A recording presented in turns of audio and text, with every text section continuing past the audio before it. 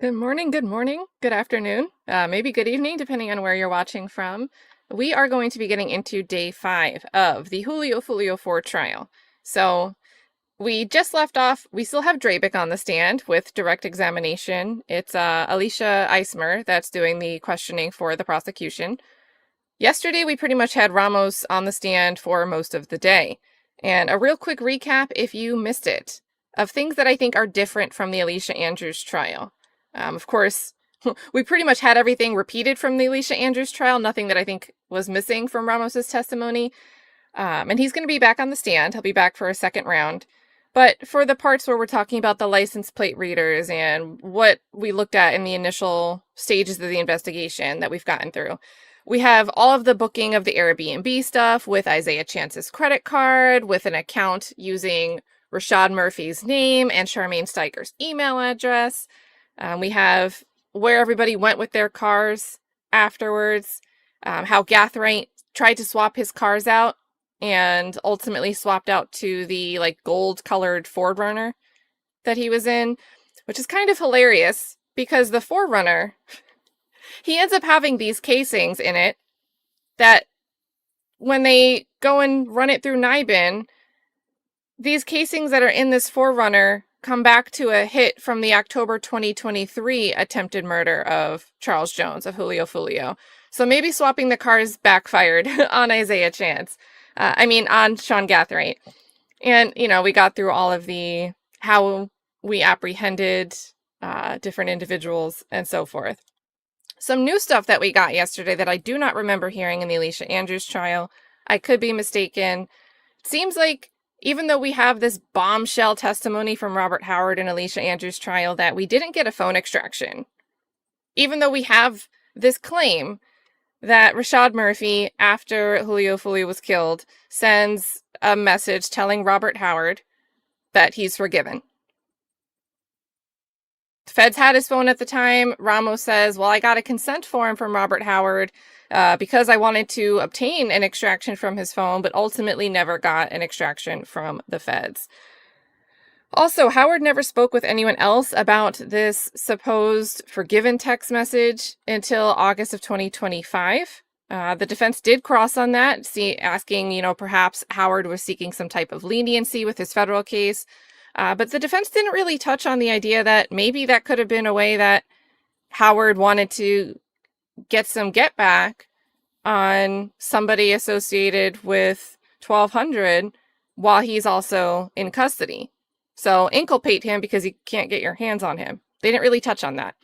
We also have, which I thought was hilarious, we have a clip that I don't remember seeing before of Isaiah Chance and Sean Gathright when they're in the driveway at Gathright's home. They very obviously carry this camera equipment through the driveway. And I don't remember seeing that. I just remember seeing the duffel bags in the Alicia Andrews trial. We've also got on redirect of Juan Ramos. I think the prosecutor, it was Michelle Doherty, she went beyond the scope quite a few times, but it got us some little details that I haven't heard in either trial so far.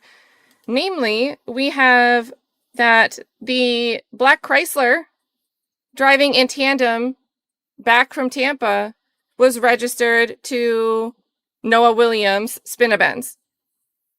We also had Juan Ramos slide in that Rashad tried to say during one of his interviews that it was Darious Beals who drove him down, who I'm assuming is a relative of Locoby Beals. And that Darious Beals, there was a bunch of objections flying, but Juan Ramos still slid it in that Darious Beals was killed a few days after. We have Rashad telling Rashad tell his brother's baby mom, Jasmine, that he needed to borrow her car to babysit.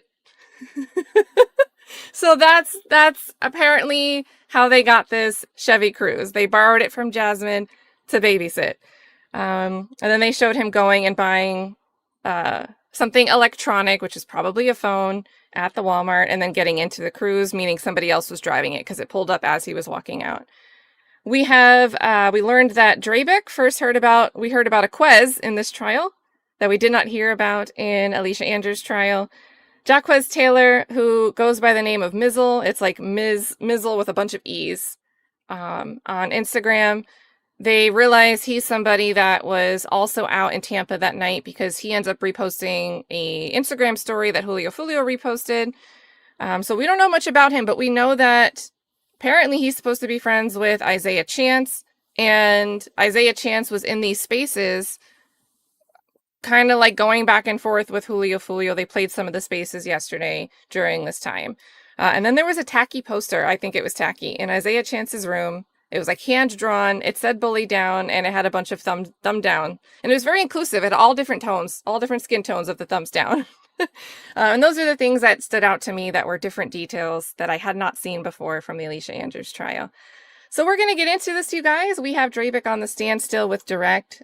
So far, I counted 3 objections yesterday. All were overruled. And we're going to skip breaks. It's going to be a great time. And if you want to hang out for a long time today, we're going to go through all of the Melly motions and the state's response to them this evening in a separate stream before tomorrow's Melly hearing in the morning. So let's go, guys.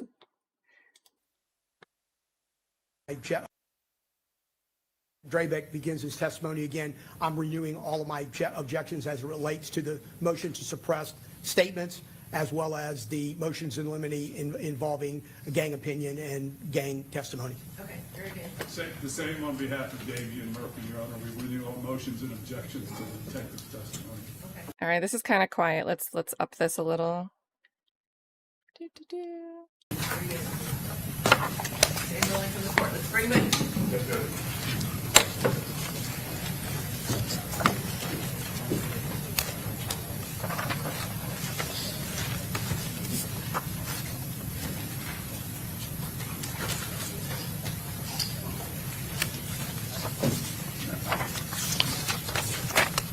It's good to have Mavka in the building. Mavka is the encyclopedia for this trial. All right.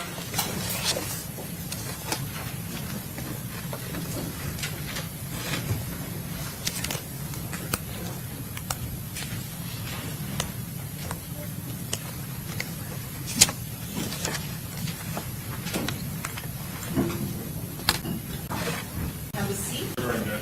And Detective Drabek, you remain under oath from your testimony yesterday. And Ms.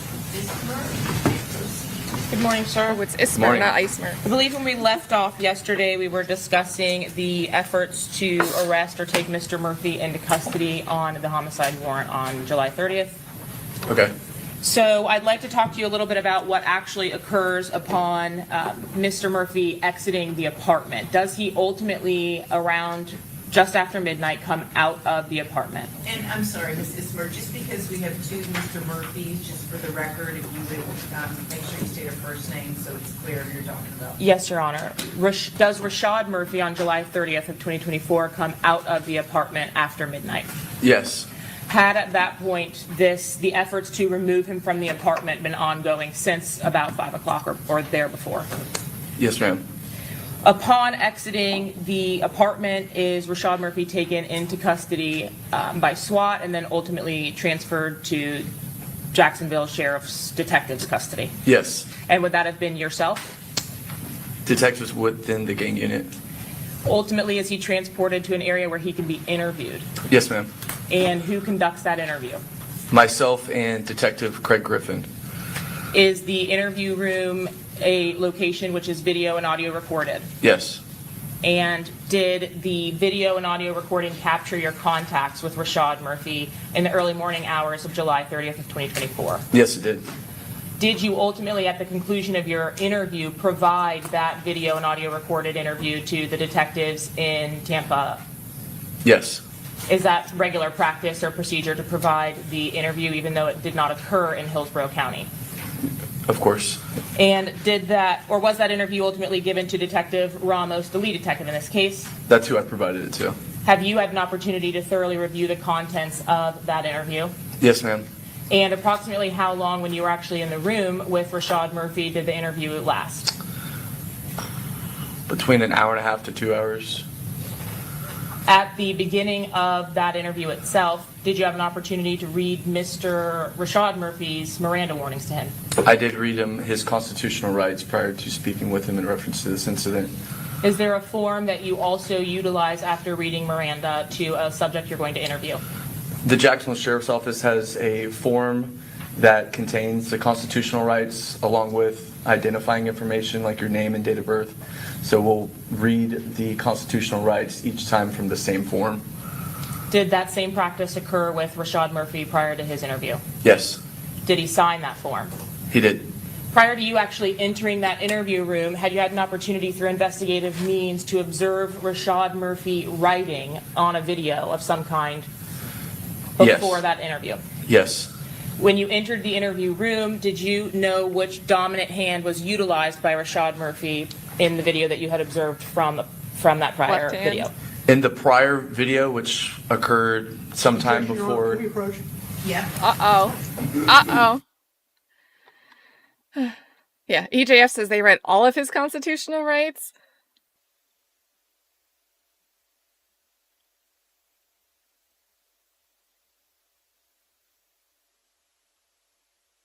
I was watching Cuff Boys, and Cuff Boys is like, is Rashad real? I want to snap my fingers in front of his face and see if he actually responds.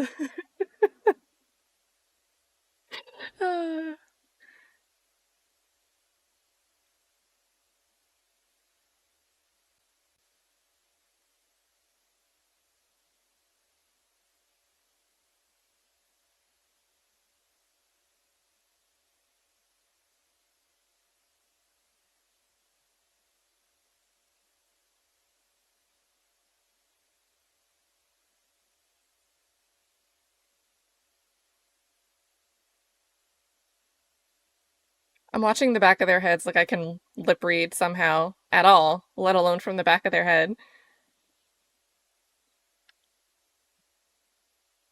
Yeah, he's been writing with his left hand during the trial.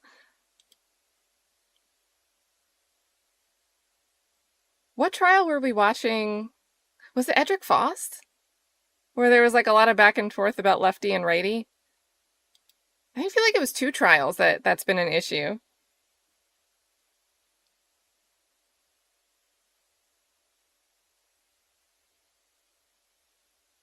I feel like it's a safe guess to say YSL, but it might have been ASAP Rocky. In that prior video. in that prior video, which occurred prior to my interview with him, in that video I observed Rashad Murphy writing on a form with his left hand. Now, on the date of your formal interview, when you asked him to sign the consent form you've already described for us, what hand did he utilize? He attempted to use his right hand. Did you observe his attempts to use his right hand? Yes. And was the writing that he was attempting to utilize, was it legible? Not at all. At some time during the course of your interview, strike that, I apologize. Did you inquire with Mr. Murphy about whether he was right-handed or left-handed? In that moment, I did not. However, it was so apparent to me in the moment that he was struggling and having a hard time that I asked him if he was okay. And he asked me to hold the piece of paper so he could try and write it, try writing on the form, which I thought was strange, but it didn't occur to me later what he was attempting to do. And had Oh my you, God. Objection, Your Honor. Calls for an opinion. Sustain as to the last comment. A little late. had you had an opportunity to review the surveillance footage that had been obtained from the night or early morning hours of the homicide from a Tesla vehicle? Yes.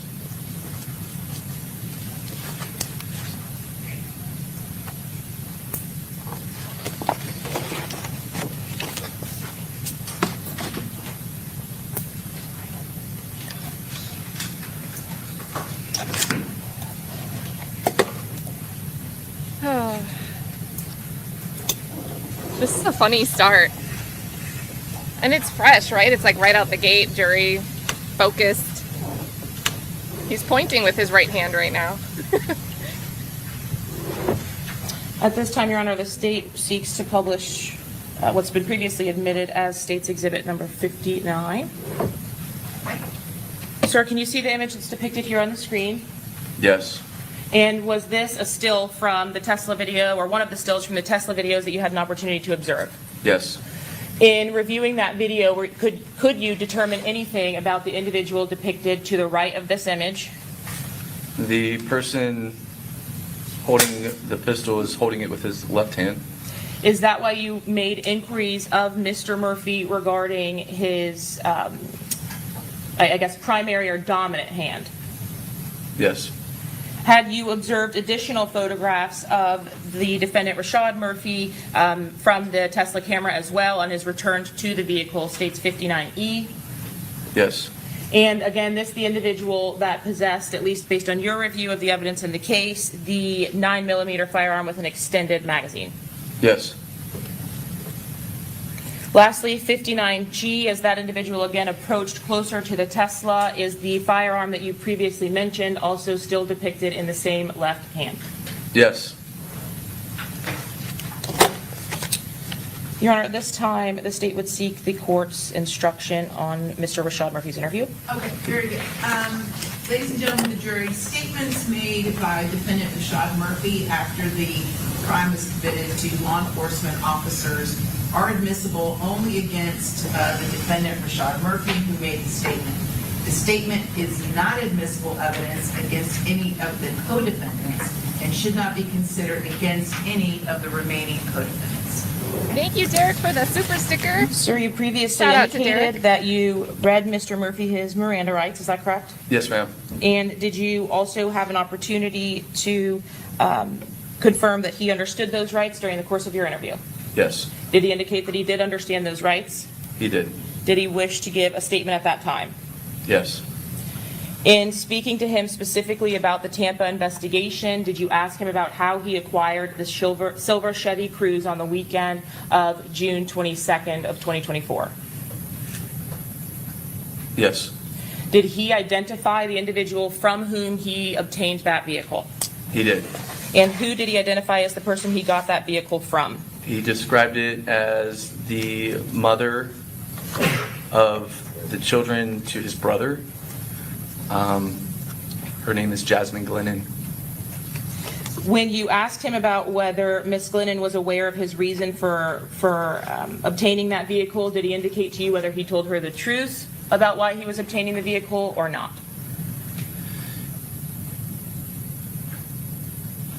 Ask that again. Did he tell Miss Glennon the reason he was obtaining the vehicle, the silver Chevy Cruze, for the weekend? I believe he told her he needed to go down to Orlando. At any point during the course of the investigation, did Mr. Rashad Murphy advise that he was lying to Miss Glennon about his reason for borrowing the car? Yes. And did you later determine that Miss Glennon would have been the registered owner of that silver Chevy Cruze? She was. Did you inquire with Mr. Murphy, at least in the very beginning of your interview, about when he had that Chevy Cruze and when he had taken possession of it prior to his arrest in Gwinnett County on June 26th after the murder? Yes. Had he indicated whether he had that vehicle for the weekend of June 22nd? He advised he allowed someone to borrow that vehicle during that time period. How was the defendant able to identify specifically the weekend that you were talking about, because it was a month earlier at the time your interview was conducted? One of Rashad Murphy's children, their birthday is on June 23rd, which is also the same day of this incident. So we used that as a point of reference for that weekend. Preliminarily, when you spoke to Mr. Murphy at the first part of your interview, did he indicate that he had the car himself all weekend? No.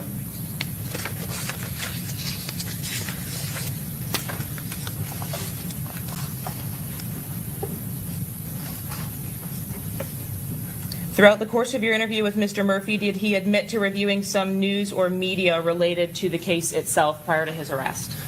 Yes. The Tampa Police Department had a press conference in reference to this investigation at the conclusion of the arrest of the 3 other defendants, and that was all over the news. And that would have been in the days leading up to Rashad Murphy's arrest? Yes. Did Rashad Murphy also indicate to you that he had read through the probable cause of a search warrant that was executed on the vehicle he was arrested in? Yes.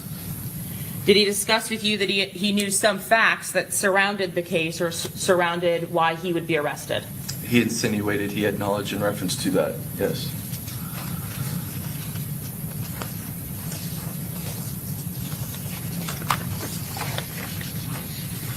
In the first version of the events of that weekend that you asked Mr. Murphy about, did you ask him directly whether he had booked an Airbnb in his name? I did. Did Mr. Murphy initially deny that? Yes. Did he also deny allowing anyone else to book an Airbnb in his name? Yes. As you go on with your interview, or at some point during the course of your interview, with the denials that come from defendant Rashad Murphy, do you slowly start to reveal some information that's come to light throughout the course of the investigation? Yes. The beginning of the interview I would describe was me offering Mr. Rashad Murphy an opportunity to share his side of the story truthfully. Once I afforded him that opportunity, I began to share actual facts in reference to this, which began to pivot some of his story. I want to start with the first revelation, if that's what we can call it, okay? So after the denials of having possessed the silver Chevy Cruze, and did you ask if he was in Tampa? I asked him if he was in Tampa multiple times. And he initially denies that. Multiple times. Now, do you first reveal that there is cell phone evidence that was retrieved from the arrest on June 26th, which includes a message of Mr. Rashad Murphy booking an Airbnb? Yes, I do share with him in reference to the message about the Airbnb. Do you then obtain a subsequent version of events from Rashad Murphy about what happened that weekend, now taking that information that you've revealed into consideration? At that point, when I provided him that information about the text message and Airbnb and it being addressed to him, Mr. Rashad Murphy says that he provided someone a picture of his ID to book the Airbnb.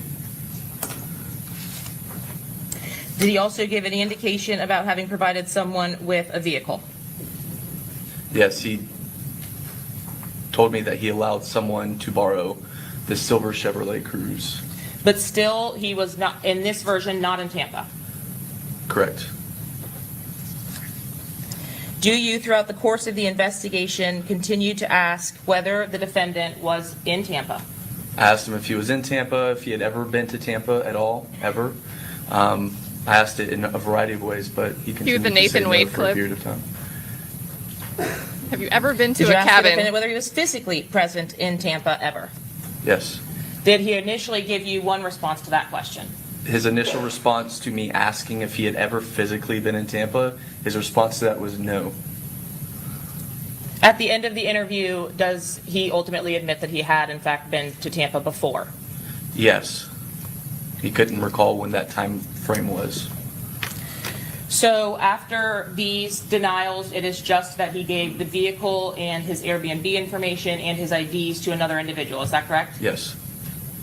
Do you reveal additional evidence after his denial of being in Tampa that actually puts him in Tampa from the TPD investigation with the Uber driver? I do. And what's that information? Oh, they almost said his name. Once we got to a point in the interview that I felt he wasn't going to share with me that he had ever been in Tampa, it was at that point I shared with him that there was an Uber ride that existed where he occupied an Uber that traveled from Tampa back to Jacksonville on June 23rd. Now, when you provided this information about an Uber and him having been identified in that circumstance back to Jacksonville, did he still deny that that was him or deny the identification? Yes, he challenged that fact with by asking me, how does that mean I was in Tampa? Did you also then reveal that Mr. Murphy had been captured on Sean Gathright's residential Vivint camera returning in the Uber? Judge, we're going to object to the continuing nature of the leading by the state and testifying. Overruled. At that point in the interview, I then share with Rashad Murphy that there is video surveillance at Sean Gathright's home that shows Rashad Murphy, Isaiah Chance, and Alicia Andrews exiting an Uber vehicle and with bags and walking up to Sean Gathright's house. When you revealed this information to him, did you actually show any kind of video footage or anything like that? No. When you advised him if this information was true, what does that say about your version of events? Did he respond? Yes, he said, because I asked Rashad Murphy, how does this reflect your prior statements to me at this point in the interview? And he said that contradicts everything I told you and makes me look like a liar. When you spoke to him or asked him again about the Uber, did he initially recall getting in an Uber? No. Did he ultimately admit to getting in an Uber? Yes. Did he ultimately admit to riding in that Uber? Yes. And where did he ride in that Uber from? From Tampa. Did you, at some point, exit the interview room with Detective Griffin? Yes. What was the purpose, at least at this point in the interview, of you exiting at this particular time? I wanted to provide Rashad Murphy a moment by himself in the interview room after I had shared the video surveillance facts. So I allowed him to just sit by himself and think about what I shared with him for a few moments prior to returning. Is that a strategy that you employ as a detective during the course of your interviews, or is that something that you're also trained to do? I do it occasionally. In this particular case, did you actually re-enter the interview room with Rashad Murphy? Yes. And when you re-entered that time, is that the only break you took, where you exited? Yes. When you re-entered the interview room with Detective Griffin, was there a new version of the events of what occurred on the weekend of June 23rd going into June 22nd going into June 23rd? Yes. Did you directly ask Rashad Murphy whether he was in Tampa on June 22nd or June 23rd? Yes. What was Rashad Murphy's response to having been in Tampa that weekend? So I entered back into the interview room, and upon entering, that's the first question I asked him. I asked him if he was going to be truthful about being in Tampa during that weekend. He responds by providing a news story that he had not shared over the course of the past hour and a half during the interview. Did he, in that news story, provide a new character as well, or a new individual? Yes. And who is that? He identified himself as traveling to Tampa on June 23rd with a person named Darious Beals. Did he identify that person by legal name, or was there a nickname that was utilized in the interview? He initially identified him as Fizzle, which is Darius' nickname. And did you inquire about the legal name of that individual? Fizzle and Mizzle? Yes. Did he provide the name Darious Beals to you? Yes, he did. At the time that Charles Jones was killed, was Darious Beals, aka Fizzle, living? When Charles Jones was killed on June 23rd, at that point, Darious Beals was still living, yes. At the time of your interview on July 30th of 2024, do you know whether Fizzle or Darious Beals was still alive? At this point, on July 30th, when I interviewed Rashad Murphy, Darious Beals was deceased. And are you familiar with the individual named Darious Beals? I am, yes. When he advised that he came to Tampa with Darious Beals, did he advise where they came from?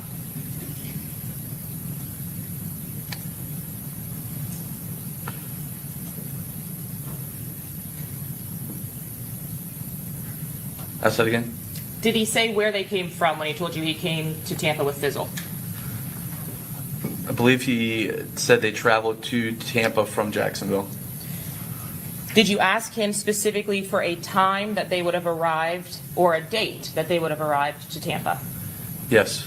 And what was the response to that question? He advised that himself and Fizzle, Darious Beals, traveled to Tampa on June 23rd in the early mornings, afternoon hours. Do you remember the specific time that the defendant gave you that he would have come to or arrived in Tampa with Darious Beals?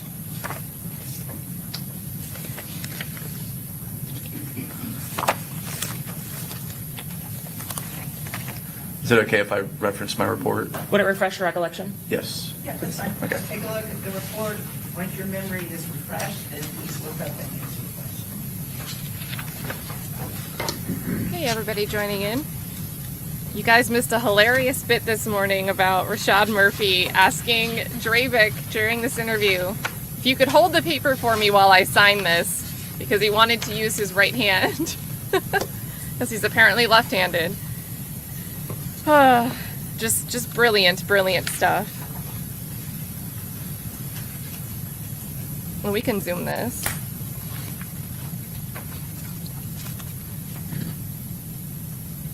Did he give a specific time frame for when Rashad Murphy himself and Darious Beals actually traveled to Tampa? He indicates it was between 5 or 6 a.m. On June 23rd? Yes. And the homicide of Charles Jones, do you know what time that occurred? I know it was in the early morning hours, between 4 or 5 in the morning. So the statement from Rashad Murphy was that he arrived to Tampa between 5 a.m. and 6 a.m. Travel to. do you know what time Mr. Murphy would have then arrived at B&B in Jacksonville? With that estimation, it would be approximately 3.5 hour drive. Is that your estimation that you're giving us today? Based on my travels from Jacksonville to Tampa, yes. Upon arriving to the address or the location of the Airbnb, did Rashad Murphy tell you what he did? Yes. What is it that he did? He said he went to the rear of the door at this Airbnb, knocked on it, and learned that no one was inside and that the people occupying this Airbnb were leaving upon his recent arrival, and they were leaving in the Uber. Did, prior to saying he knocked on that door, he also indicate he went through the door to check out the Airbnb? Yes. And did you confront him with whether he was captured on the Ring camera at the front door of the Airbnb? I believe I inquired about that, and he said he wouldn't have been on the video because he went to the rear door. So the statement from Rashad Murphy was that he went through the door and checked out the Airbnb, and then that he went to the door and knocked on the Airbnb, and no one answered. To the rear door, and no one answered. What did he do after that in the early morning hours of the 23rd? Once he realized no one was inside the Airbnb, he went and made contact with people that were occupying an Uber that was traveling back to Jacksonville from Tampa. So the statement was that upon arriving around 8 a.m. or something, the Uber driver was there and the Airbnb occupants were getting in the Uber. Correct. After Rashad Murphy advises that, did you confront him with receipts of when the Uber driver actually arrived to the Airbnb?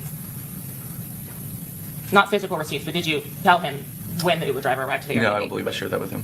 Had you indicated that, would the video recording or transcript of that video have been a more accurate depiction of what that communication was? Yes.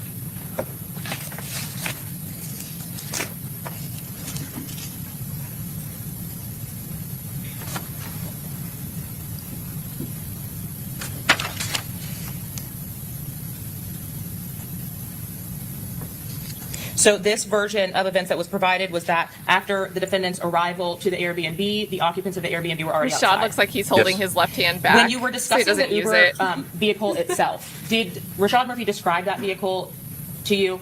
He kept calling it a black truck. Did you ultimately confirm that it was, or did you discuss that with him in some way? No, he kept saying black truck, and I think at one point I said, "You mean a black SUV?" But he did confirm that he entered that Uber vehicle? Yes. Did you confront him about his having traveled there just in those morning hours and then immediately traveled back to Jacksonville? Correct. And what was his response to that? He continued to deny this Uber ride and how he was able to arrive to Sean Gathright's house in the Uber ride. But ultimately, he does admit that he rode in the Uber from Tampa back to Jacksonville. Did you inquire with him about whether they stopped in utilizing that Uber for food or gas? I asked that. I don't believe he provided a response to it. When you were interviewing Rashad Murphy specifically about his time in Tampa, did you directly ask him whether he possessed a phone? I did ask that. What was Mr. Rashad Murphy's initial response to your inquiry about whether he had a phone with him in the early morning hours of June 23rd? He initially says he has a cell phone on him. Did he attempt to give you a phone number? Once he provided me that answer, I inquired about the phone number for that phone. And did that statement change as well? When I asked him for the phone number for the phone, he attempted to provide some numbers. It wasn't a full phone number. And then he responds that he didn't have a phone. Did Rashad Murphy ever claim to be using someone else? Hold on. So he started to give some numbers, and then in the middle of that, he's like, never mind, I don't have a phone, actually. What? And did that statement change as well? When I asked him for the phone number for the phone, he attempted to provide some numbers. It wasn't a full phone number. And then he responds that he didn't have a phone. Did Rashad Murphy ever claim to be using someone else's phone? He also says, once he tells me he didn't have a phone, he then says that he was using the cell phone belonging to Darious Beals. Throughout the course of your interview with Rashad Murphy, did you confront him about whether he knows Charles Jones, a.k.a. Julio Foolio? I asked him if he knew him, yes. What was Mr. Rashad Murphy's response to that? He said he knew of him, but didn't know him personally and had never seen him before. And did you inquire of Rashad Murphy about whether he knew an individual by the name of Sean Gathright? I did ask that, yes. Did you inquire as to how well they knew each other? I did. And what was Mr. Murphy's response about whether they had been in contact before? He said he knew Sean. He addressed him as They're Sean. zoomed in on his face. That's what he knew him as, and that he knew him through another individual. But he describes his relationship with Sean as more of like acquaintances, that he had met him a few times.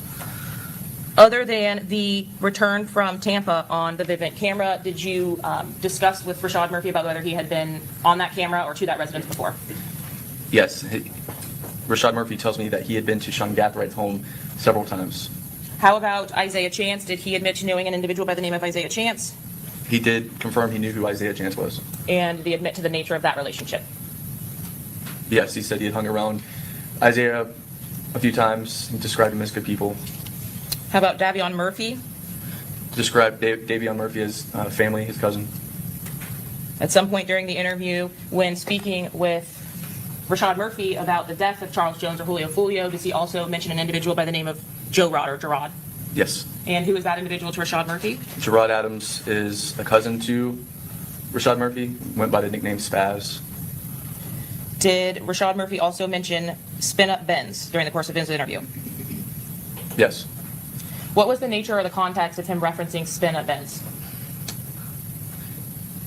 We were discussing drill rap music in Jacksonville, and Rashad Murphy was expressing that he did not appreciate the lyrical, the bad lyrics within this Jacksonville drill rap, and he expressed to Spinabins that he shouldn't be making that type of music. Are you familiar with who Spin Up Benz is? Yes. Do you know the legal name of Spin Up Benz? His name is Noah Williams. Not and Cat, lastly, not did you Williams. confront Mr. Rashad Murphy about J. Breezy? Yes. Did you speak with him about how J. would have been relevant to the investigation? Briefly, yes.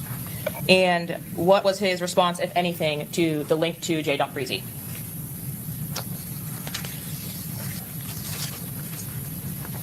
I don't recall what his response to that was. Did you make any inquiries to Rashad Murphy about the payments that were made for securing the Airbnb on Gazebo Pond Lane? Yes. And was that in reference to a J. Breezy?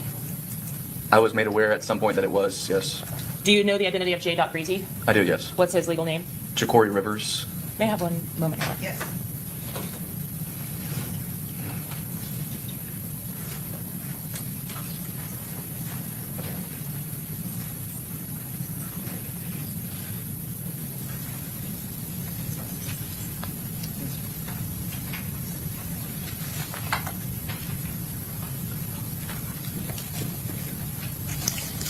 Sir, at the conclusion of your interview with Rashad Murphy, was he placed under arrest or taken into custody and transported to the jail for his homicide warrant? Yes. Did you notify Detective Ramos about the contents of the interview that had been provided by Rashad Murphy? I did. I supplied it to Tampa and Detective Juan Ramos. Ultimately, after July 30th of 2024, do you have 4 of the 5 subjects that have arrest warrants for this homicide in custody? Yes. What do you then do as it relates to the 5th subject from July on? Myself and other detectives within the gang unit continued our efforts to locate and apprehend Davion Murphy in reference to his active arrest warrant for this incident. Before I have you talk to me about the efforts that you took during the course of the interview with Rashad Murphy, did you have a sufficient opportunity to see his face? Rashad Murphy. I apologize. Ask that again, I'm sorry. Did you have an opportunity to see Rashad Murphy's face during the course of your interview with him in Jacksonville? Yes. Would you be able to identify the individual that you know to be Rashad Murphy today? Yes. Can you do so? Yes, he is sitting at a table that's positioned to my right with his defense counsel, and Mr. Rashad Murphy's wearing a gray jacket with a dark-colored button-down shirt underneath. May I And reference currently yourself? writing with his left hand. I apologize. So you took some efforts to locate or execute the final arrest warrant in this case on Davion Murphy. Yes, ma'am. What are those efforts that you took? We followed up on leads. There would be some leads that people would call in anonymously, so we follow up on that. We would conduct surveillance at known family members' houses on occasion in search of Davion Murphy and other apprehension efforts to locate him, but those were all unsuccessful. When you say the location efforts, you go to multiple places? Yes. Do you go to multiple residences? Yes. Is it just you that's looking for Davion Murphy at this time? No. Were there any press conferences asking for assistance in this search as well from the public? I know once the first three defendants, Alicia, Isaiah, and Sean, were arrested, there was a press conference in reference to the two outstanding people, Rashad and Davion. That was early in July, though. I believe that was the only press conference that I remember. How about news or media outlets writing stories or putting out stories? Had you seen those that Davion was still outstanding? Yes. Was that something that was happening in Jacksonville? Yes.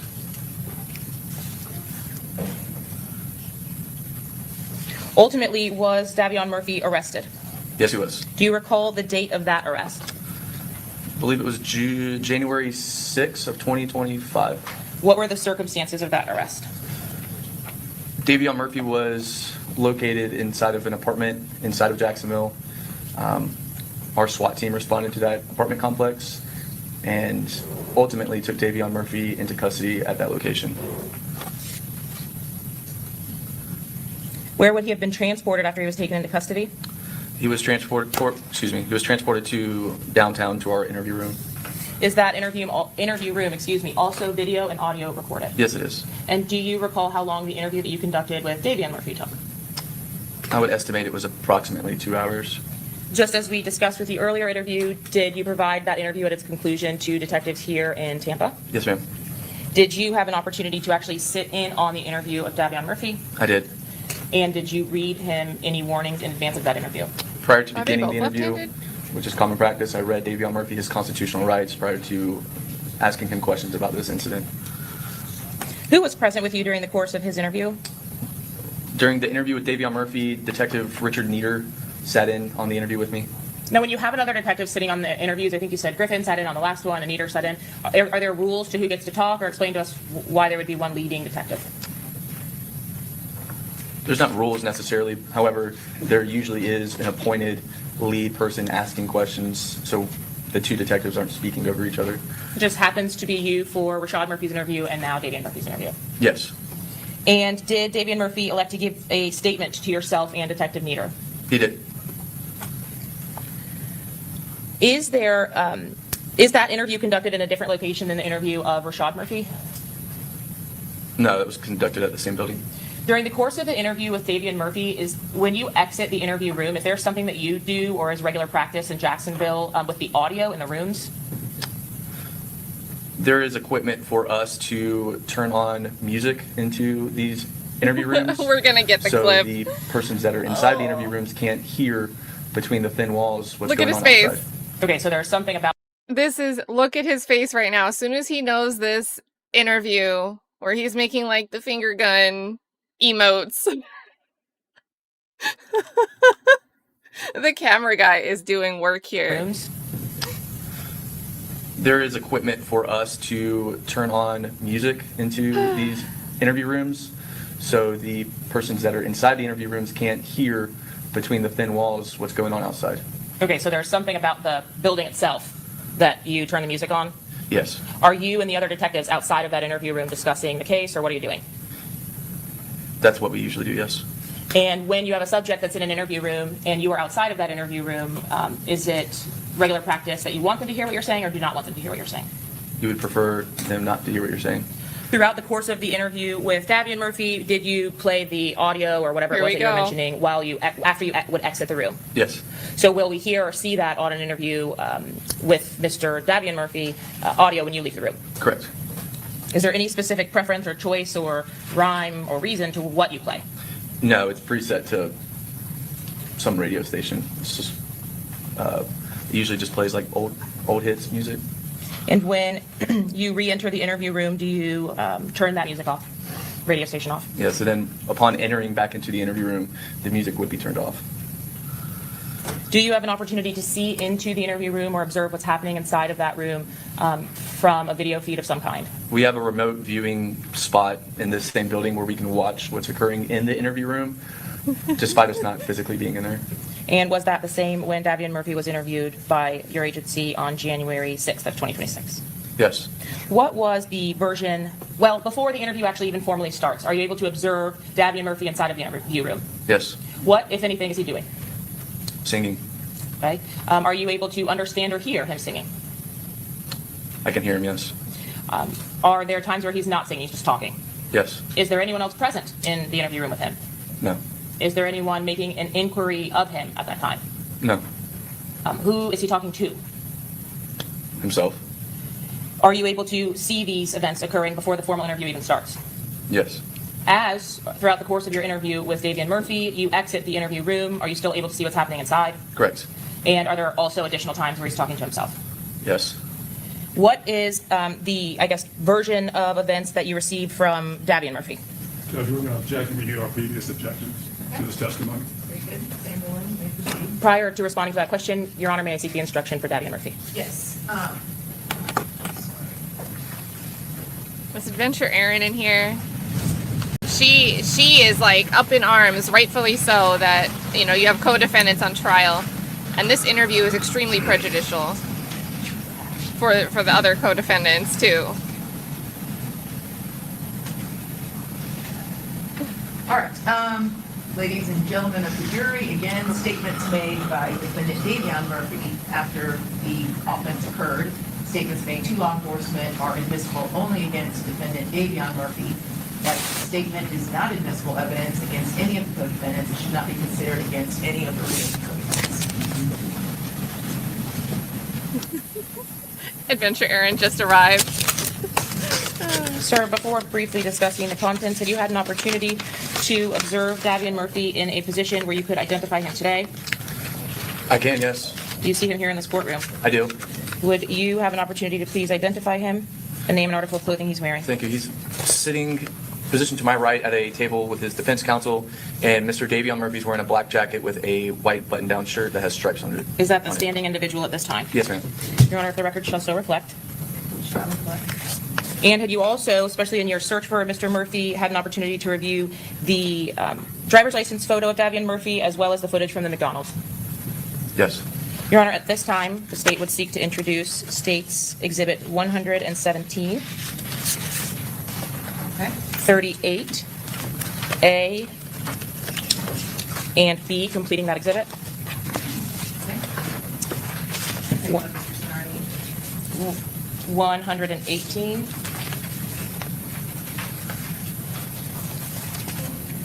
What's this to you? It's on jump back because it's too big for this. It's not in that kind of folder. These have already been reduced, and this is what they're doing.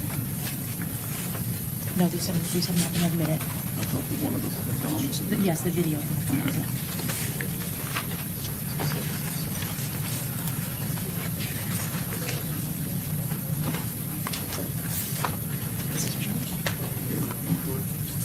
No objection, Your Honor. And your Honor, 116A through F.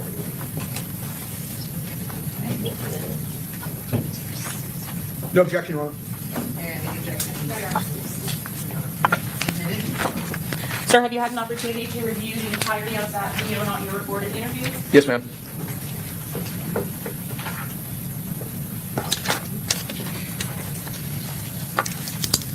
I want to ask you a few specifics about the contents of that video, if I may. Yeah. In your observations of the defendant in the interview room before you entered the room, did Davion Murphy make any references to a Sean's green ass? Yes. What was the statement from Davion Murphy at that point? I don't remember the specific quotes, but that was the context of it. Okay, what was he talking about? At the beginning of the interview? Yes. Before you entered the interview room.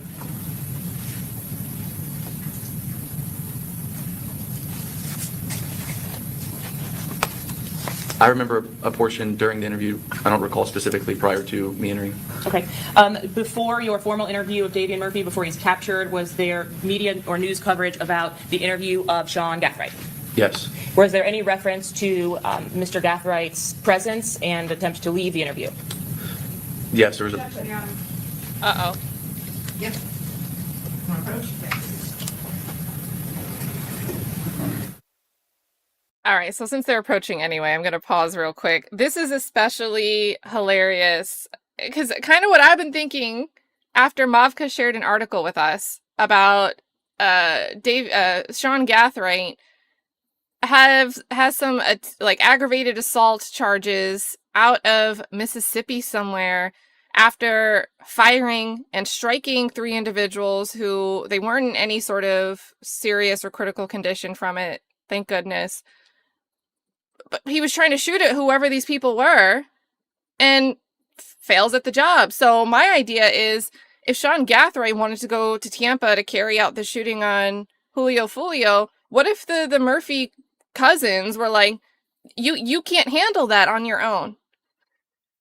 Like, you miss, you don't get the job done. And so now we have a statement with Davion saying Sean's green ass, calling him green, like he's new to this, like he's not capable of it yet. He doesn't have the experience to get the job done right. Just a mess. But why is he saying that, like, audibly? So that's 2 sidebars today so far. And by the way, my objection counter isn't counting when they renew the objections. It's just counting, like, the fresh objections.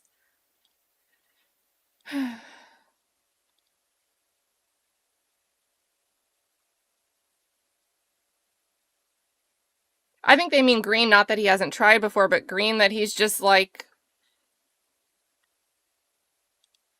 can't get it done.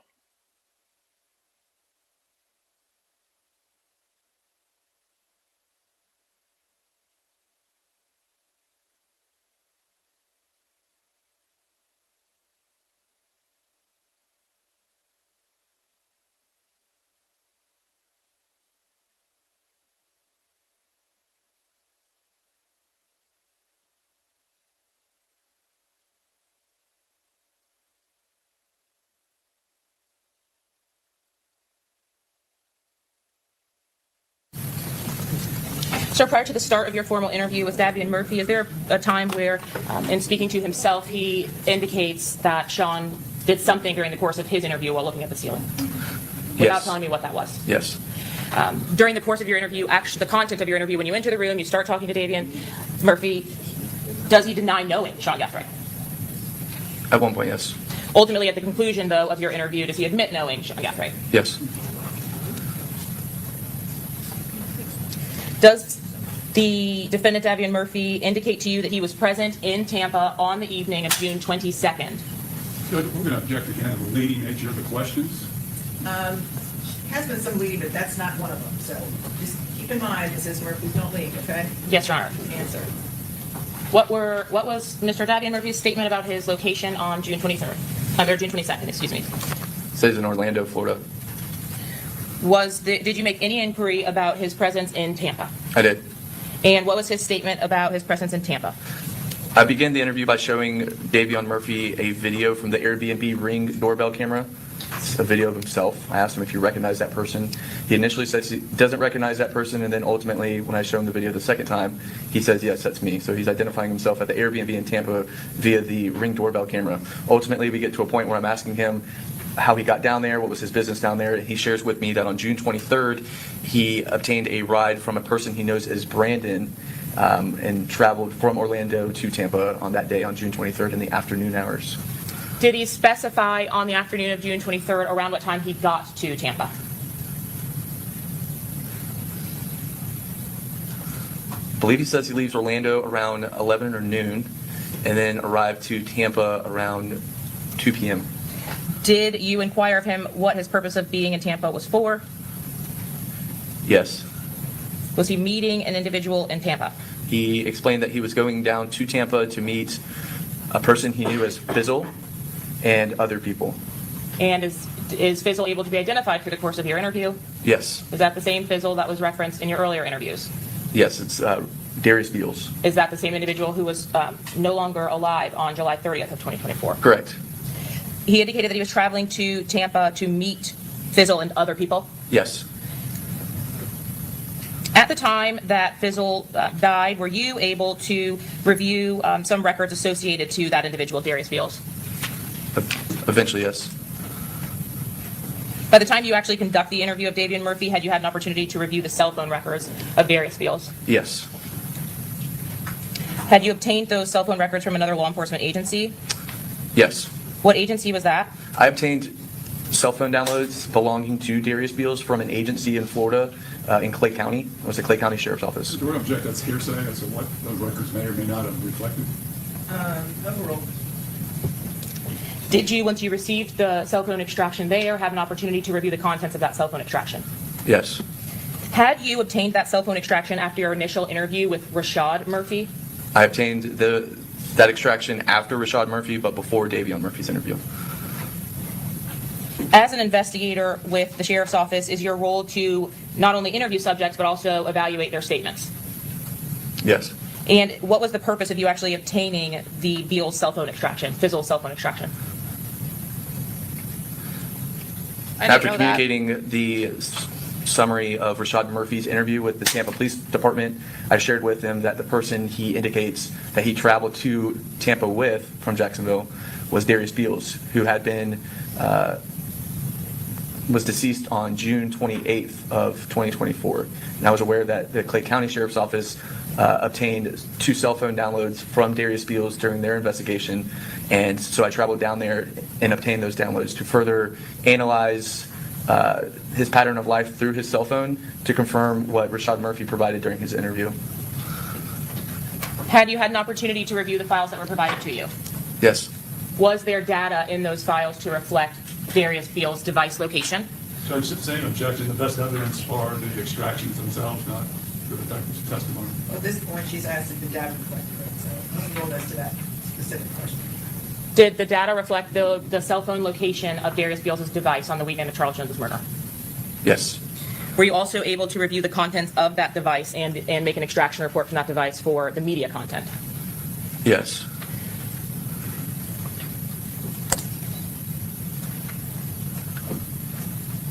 Based on your review of that cell phone data, were you able to prove or disprove that Darious Beals was in Orlando on June 23rd or 22nd, 23rd, or 24th of 2024?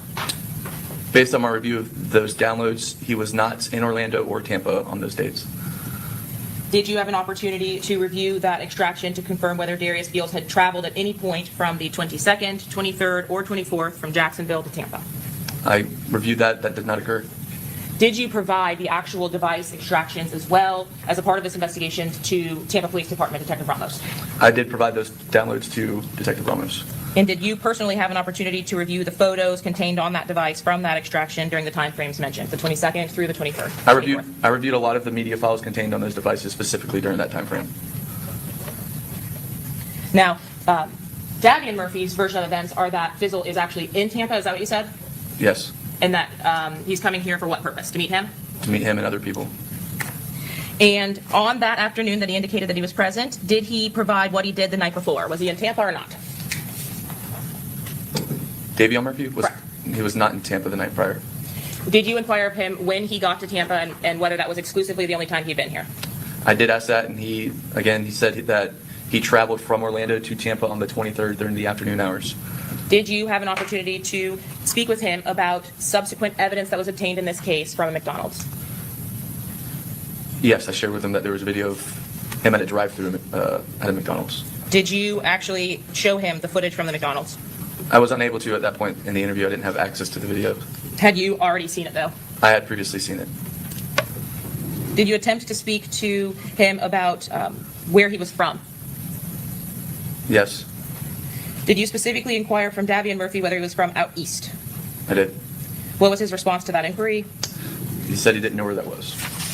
At a later point in your interview, does Davion Murphy directly make reference to out east?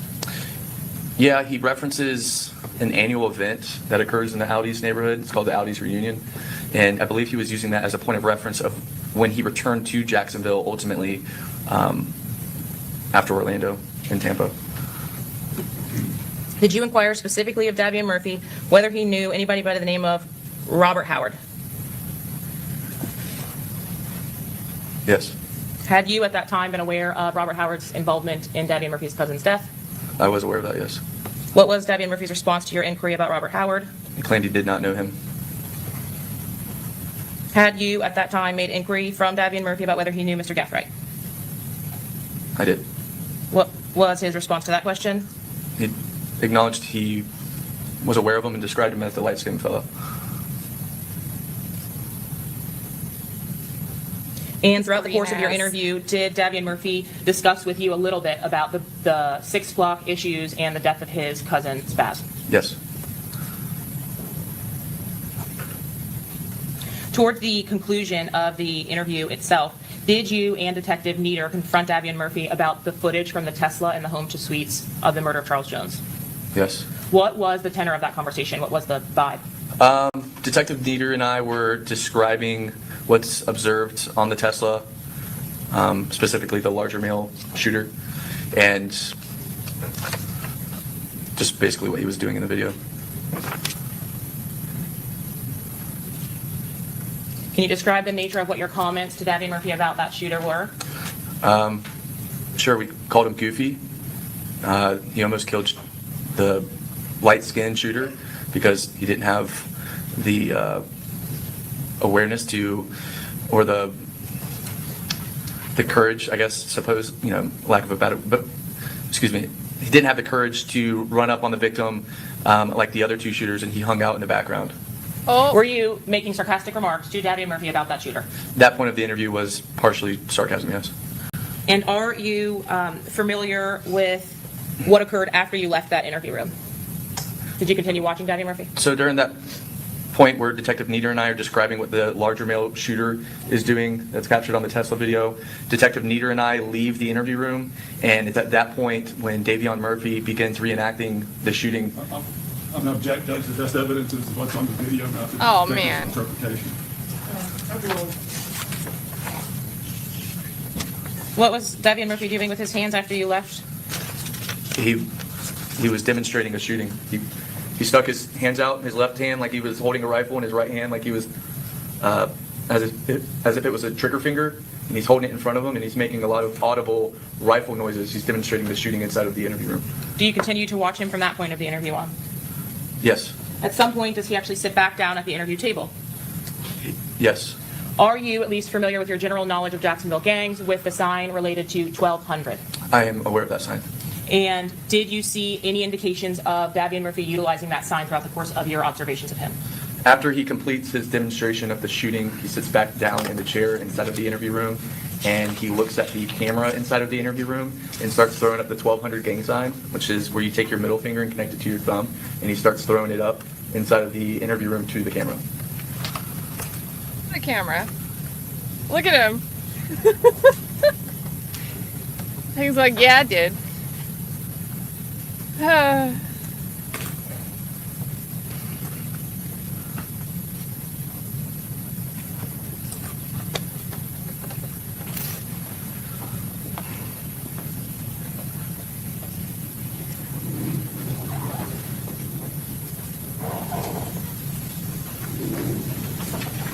And at the conclusion of this interview, you indicated that this video was also forwarded to Champa. Yes.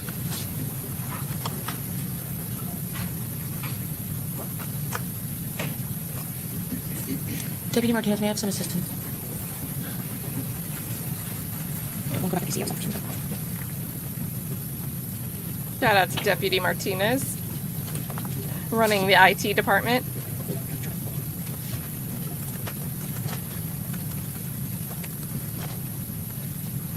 Sorry, I'll use this. Can I get Dr. McKeon back? There you go. You're welcome.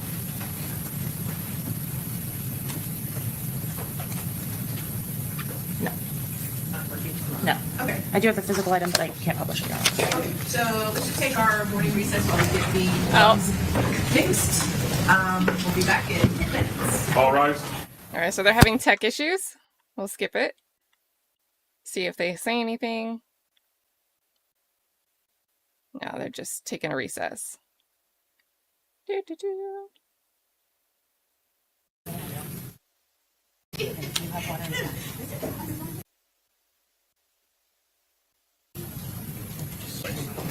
want to see if I can put it on my... Okay, it sounds like they're still struggling. Oh, they're back on the seal.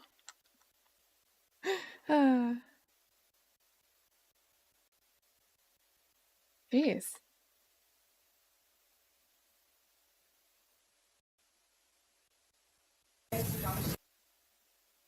Well, let's see if this is where they get it together.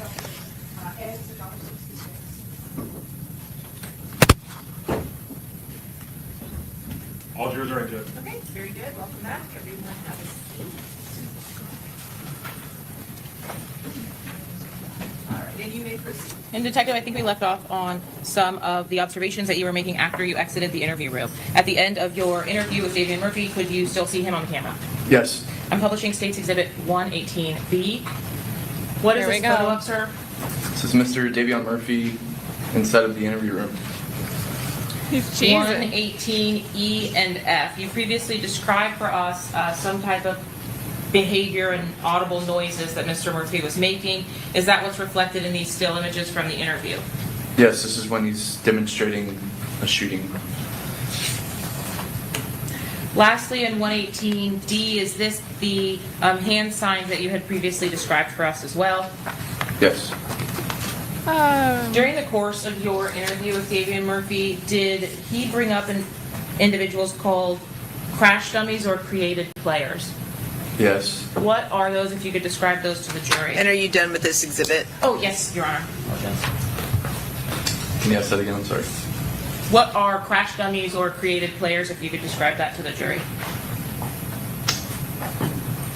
A crash dummy is a person that recklessly commits illegal activity without recognizing or the concern of potentially getting caught. So they're just doing something so reckless and they ultimately get caught or crashing out.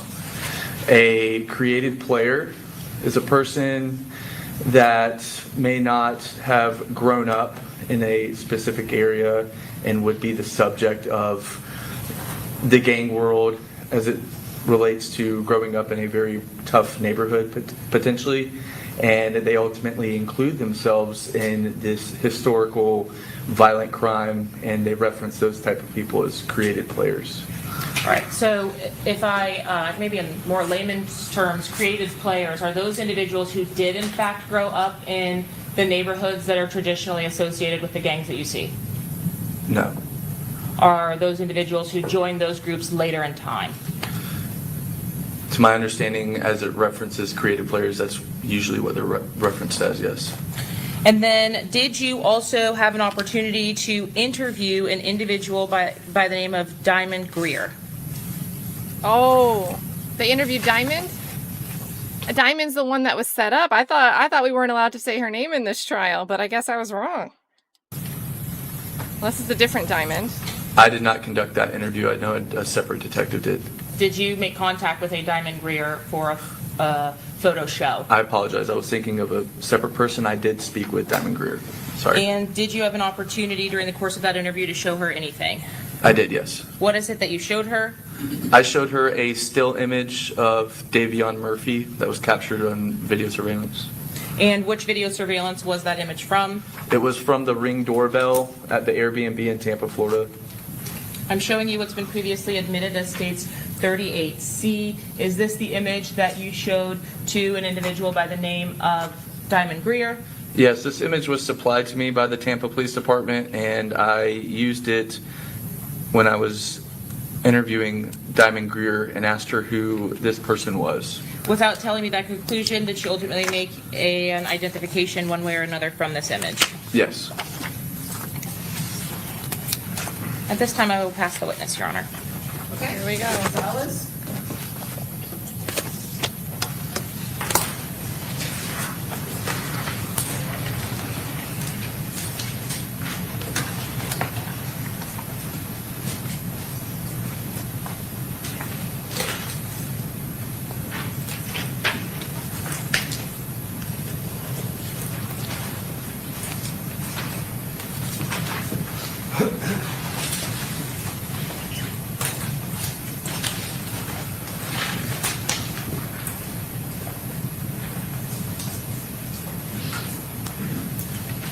Good morning, Detective Drabek.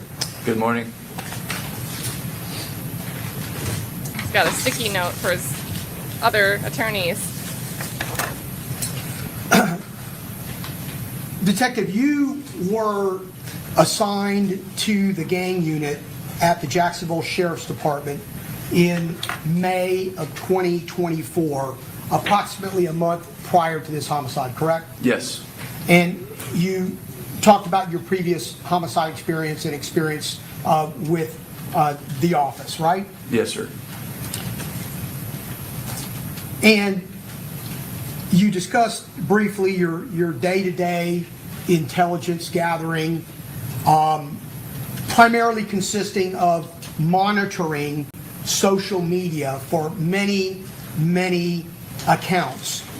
Those that you are aware of that may have connection to either crime or groups or neighborhoods, as well as others who may not, simply for intelligence gathering, correct? I wouldn't describe it as the primary source, however, it is certainly a significant one. Well, if you were to tell us what, or if there is a primary source, what would that be? I wouldn't identify a primary source. So without identifying a primary source, what you would tell us is that social media and music is an integral and extremely critical part of the day-to-day intelligence, correct? It can be. Just another source. You wouldn't characterize it as a significant source? I did. Okay. I Sorry, previously said misunderstood. significant. Yes, sir. And much of that, as you are looking at it, is unverifiable, correct? You take it for what it's worth. It may be a stepping stone or a lead in reference to other things, but sure, the source of a social media post or live video, whatever it may be, that thing as an individual is not the end all be all. There should be other investigative efforts, yes. Are you using fake pages to interact? I have my own personal covert fake page, yes. Do you interact with these posts? Do you answer them? Do you provide Look your at own him. commentary? Do you link it? Do you do things like that? Occasionally, yeah. So you were on call with the Jacksonville Sheriff's Department on June 23rd, correct? Yes. And what that means is that it's not a team of you, as it normally would be, based on who investigates what. It's you handling whatever occurs during that on-call period.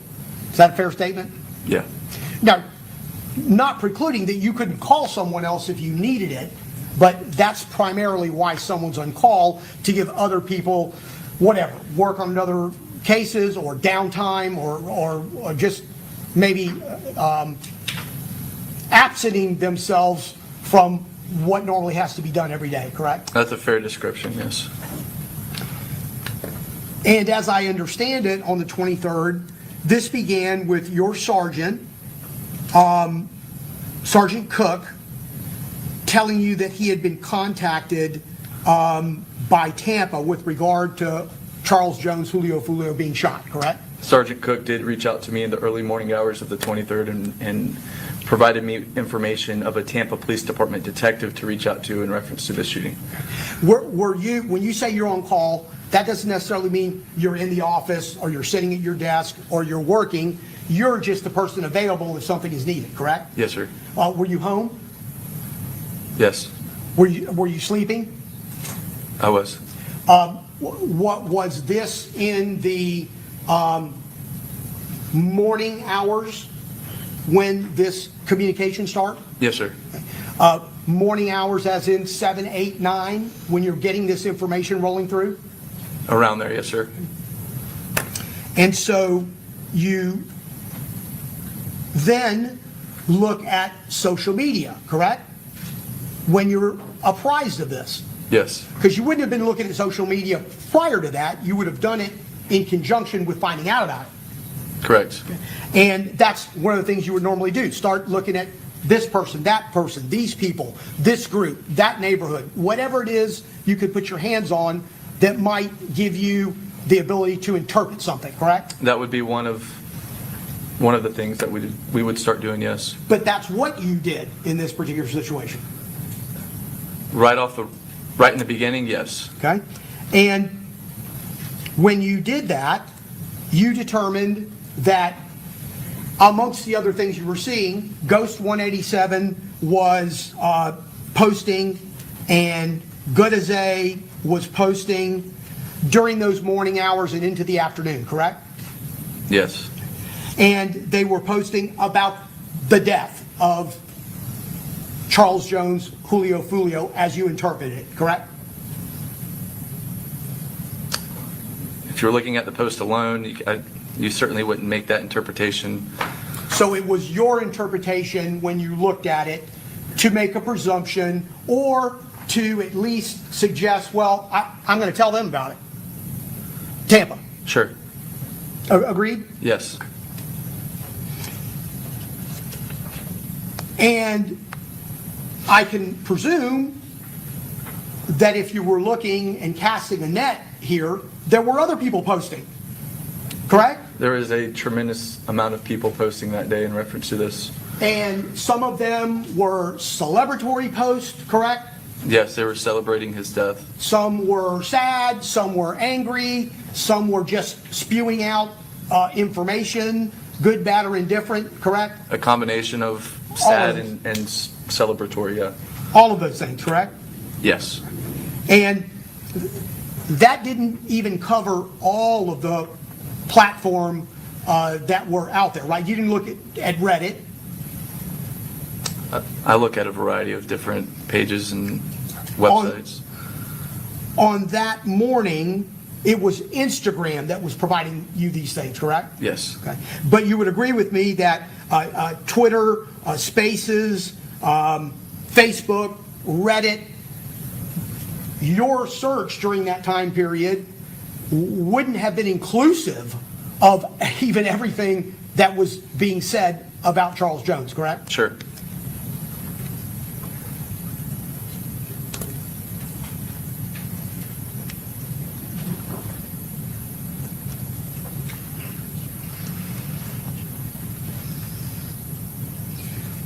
But how you presented it to Tampa was that you believed that in particular these two accounts were posting what you interpreted as celebratory posts. That's what you told them, correct? From the post I observed, yes. And that's what they took in order to attempt to further their investigation, as you understand it. In the beginning stages of the investigation, I would describe it more as just information sharing as it relates to Jacksonville gangs and the historical violence that existed, since they weren't aware of any of that. So those were some of the posts I shared during those conversations. Did you share any other posts with about any other people? I do recall sharing not different people, but I also recall sharing an X Spaces conversation between Isaiah Chance and Charles Jones that occurred prior. That wasn't in those early morning hours, 8, 9, 10 o'clock, was it? That was later. Well, that was captured weeks prior, but at some point I shared it, yes. Bad question. What I meant to say is that wasn't in your the information you were sharing that morning. That was shared with them later. I know it was actually posted, or the conversation took place weeks before, but you shared it with them later, maybe not even that same day. It may have been the same day. There was so many conversations throughout that whole day relating to the scene of the crime, who was present with Charles Jones, the historical violence. So we're sharing information back and forth. Specifically, which post was shared at that very moment during that single phone call, I don't remember that. And so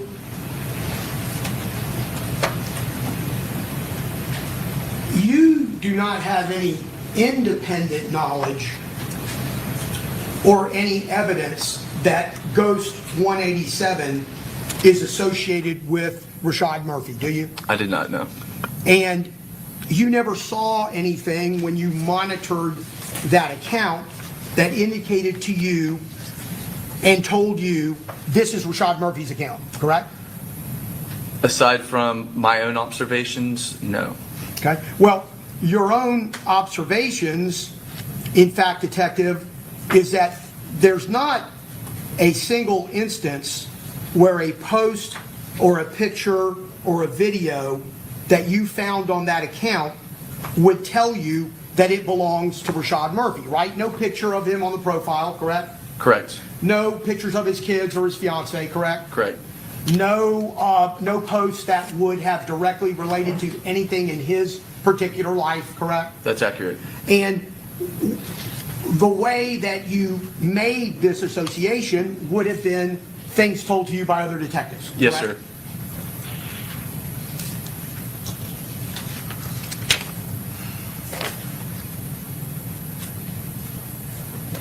Shout out to Sheriff Chuck with the 5 gifted. Let's get some party chucks and good vibes in the chat.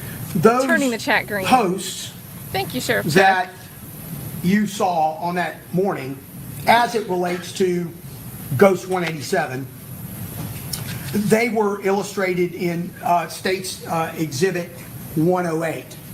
And I just want to go through those briefly. One of them was laughing emojis, correct? Yes. Four laughing emojis. Yes. And your interpretation was that that's a celebration of his death simply because it happened the morning, that post happened the morning of Charles Jones' murder, correct? It could be, yes. It also could be that somebody is thinking that something that someone else has posted about some other subject is funny. It could be, sure. And you attach that with another post of Bill Belichick and Tom Brady after the Super Bowl, correct? That was another one of them. Yep. And that's all in that State Exhibit 108 that you saw and that you talked about each one of those particular posts, correct? Yes, sir. And that post you interpreted, again, as being a celebration because that post was after the Super Bowl, right? So, okay, I see what you're saying. The picture of Tom Brady and Bill Belichick was captured after the Super Bowl. This post was shared in June. Bad question. I was taking down the wrong path. Again. That post that was posted that morning, as it related to it being posted that morning, you interpreted as, again, being a celebration think gallery guy of just swiped his Julio nose at Foolio's us. death, correct? It could be. We have learned as detectives in the gang unit that persons involved in violent crime in the city of Jacksonville would routinely share videos and posts of people celebrating, and it was an insinuation or a subliminal message to celebrate a person's recent death. We would see that often. It also could be interpreted along the same lines of investigation as these are people who are the greatest of all time, the GOATs. They are best player in the world, the best coach in the world, correct? Yes. Oftentimes considered. Sure. And maybe utilizing that post with some type of meaning, associating it with GOAT, greatest of all time. Okay. Correct? Yes. And it certainly does not have to be an interpretation of someone who is posting it to be suggesting, I am the GOAT. The person posting it, it's a picture of the GOAT, I'm the GOAT.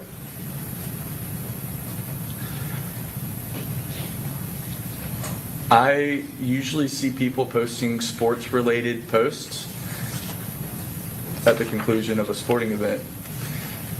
As it relates to Jacksonville gang violence, we typically see these posts made at the conclusion of a person dying. I don't know if I've ever seen someone reference themselves as a goat with a Tom Brady post. I haven't seen that before. Okay, so it's not been your experience, and you don't associate that with gangs. Somebody saying, I'm the man, I'm the GOAT.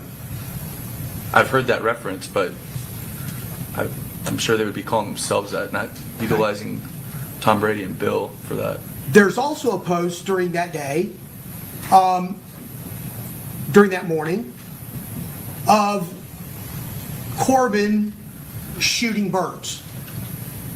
Yes. Remember that? And you interpret that as, again, something relating to Charles Jones being dead, correct? It could be. And my assumption is if you're going to pass it along to the Tampa Police Department, it could be, it couldn't be, but you sent it for that purpose. Yes. And certainly it could also be the poster telling somebody to F off, correct?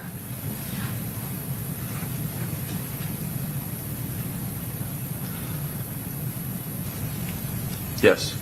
Well, in understanding that if it's a picture of someone shooting the middle finger out with both hands, you could be telling someone that you are in a conversation with, or someone that is part of that post or that sees your page or is part of a group, that you're telling them or him or her to F off. Could be.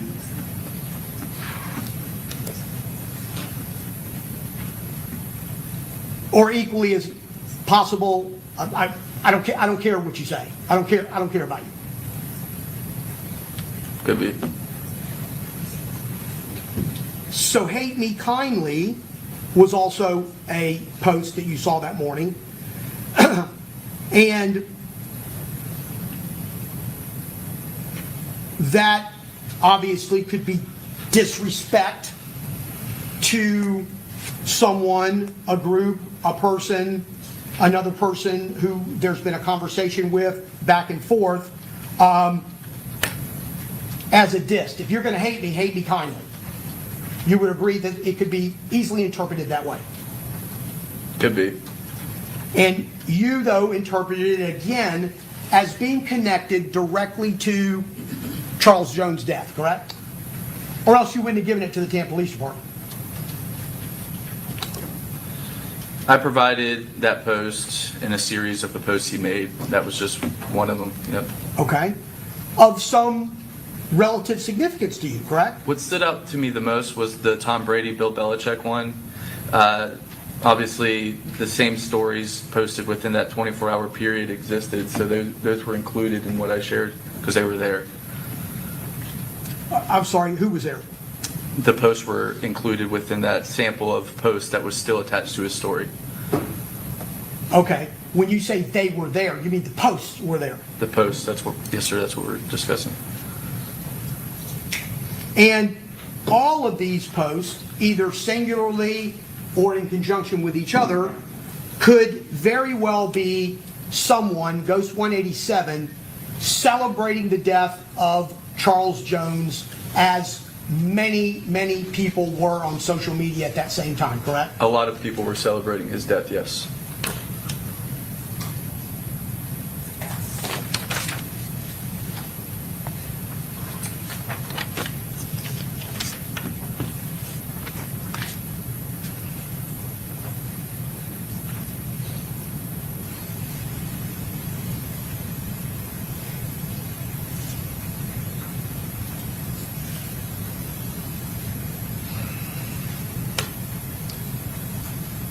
You also, as a result of looking at Instagram and Instagram records, your investigation revealed that Alicia Andrews' Instagram on June 21st indicated that it was trying to get, or the person who was posting on her Instagram page was trying to get someone to rent an Airbnb for her for the next day, June 22nd, correct?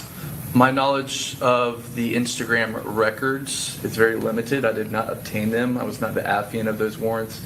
However, I did become aware of the context of that message, yes. And you saw that. I mean, it was part of your investigation. It was part of what you were doing in Jacksonville that Tampa was sharing. Yes, sir. And in your part of the investigation, you don't know who that communication was with as it relates to that rental, do you?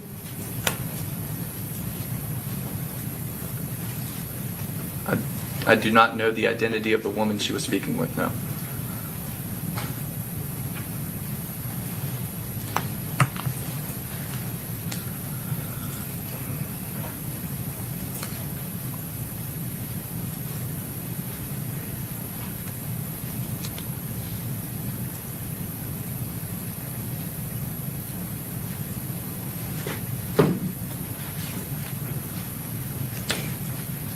You also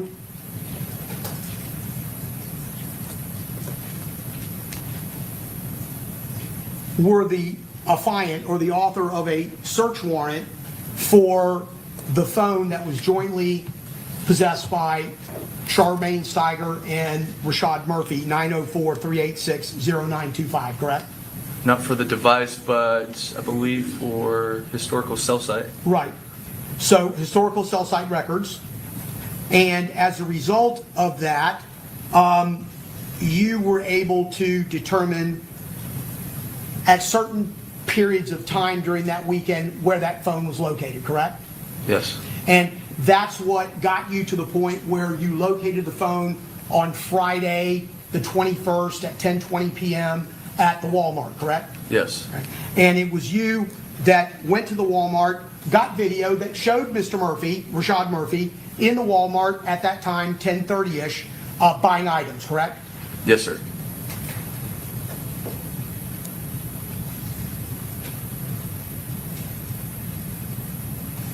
You were asked on direct examination about Mr. Murphy's arrest in Jacksonville, correct? At the home. You talked about what happened, the course of events that took place prior to him coming out and surrendering himself, correct? Yes, sir. Did you tell me, I can't remember, were you there or did you show up after he was in custody? I was there. And that started on the 29th of July, correct?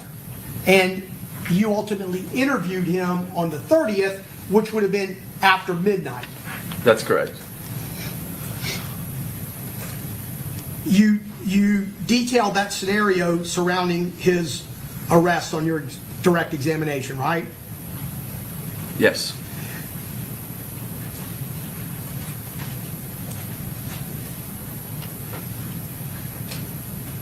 You don't know whether or not he was afraid to come out, do you? Nothing in your investigation would have told you that he didn't come out of that house because he was afraid. Objection, Your Honor. Calls for speculation. If you know, you can answer. I You know don't one know. way or the other. I don't know if he was afraid or not. Were you aware of his arrest in Gwinnett County? You knew he had been arrested in Gwinnett County 3 or 4 weeks earlier Yes, sir. on a misdemeanor resisting arrest without violence. You were aware of that? Yes, sir. Were you aware that 4 weeks earlier that upon getting out of that Chevy Cruze that he was blocked in and there was a gun pointed at him? Were you aware of that? Yes, sir. Were you aware that he panicked and ran, and while he was running, he was tased? You aware of that? Yes, sir. In the balls. Were you aware that when he was on the ground, he was again tased in his private parts? Did you know that? I did. Did you ever see the video of that arrest? I have not. Were you aware that a service weapon was placed on his temple? Objection, Your Honor. Outside the scope at this point. Overruled, go ahead. I don't know. Okay. You weren't aware of that, or you didn't see that on the video? I was unaware of that.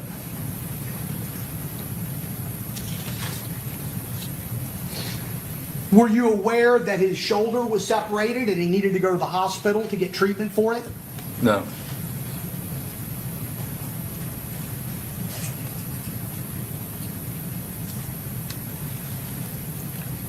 Based on your investigation of Rashad Murphy, do you know whether he's ever been convicted of a felony? Objection, Your Honor. Sustained.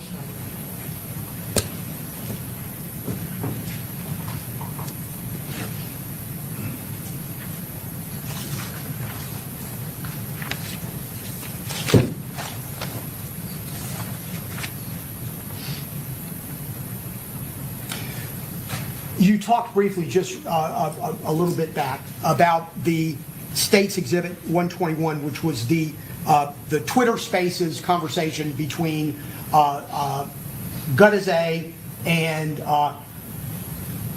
you might be able to help me, you might be able to not help me. ESPN Every slime play nasty. 98, which is Charles Jones, Julio Foolio, correct? Yes, sir. And in that conversation, there was nothing private about it. It was a communal conversation on Spaces, which most of the time that's the way it is, correct? There's a portion of that X Spaces that occurred prior to me beginning my screen recording. It was Charles Jones accusing Isaiah Chance of being gay. That's what ultimately leads into the verbal dispute between the two, and that's when I began screen recording. Well, they're bantering back and forth in a group of 16 other people, correct? Yes. Not a private conversation. No. Okay. And people are chiming in and laughing, correct? Yes. In fact, both of them at one point in time or another are chuckling as well, correct? Yes, sir. And during the course of that conversation, it's actually Charles Jones, Julio Foolio, who says, Gutty, you got bigger fish to fry. Do you recall hearing that? I do.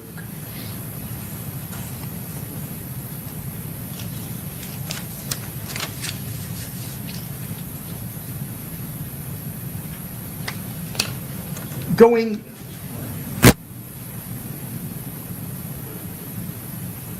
back to the interview that you discussed with Mr. Murphy on July 30th,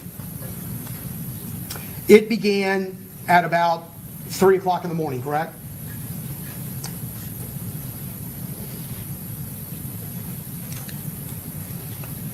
I think it. Yeah, I would say so.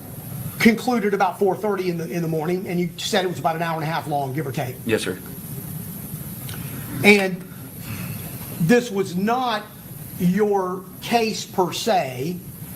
You spoke to Detective Ramos, and instead of him traveling to Jacksonville, he either authorized or asked you to conduct the interview, correct? Yes.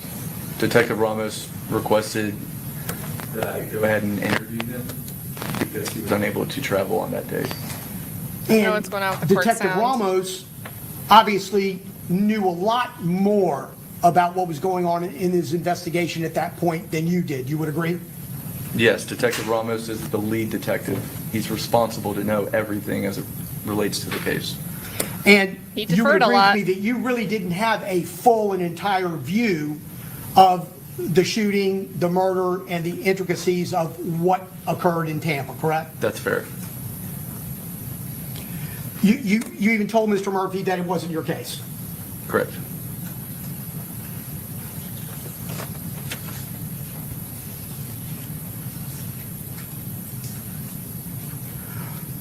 Was there some type of strategic purpose in you conducting this interview instead of Tampa? No. I just said Detective Ramos was unable to travel to Jacksonville. I don't know what his circumstances were, but Rashad Murphy needed to be interviewed, and I was available to interview him. And you would agree with me that Mr. Murphy appeared under those circumstances that we just talked about earlier to be exhausted, correct? And it was pretty obvious, was it not? Yeah. And he was shaking, correct? Not when he was in the interview room. At all. He wasn't shaking during the course of the interview. You guys had to come and bring him a big giant blanket to put over him. Someone brought him a blanket. And he told you that he was really weak, correct? I don't recall that.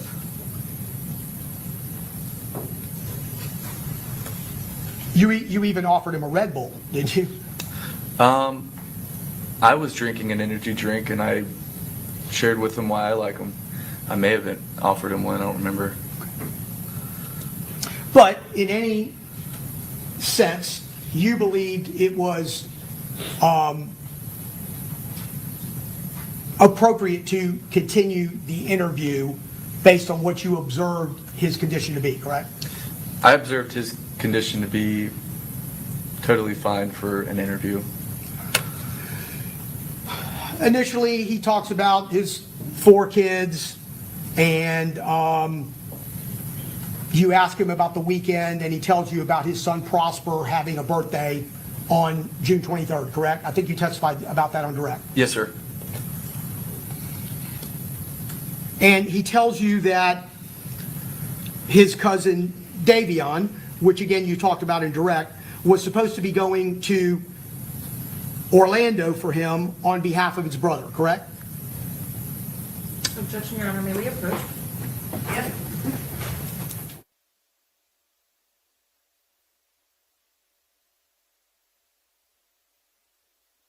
Look at his face.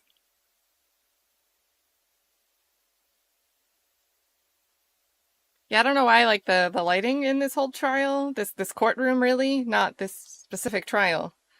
It's mood lighting. It's got the stage lights on the witness.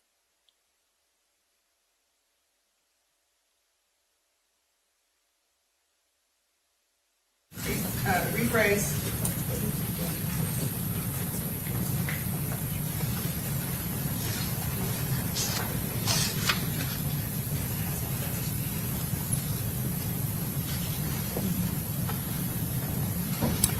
He told you that he had borrowed the car from his, maybe that's just not the right word, sister-in-law, but the baby's mother of his brother, correct?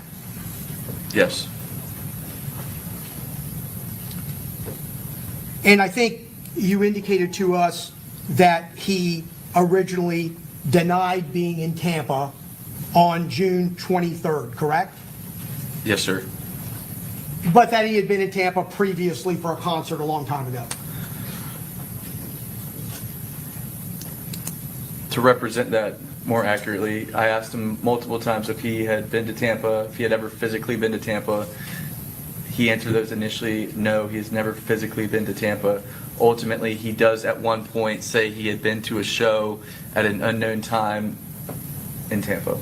And I didn't mean to insinuate that it was, have you ever been to Tampa? Oh, I've been to Tampa for a show. It took you a bit to get to that point where he made that acknowledgement, correct? Yes, sir. And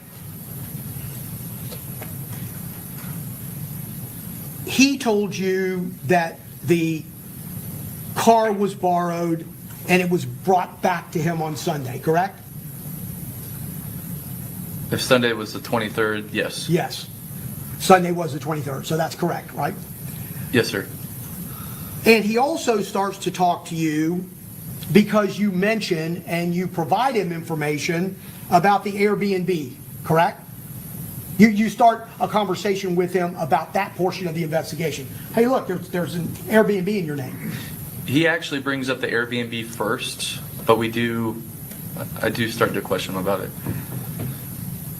And what he tells you is that he allowed, and he says this from the beginning, I'm here because I allowed people to do things and borrow things that I shouldn't have done. He tells you that very early on, doesn't he? Yes, sir. And when it comes to the Airbnb, he says that he allowed his account to be used and provided his Hey, MLS identification, readers. correct? Correct. How did MLS get here before you?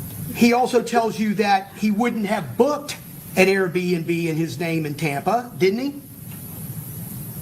He does. And that he tells you he didn't know the Airbnb was in Tampa, correct? Initially, yes. And what I mean by that, and based on your response initially, I'm talking about when it was booked, when the account was used. He's telling you he didn't know the Airbnb was in Tampa, correct? At the initial part of the interview, that's the story he gives. At the initial part of the interview.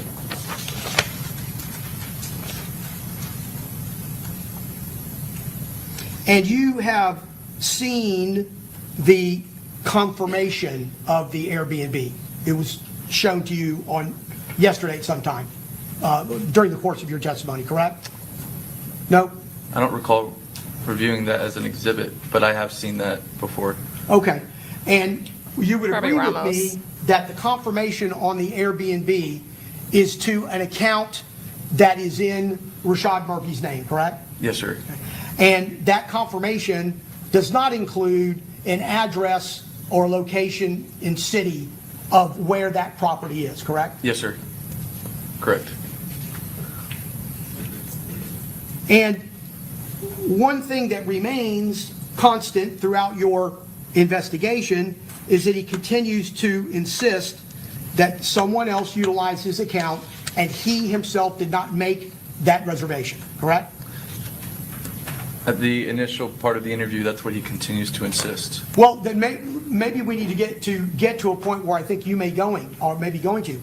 Are you suggesting to me or telling me that at some point in time he tells you, I booked this Airbnb for me or for someone else, I booked it?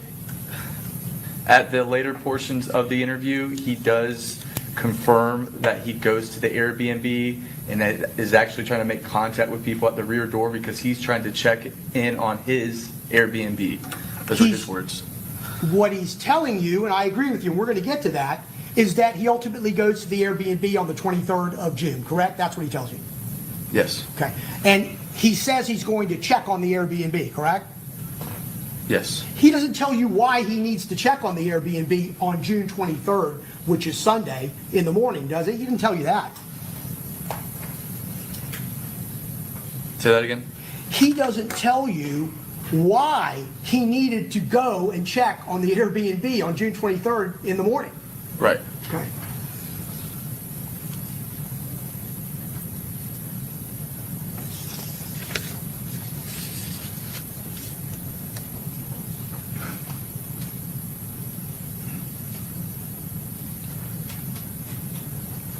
And what he consistently continues to tell you during the interview is that he did not have anything to do with a shooting in Tampa, correct?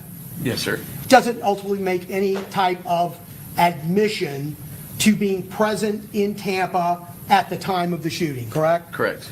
And he doesn't tell you he had or participated in or assisted in anything that had to do with Charles Jones' murder, correct? Correct. So there's no admission per se to a crime, correct? Yes, sir.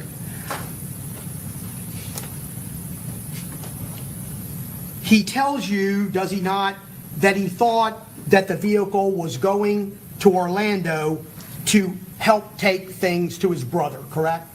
Yes.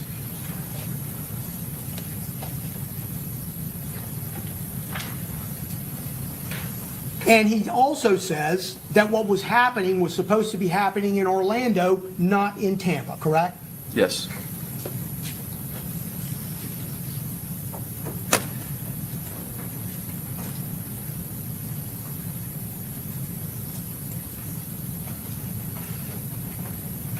He also tells you he wouldn't have allowed anyone to use his Airbnb account to book an Airbnb in Tampa. Tells you that, doesn't he? He does. So, as we're going along in this interview, what happens is you tell him, look, we have videotape of you getting out of an Uber at Sean Gathright's house in Tampa. And that Uber leaves the Airbnb in Tampa. That's the origin of the Uber, correct? Yes. And he continues in a denial capacity, correct? Yes, sir. But then, I think you spoke to the state on direct, and you said that you left him, which is sometimes a law enforcement tool of investigation where you want someone to think about what they've been telling you, correct? Yep.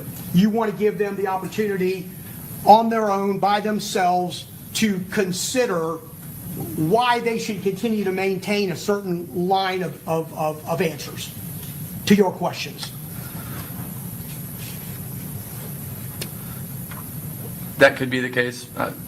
Specifically, as it related to this, I just wanted to give him more of an opportunity to think about the information we shared and to provide a truthful statement about what happened that day. No, it's just like an unsaid, hey, you want to think about this. Yep. And I'm sorry, that was a yes, right? Yes, sir. Sorry. So when you come back, he ultimately tells you, look, I know what I'm saying seems inconsistent. It may look like I'm lying, but I want to tell you that I didn't ride with other people to Tampa, and I wasn't there when any murder took place, correct? Right. And what he tells you is that he drives to Tampa in the morning hours with his friend Fizzle, correct? Correct. And Fizzle is Darious Beals. That's correct. And at the time that you did this interview on the 30th of June, Darious Beals was alive and breathing and doing whatever Darious Beals does, correct? On June 30th. No, I'm sorry, that is completely wrong. When this ride between the defendant and Darious Beals took place on the 23rd of June, Darious Beals was alive, yes, correct? Sir. Subsequently, I believe you said either on the 28th or 30th, Darious Beals is killed, correct? Darious Beals is murdered in Clay County on June 28th of 2024. June 28th. 28th. 2024. And so that's when we talked about your prior answer, where he tells you that that's the reason why he went down to Tampa, is to check on this Airbnb situation, correct? Yes. And he goes on to tell you, I got there, but I did not stay long, correct? Correct. Goes on to tell you that the reason that he goes back to Jacksonville with Isaiah Chance and Alicia Andrews in that Uber It's a long way to go check on an is Airbnb. because he didn't have any other ride and no one else was going back to Jacksonville, correct? Correct. Is he going for the angle that Beals had something to do with separately from them killing That's Julio when you Foolio? started asking him about the Uber ride and his presence in Tampa in the early afternoon of June 23rd, correct? Yes. And this is where the issue with the Airbnb becomes a topic of conversation, correct? Yes. And it was your testimony that Mr. Murphy indicated at one point in time, based on your questioning, that he had gone into the Airbnb, correct? Attempted to.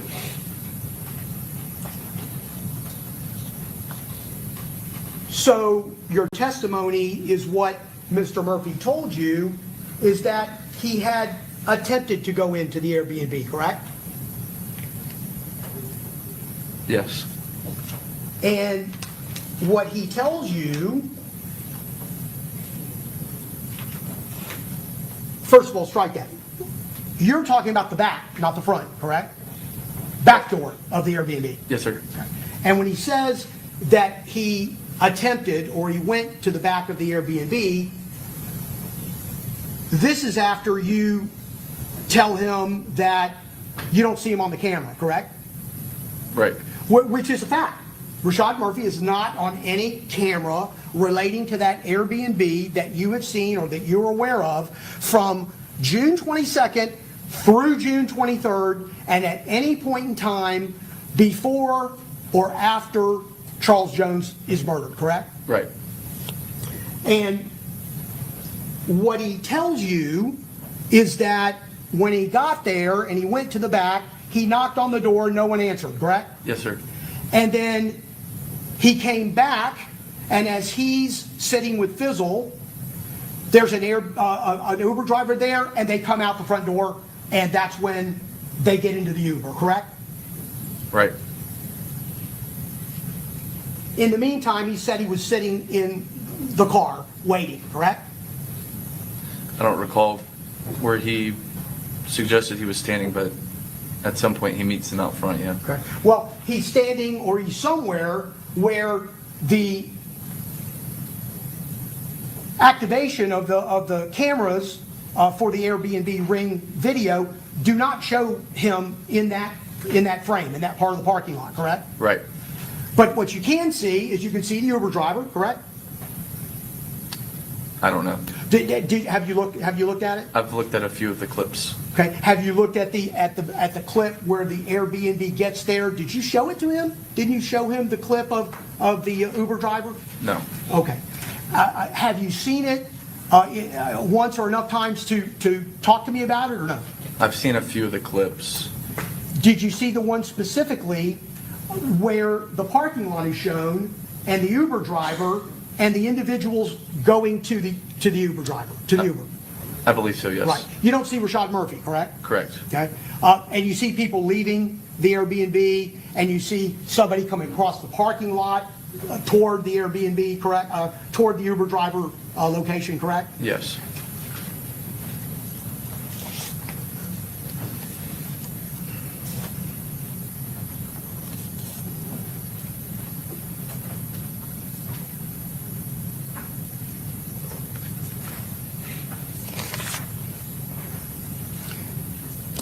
So when he tells you, when he changes his story after he says, look, I've told you inconsistent things and it sounds like I'm lying. That's what he said, correct? And that's when he started to change his story and give you another version, correct?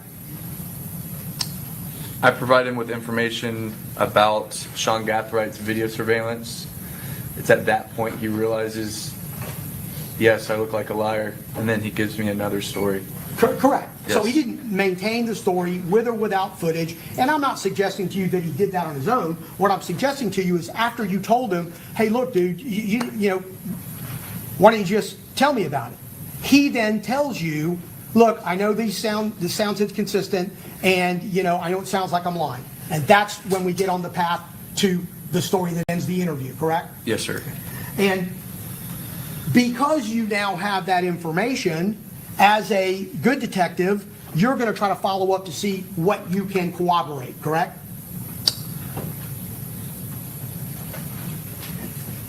Potentially. In terms of his interview. I mean, part of your investigation is always going to be, well, let me see what I can corroborate so I can determine whether or not this guy might be telling me the truth. That's true. Someone should do that, yes, I agree. And what you did in this case to that end is that you went to Clay County and you made a determination that Darious Beals' phones were taken into custody and that there had been a download, correct? Yes. And you took that download of the iPhone and you did, or there was cell site location, there was other data in it that you would potentially normally find in an extraction, correct? Yes. And sometimes extractions are full, sometimes extractions are partial. You don't know whether or not this was a full or a partial extraction, correct?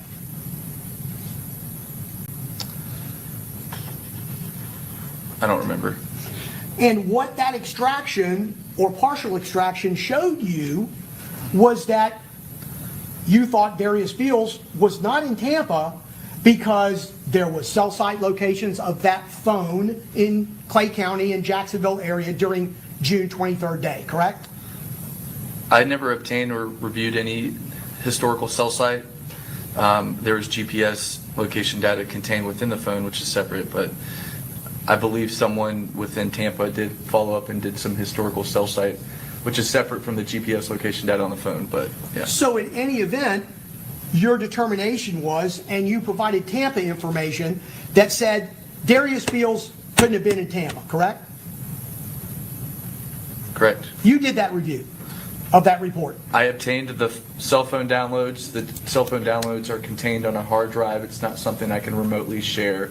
So in the meantime, prior to providing them to Tampa, I did start to go through them. Okay.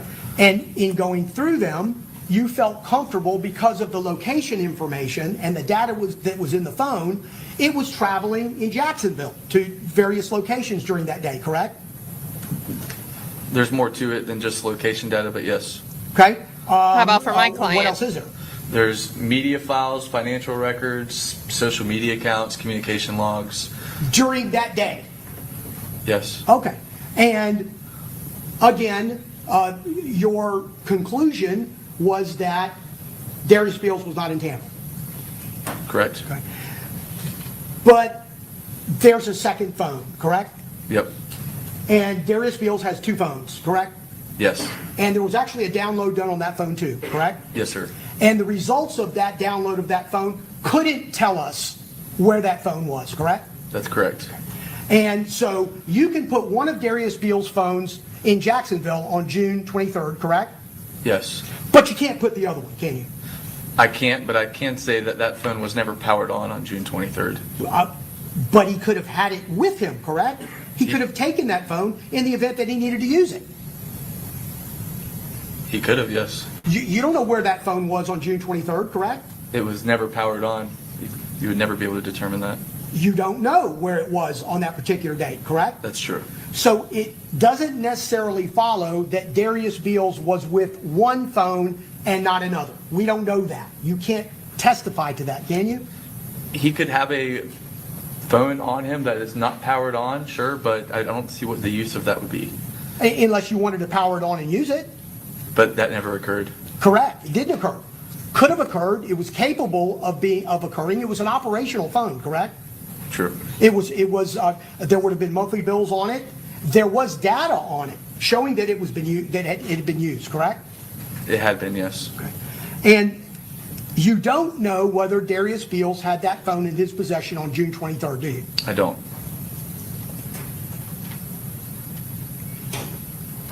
And there was no data on that phone that would have precluded that phone could be in Tampa on June 23rd, correct? There's no data on it. Correct. That device is never powered on. There's no opinion to be made or any data to reference to determine where it was. Did you speak to Darious Beals' family? No. Did you speak to his friends? I didn't speak to anyone in reference to Darious Beals. You said there was a transaction, correct? There's a financial transaction at the Orange Park Mall for some Japanese food on the 23rd. Did you go to try to figure out whether or not Darious Mall Beals court was there Japanese that day? food, chicken teriyaki. No. By the time we received the information from and the cell phone device, this was July 30th. It's been well over a month and some change after the fact.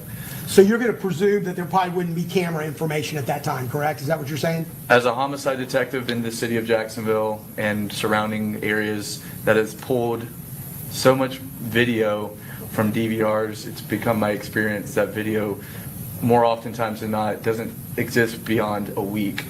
Better yet, more than a month. Okay, and that would be the way that the system is set up by the user, correct? Sure. Meaning, it can be, and it's capable of being. Your experience is that most of the time it's not. You can have video for 6 months, correct? Depending on the system, depending on what you've set it as a default or a run over, and what the parent company either requires in their contract or what you pay for in order to store something longer, correct? I've never experienced that, but I guess, yes. Right? So you're telling me you don't know that to be a fact? That you can determine how long something is saved, and that there are different contracts or different agreements with the storage holders of that information as to when it's going to be written over? I'm speculating, but I've never experienced a DVR system capture video more than a month. Is it possible? Sure. I'm sure there's some remote cloud software system somewhere that could capture video beyond 30 days. I'm sure it's possible. I have not experienced that in my experience.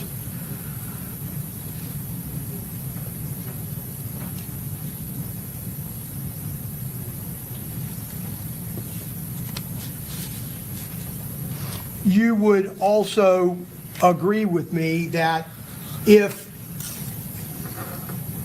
we were revisiting the Airbnb connection to Mr. Murphy on the 23rd of June, that certainly his interview would tell us exactly what he said, correct? The audio video transcript of his interview, correct? Yes, sir. So, Detective, Rashad Murphy in his interview also tells you, or he tells you in that interview, that he didn't tell you the truth in the beginning of his interview because he didn't want any parts of what was going on in Tampa, because now it's 30 days later. So, everybody knows everything about this murder. I don't mean from a investigation standpoint, but just where it happened, how it happened, who it happened to, correct? 30 days later. Yes, sir. Okay. And he tells you in the interview that he didn't tell you the truth at the beginning because he didn't want no parts of Tampa, and that he knew it would be bad if he was in the Tampa area on the 23rd of June, correct? Yes.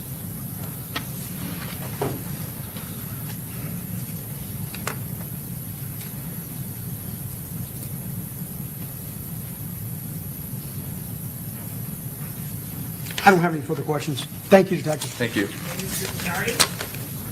All right, so my vibe on what he's trying to get at there is kind of twofold. The idea that, you make selective determinations when, for Rashad Murphy, it's he intentionally left his cell phone behind in Jacksonville, but he wasn't actually there. He left it there because he knew he was going to commit these crimes somewhere else, and had the foresight to leave his device behind. But when it comes to Darious Beals, the interpretation is he wasn't in Tampa at all, and that's helpful for us to bring this case against Rashad Murphy. We can use this tunnel vision because even though somebody's device location, especially if they might have two phones, and we know they have two phones, device doesn't always stay attached to the person it's associated with. But we're going to apply different logics here, and he tries to explain why. What I think is interesting is the state wants to use this Darious Beals mention as a way to show that Rashad Murphy was lying in his interviews with officers. He doesn't want to come out the gate and say, yeah, I did go to Tampa. When he finally has a moment to think about it, he says, well, I did ride down to Tampa to check on this Airbnb with Darious Beals, but we only got down there later on the 23rd. When everybody was getting ready to get into the Uber and pack up. And I needed a ride back to Jacksonville. So I got in the Uber, even though Darious drove here too. So I think part of that might be to point that they don't feel that the detectives thoroughly investigated Darious Beals. And since the defense tried to object to the mention of Darious Beals yesterday, Darious Beals was killed a few days later. And maybe the idea is, in the back and forth, 6 Block made the determination that Darious Beals needed to die after Julio Foolio was killed, which means maybe the streets determined that Darious Beals was responsible, and they go get him. So maybe we're going to have some theory, some type of argument when all is said and done that Darious Beals could be some third-party culprit here. So, next up. Yes, John.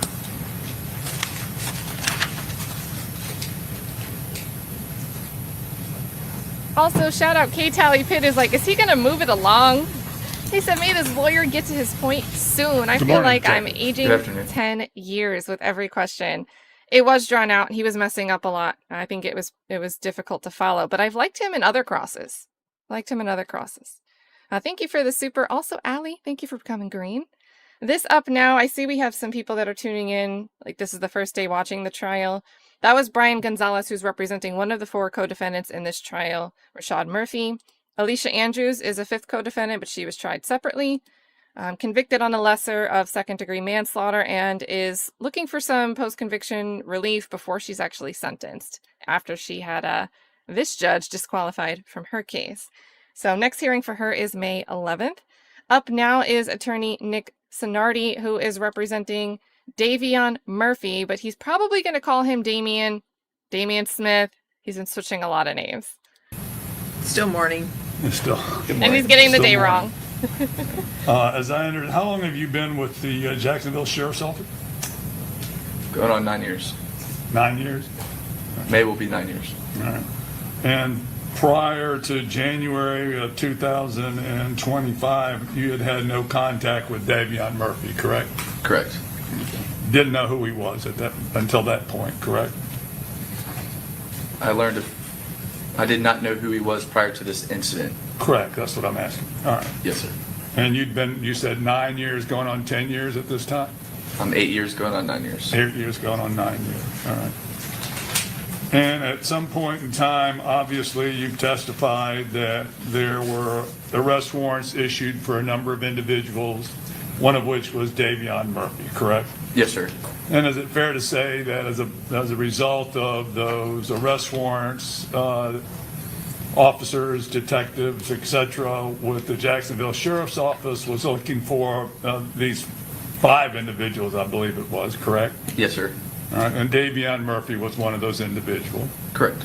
Do you know, Detective, pursuant to your position with the Jacksonville Sheriff's Office, whether or not Davion Murphy resided in Jacksonville or Orlando?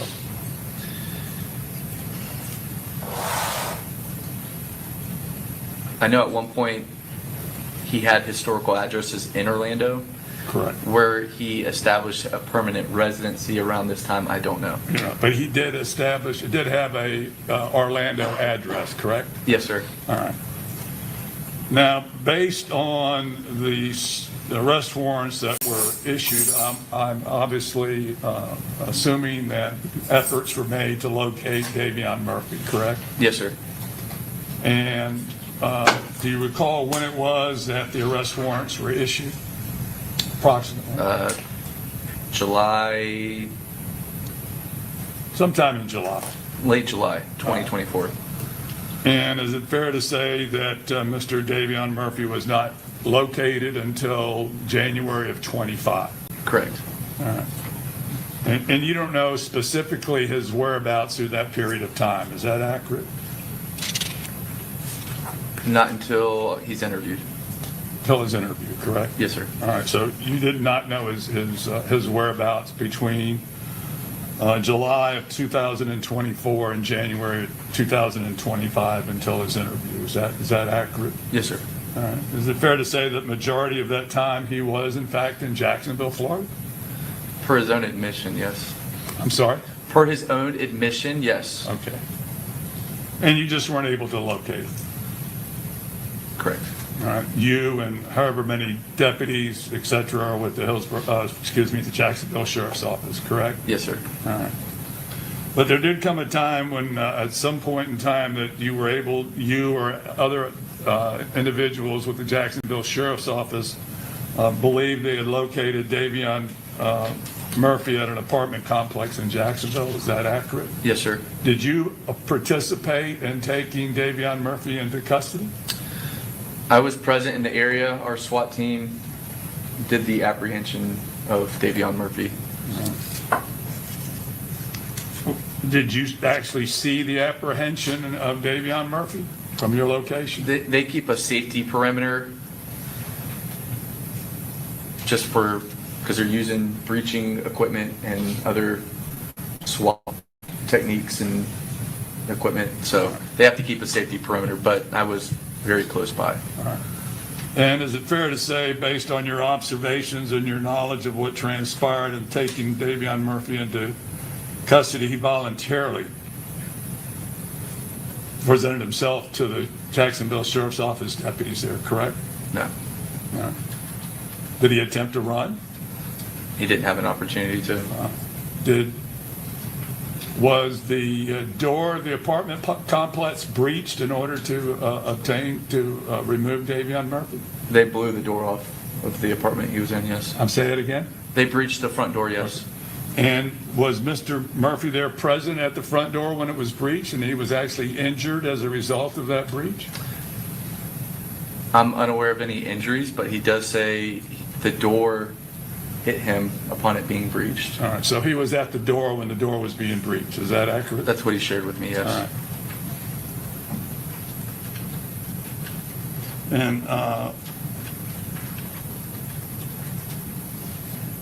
And I'm assuming, obviously, is that he was going to be transported at some point in time from that location to the Jacksonville Sheriff's Office, correct? Yes, sir. And I would anticipate that he was fully searched prior to being transported. Always. All right. That's a safety precaution for everybody concerned, correct? Yes, sir. All right. And no weapons were found on Davion Murphy, correct? Correct. No firearms, guns, knives, anything of any weapons, correct? No weapons. All right. Now, at some point in time, he is placed in that, is it called an interview room? Yep. Yes, sir. All right. And who was present in the interview room besides Mr. Davion Murphy? At one point, myself and Detective Nieder enter the interview room.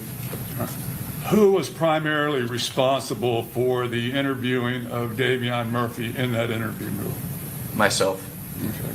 And Detective Nieder was secondary as just to assist you if you needed any assistance. Is that accurate? Yes, sir. So you conducted the vast majority, if not all, of the questioning of Davion Murphy, correct? Correct. Prior to, and I believe you've testified to this on direct, but prior to interviewing Davion Murphy, did you advise him of his constitutional rights? Yes. And is that done from a form? Yes, it is. And did you read verbatim from that form to Mr. Davion Murphy? Yes, sir. And did you ask Mr. Davion Murphy if he understood his rights? Yes. And did you ask him to sign that form? I did. And did he in fact sign and execute the form? Yes, sir, he did. All right. And then subject to that, at that point in time is when you initiated your interview with Davion Murphy. Correct. And so that I'm clear, and ladies and gentlemen of the jury, that's the first contact, your recollection, that you'd ever had with Davion Murphy, correct? Yes, sir. All right.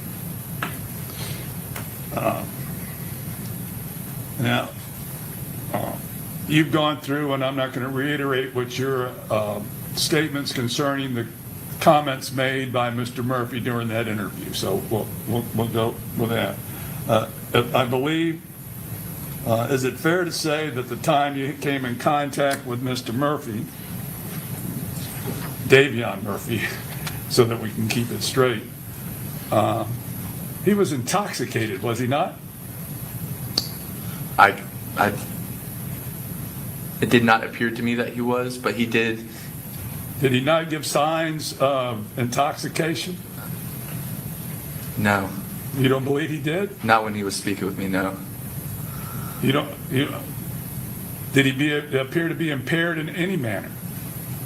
You're asking my opinion. I'm sharing it with you. That wasn't my opinion. He was. And No, we sir. can determine that from the video itself, I presume. That was my first time meeting him, so I don't necessarily have a good understanding of what his baseline levels are of being intoxicated or not intoxicated. However, based on my opinion of sitting next to him at a table, it wasn't my opinion that he was intoxicated. All right, that's your opinion. Okay. That's my opinion. You don't believe he was. All right, No. but he was cooperative during your interview. Is that accurate? Correct. And was it, say, let's use the term jovial? He was very upbeat, very happy. Mixed emotions. Yeah. It was cooperative, was he not? Yeah, I would ask him a question, he would answer it.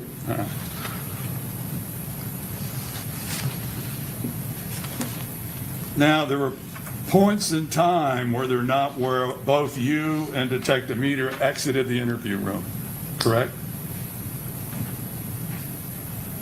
Yes. And during those periods of time when you exited the interview room, was there music playing in the background? Here we go. Yes. And what kind of music was that? Do you recall?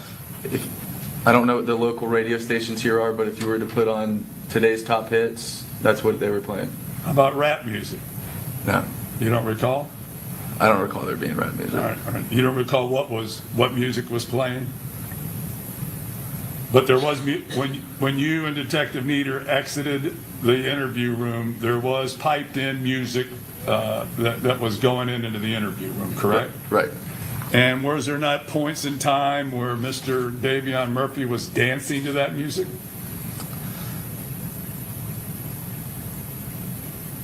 I remember him walking around. He may have been dancing. All right, dancing to the music that was being piped in, correct? Okay, yes. All right. In fact, he was singing or verbalizing, singing with the music, was he not? I do recall him singing. I don't know if it was the same song that was being played. Okay. And dancing to it at the same time, correct? He may have been dancing. Well, you don't recall? I remember him walking. I mean, that might be his form of dancing. I don't know. All right. And it's your testimony that based on those actions by Mr. Davion Murphy, you don't believe that he was intoxicated or in any way impaired at that point in time? No. Correct? Correct. All right. But he was, in fact, singing and dancing to the music. You recall that, correct? You've asked me a number of times if I remember him dancing. I don't. I remember him walking in the room, and if you define that as dancing, that's All right. that's fine. That's not what I interpreted. Do you know who NBA YoungBoy is? I do. Who is that? He's a rapper. A rapper? Is that what was playing? Yes.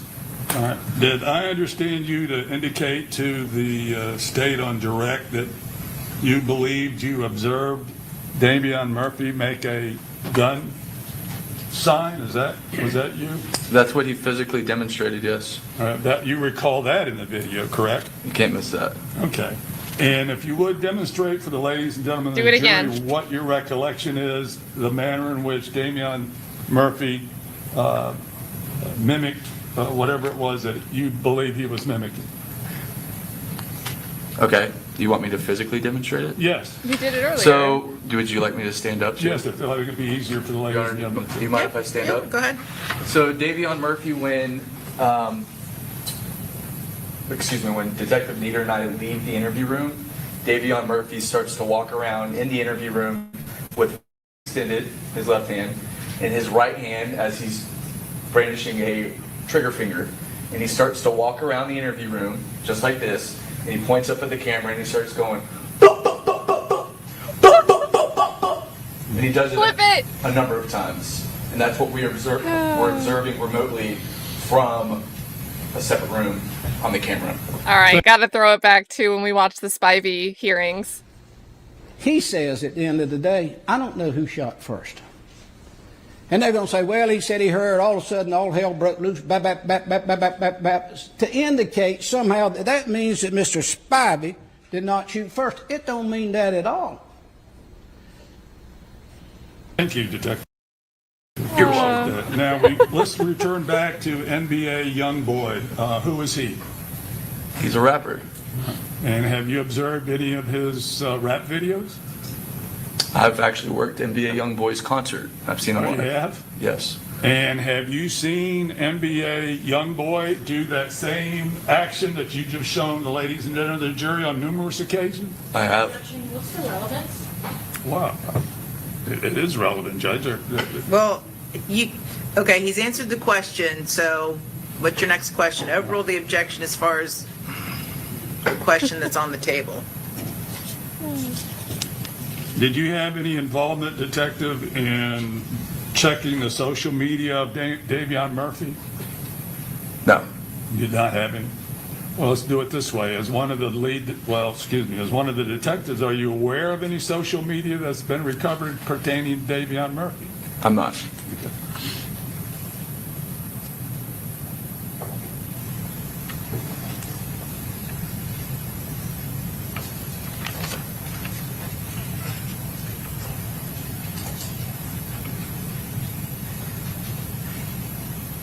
Did I understand you to say on direct examination that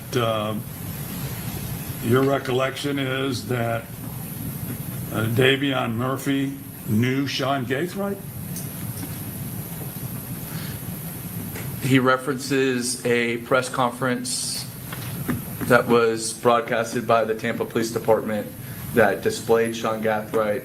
At some point in the interview, we referenced that press conference, and he admits that he had hung out with the light-skinned fellow previously. All right, so your recollection is that based on that press conference that there was some knowledge of Davion Murphy of Sean Gathright, correct? Yes, sir. All right. Now, as I understand it, and again on direct examination, and correct me if I'm wrong, did you ever, my understanding is you showed still photos of some of the state's exhibits, and I don't have the exhibit numbers, but they pertain to the Ring camera at the Airbnb that purport to show Davion Murphy on that Ring camera entering the residence, correct? You recall that? I was supplied that image by the Tampa Police Department, yes. All right. And did you show that image to Davion Murphy during that interview? Yes, sir. And he identified himself, did he not, as the individual on that Ring camera, correct? He did. All right, and that was on the June 23rd, but I believe the early hours, 1 o'clock in the afternoon, 2 o'clock in the afternoon, something like that. Do you recall the time of that? I don't remember the timestamp or the date, but I know it was captured from the Airbnb. Okay. Did you ever show Davion Murphy any photos of, or still photos from the security cameras at McDonald's restaurant on Fowler Avenue? I did not. Did not do that. I did not have access to them at the point of during this interview.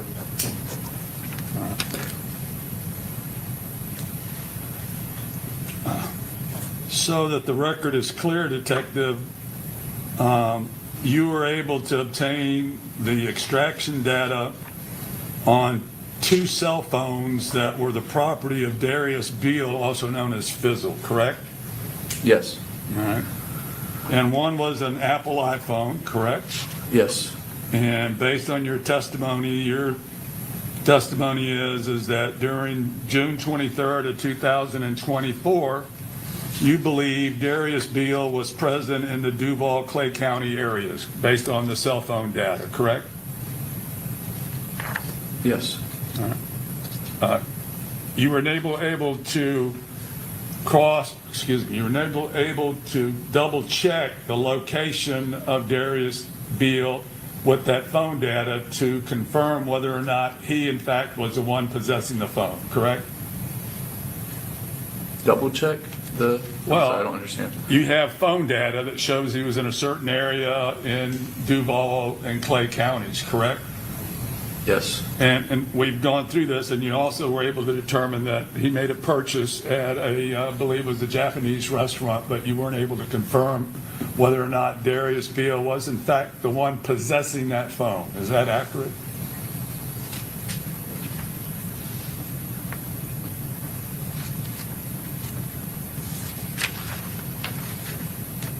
Ask that again. You were never able to confirm who was actually possessing the phone that was tracking in Duval and Clay counties, correct?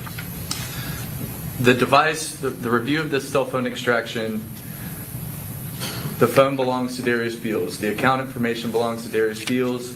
The communication logs, the media files, all the primary possessor of the device is Darious Beals. You're asking if there's additional layered evidence to include video surveillance. I did not obtain the information relating to Darious Beals until a month after the fact, well over a month after. So no, there is nothing additional. You're right. So the short answer is no, you don't know who possessed that phone. Is that accurate? Accompanied with video surveillance, no. You're right. That's what I'm asking you. Yes, sir. All right. And we've also confirmed that Mr. Darious Beal Fizzle also possessed a second phone, correct? Yes. And that was a Samsung phone, correct? Yes. The review of that phone was possessed for work purposes. It appeared he worked for a logistics company for moving. And you don't know where that phone was on June 23rd, 2024, correct? Correct. All right. You don't know if Darious Beal Fizzle had that phone in Tampa, Hillsborough County, Florida on June 23rd, 2024, correct? Correct. All right.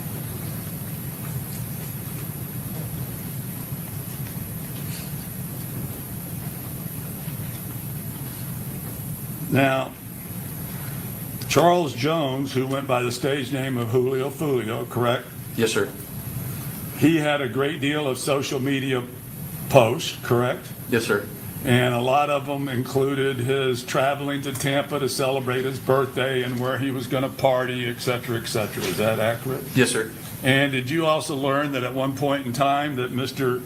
Charles Jones, Julio Foolio, was partying to the extent that he got thrown out of an Airbnb? Were you aware of that? I was made aware of that. Okay. And it was not uncommon, or well, digress, it was fairly common for Charles Jones, Julio Foolio, to dish other rappers and other individuals, correct? Yes, sir. And when I say dish, what does that mean? He's disrespecting. Disrespecting, correct? You say Yes. dish? And in fact, before Julio Foolio or Charles Jones came to Tampa, he was dishing Tampa and a lot of the residents of Tampa, did he not? Stop. Never heard that before. You don't recall that? Okay. And there were, so it's clear, there was you allege that there is a post of Bill Belichick and I just drew a Tom blank. Brady. Yeah, I'm sorry, Tom Brady. There's no connection of that post to Davion Murphy, correct? You have any way to connect that to Davion Murphy in any way? Correct. And if A I dish asked this track. before, I apologize, but you were not able to locate any social media information on Davion Murphy, correct? I was not.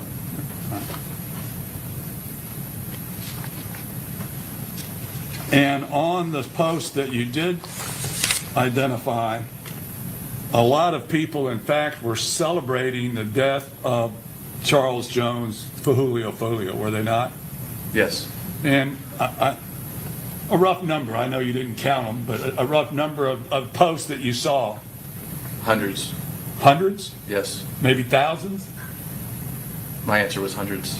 Hundreds? Yes. All right, we'll leave it at hundreds. Yes. And did those come from, do you know what areas they came from? Did they come from Tampa, Jacksonville, Orlando? No idea. You can't tell where they came from? No, sir. All right.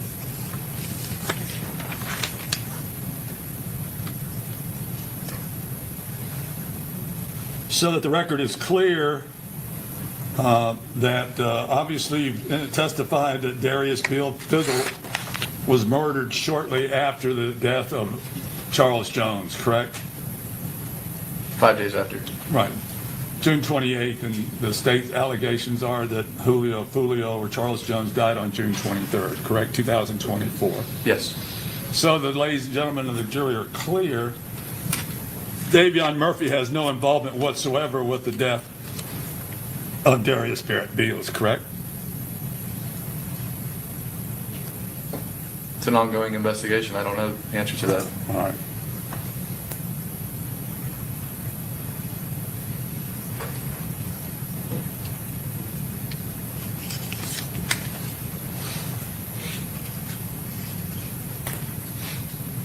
Everything else seems to be an ongoing investigation.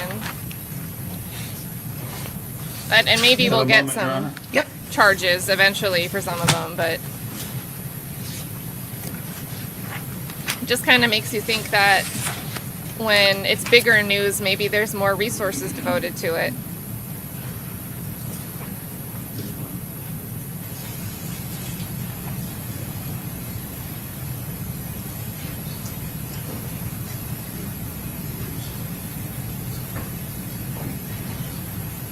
No further questions, Your Honor. Okay, Mr. Wise, any questions? Ms. Finkelstein, any questions?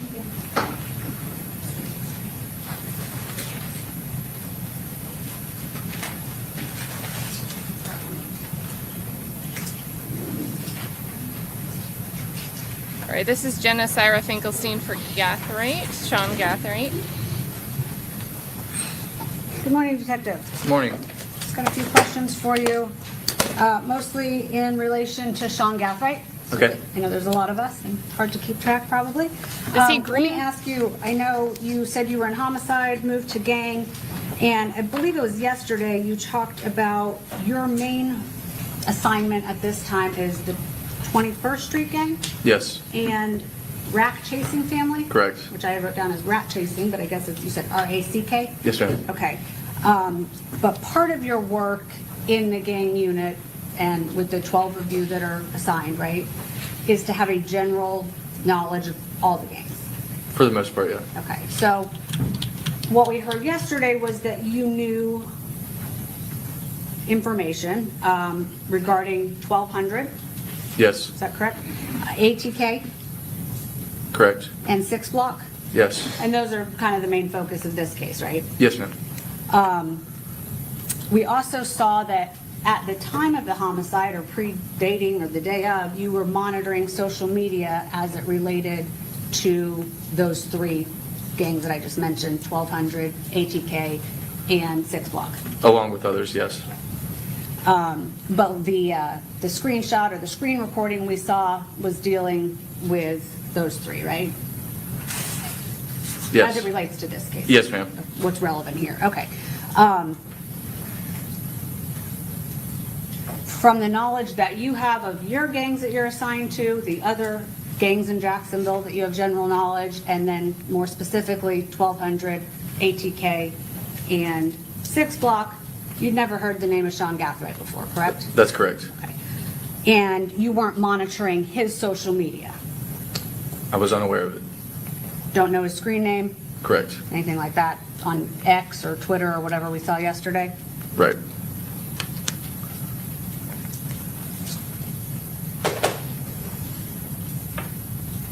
At some point when this investigation gets started, you then do learn the name of Sean Gathright, right? Yes.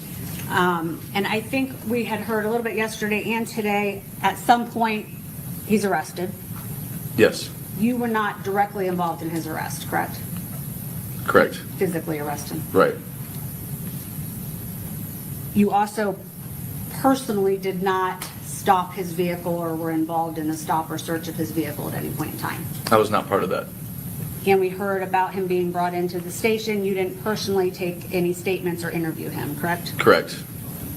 We also heard about a search warrant. I believe that you authored or co-authored the application for a search warrant to his mother's home in Jacksonville. Is that right?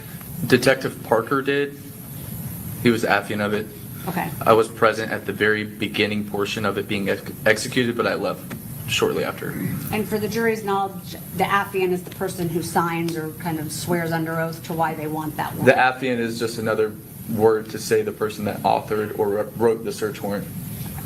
But you were aware of it and the reason for that, correct? Yes, ma'am. And I believe that you indicated you weren't personally involved in the search of the home, but you did have contact with his mother. You at some point were at the home. Yes. No issues there, right? Correct. You served the search warrant, or they did, no problems. I agree. And from what you know, although you personally didn't arrest Mr. Gathright, you obviously have a lot of knowledge about the goings-on in this case, right?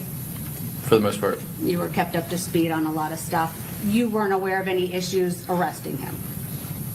Like taking him into custody? Right. We heard something about having to, have standoffs and press conferences to get people arrested. Mr. Gathright was not one of those people. Right. No extensive searches or law enforcement resources in Jacksonville that you're aware of to locate him? No, ma'am. And then we touched on, or you were asked about, or I'm going to touch on, the interview that was brought up with Rashad Murphy, where you testified on direct and cross that at some point in that interview, Rashad Murphy at some point admits to you to being an acquaintance of Sean Gathright. Is that correct? Yes. And this was sometime into the interview, right? Yes, ma'am. Okay, he was not forthcoming with you to start, Correct. provided what I believe you stated in your opinion was either false or misleading information? Yes. You confronted him at some point in the interview with a, I don't know if it was the full video or a still shot of a camera from Mr. Gathright's mom's home, correct? Verbally, I made him aware of it. I didn't have anything to show him at that point. Okay, so you told him that you had something showing him getting dropped off in an Uber. Yes. And to the best of your knowledge about the investigation and what you know is that was just on that one date, right? Yes. And Mr. Gathright wasn't even in Jacksonville. In reference to that video being captured, I Correct. don't know. He wasn't one of the ones alleged to have driven in the Uber that day. He's not captured in that video.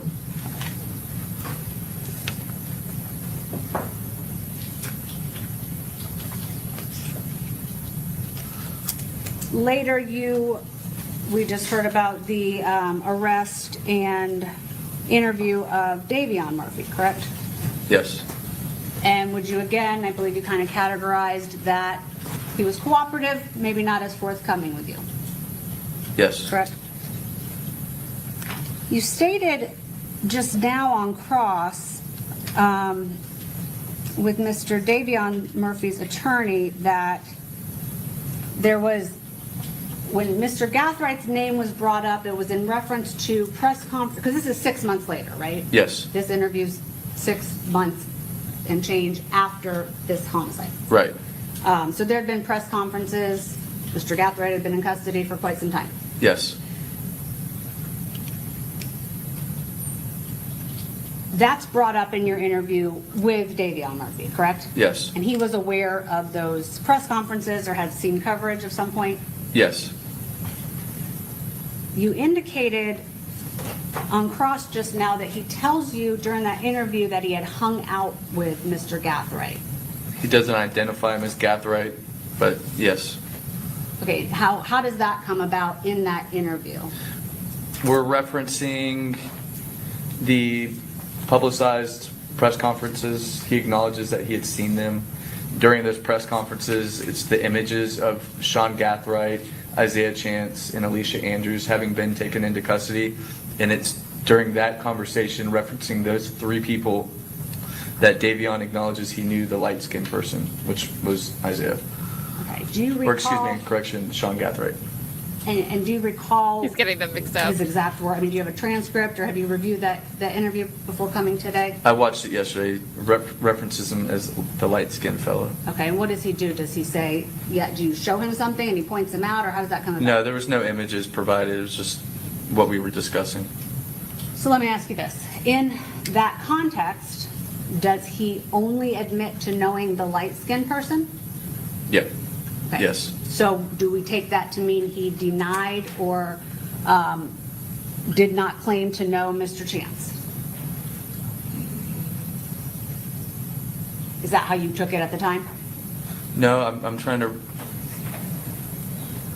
recall the conversation about Mr. Chance as it related to Sean, which is what you were asking. He referenced him as the light-skinned fellow. Okay. But that was when he says, when he's talking about, and he being Davion Murphy is talking about that press conference and knowing who the light-skinned fellow is, does he ever say his name? No.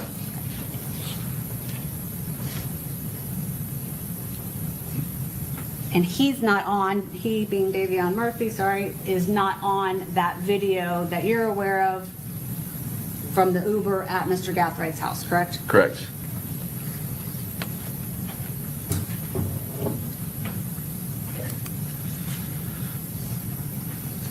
I'm going to show you, maybe, what I believe is already in evidence, or is in evidence, as State's Exhibit 118, and this is D. You were shown this photo of the hand signs, is that right? Yes. I'm not going to try and zoom it in because I'll screw it up, but what we're seeing on the left and the right hand, you described as the gang sign or hand sign that is in relation to 1200, the gang 1200. Correct. And it appears that Mr. Davion Murphy is doing that sign on both hands? Yep. Is it the same sign on both hands? Middle finger down, connected to the thumb, yes. Okay, so that's my question. Can you show me on your hand? You're saying the middle finger? My to middle your finger? thumb? Okay. And that's on both hands, same thing? Yes. Okay. And that, in your knowledge, or to your knowledge, is the commonly used hand sign for the gang 1200? Yes. Is it important what fingers are being held up? Because there's like a 1 and a 2? The middle finger is down and connected to the thumb. So that's part of it. Middle Yes. finger down, okay. And then there's a 2 and a 1. Is that where we're getting the 1200 from? That's what it shows. Yes. And you would say that's commonly used among members of the 1200 gang? Yes. Does it reference any other gang that you're aware of? Not that I'm aware of. Okay.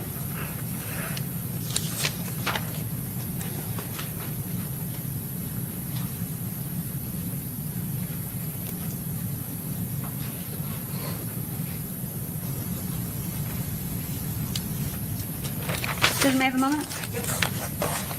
I have no further questions, Detective. Thank you. Thank you. Mr. Petredis?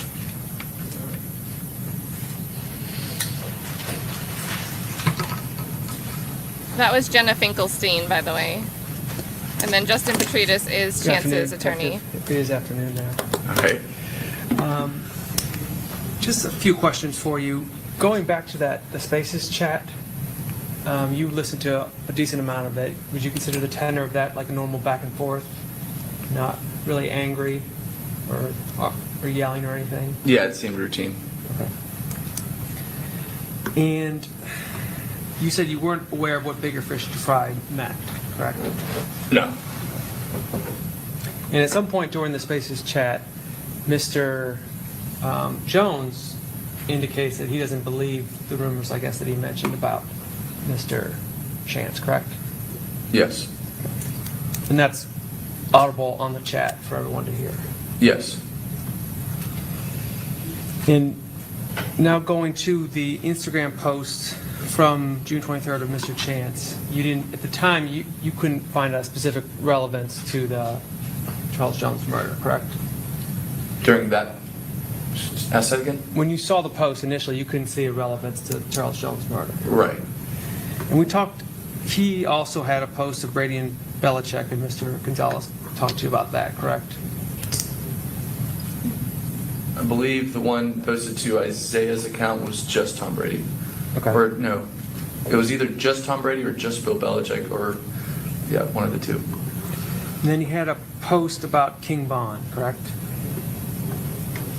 Yes, And King Von was a rapper, he was. and he's deceased. Correct. But he died in Atlanta during an argument with some Atlanta rappers, correct?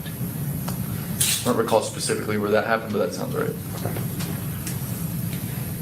And on that one, he kind of did like a praise hands for King Von, correct? Okay. Yes. Now, I know you probably don't memorize everything that you've seen in this case, I understand. And then he makes a post of Tilly, correct? He actually makes two posts of Tilly back to back. Yes, I remember that. And I think it's because he didn't put the caption on one because they're a minute apart and they have the same picture. Yeah. Yes. And he's made previous posts of Tilly. Quite a few. All right. So that wasn't a new thing for him. Right. And the caption said something about missing Tilly, correct? Yes. Yes, sir. And then he had a post where he said he loves his girlfriend. I'd have to refresh my memory, but I know he had quite a few posts. That sounds right. Okay. Do you remember the girlfriend post at all or no? Ask that again. To outside the I'm going to scope. sustain the objection. Okay. Judge, may I have a moment? Yep. She overruled that objection when the defense said it yesterday for Juan Ramos on cross. outside the scope is what that objection was by the prosecution. Okay, redirect. Very briefly, Your Honor.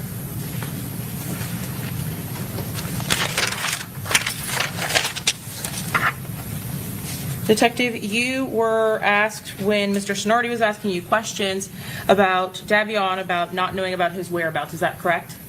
Yes. Did you learn about his whereabouts specifically because he indicated those things while you were outside of the room during the course of your interview? Did he make statements about what he was doing or where he was during the course of y'all being out of the interview? Yes, and he also told us to. And how he essentially evaded capture from law enforcement? He applauded himself for doing so. You were also asked about the communication or the connection between Mr. Gathright and Mr. Murphy. Did Rashad Murphy indicate that he'd been to that residence at Sean Gathright's house on a number of occasions? He did say that. Was that in a particular point in discussing that surveillance footage with you?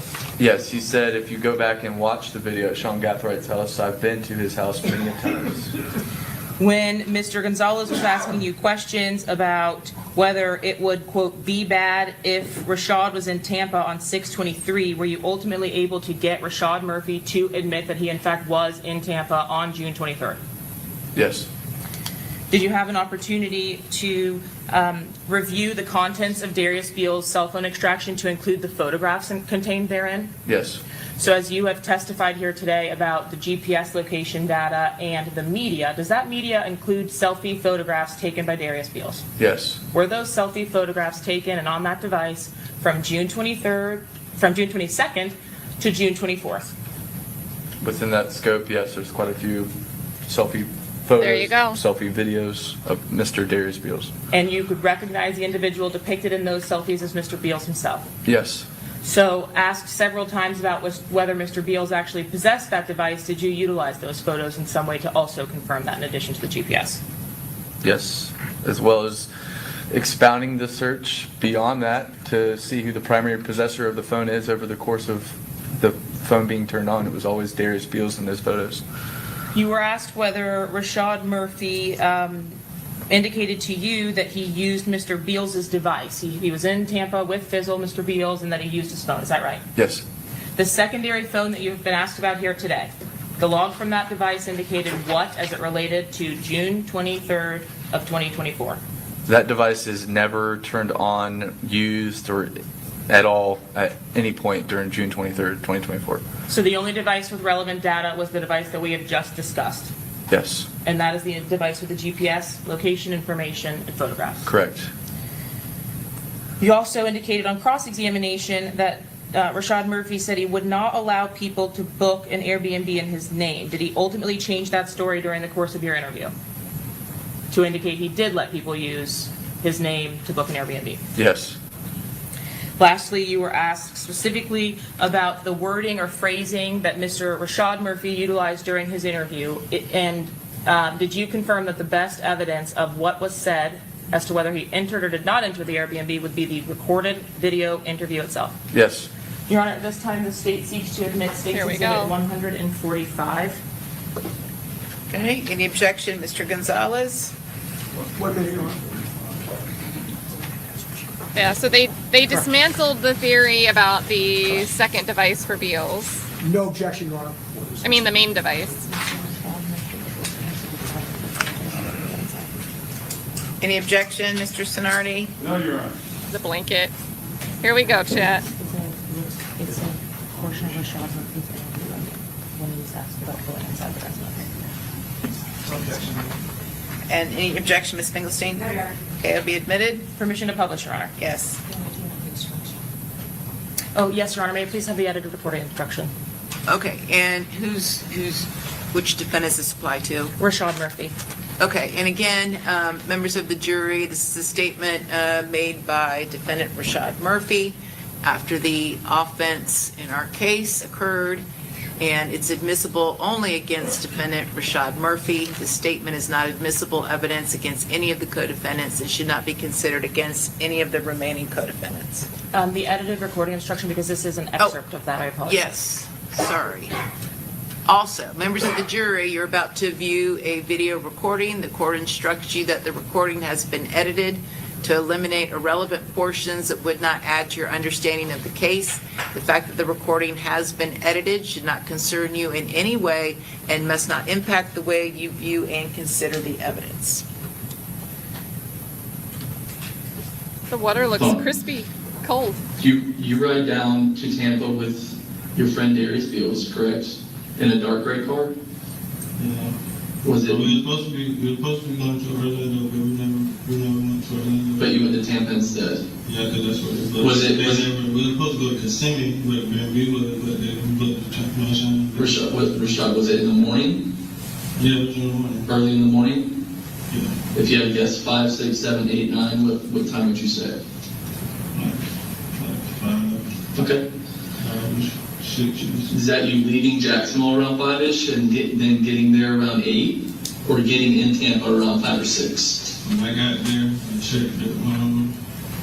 I had one through the back, checked the DMV out, made sure everything was good. And I got in the car. I got the car with him. You're saying you went through the back door at the Airbnb? When you specifically heard the statement from Mr. Rashad Murphy, did you reiterate to him, did he specifically go through the Airbnb and check the B&B out? Yes. And I went through the back door. Which is why you're not on camera. No, I was saying, went to the back door, not done it. They didn't pick up, they didn't even answer the door. Well, then how'd you get in? No, they was already outside parked, and the black truck was already out there. So you drove to Tampa and then rode an Uber straight back? So Dad had something that's him, but he didn't want the parts. Like, whatever the fuck going on. What did he end up doing? I don't know, I think he stayed and went back to Jacksonville. He said he got better with him, so I just rode on him. Okay. So you get to Tampa in the morning, you go to the back door. I don't remember what time they leave in the Uber, so that was later in the afternoon. So what did you... I just stayed in this one. I knocked on the back door. Yes, sir. I sat in the car with Darius. That's it, like, because it's like a side. I sat in the car with Darius until it was like, you know what I'm saying? Anybody never come to the door, but when I knocked on the switch when the car was coming out. After defendant Rashad Murphy indicated to you that he went through the Airbnb to check it out, did he change that version of events when you confronted him about his absence on the ring camera? So he went to the back door to knock. Yes, and the inconsistency with the time. When you confronted him about the inconsistency of the Uber driver's arrival and his statement that he arrived between 5 a.m. and 8 a.m., did he change his statement about what he was doing? He added another point. Yes, he then added that he was sitting in a car with Darius for a period of hours now. Because to your knowledge, was the Uber driver present at the Airbnb at 8 a.m.? Not to my knowledge. Lastly, did Rashad Murphy at any time during the course of his interview give to you as a reason for continuing to lie to you the fact that he was cold or exhausted? No, that was never said to me. I have no further questions, Your Honor. Okay. May this witness be excused? Yes, Your Honor. Okay, thank you. You're free to go. Thank you. Okay.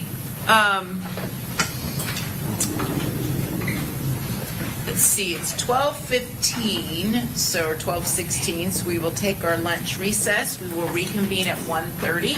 So just remember my previous instructions while we're on the break. Don't talk to anybody about the case or read, watch, listen to any news and counsel social media posts. And we'll see you back here at 1:30. All right, thank you. All rise. It doesn't sound like they're going to do any housekeeping, but let's check. Roger, Doctor. Okay, very good. State, what's your lineup for this afternoon? Judge, we have those two witnesses that we talked about. They're going to be first up? Yes, Judge. Okay, and so I'd ask the media that are in here filming, the next two witnesses are not to be filmed. They are lay The Uber witnesses. driver? One's a family member of the defendants, and the other is the Uber driver. Okay? So. Are we going to get Lorna, All right, who they very said good. their name? See y'all 1:30. Who do we think? Uber driver and who? I think it's going to be Lorna, the grandma, because she wasn't on camera last time either. Let's see. We're going to skip this lunch break, saving some time. Hold on, it looks like there's a little bit here. Let's see if anything happens in the middle of this quick. Maybe it's just them coming back in. Stare down. Yeah, okay. They're not actually back. Jump ahead more.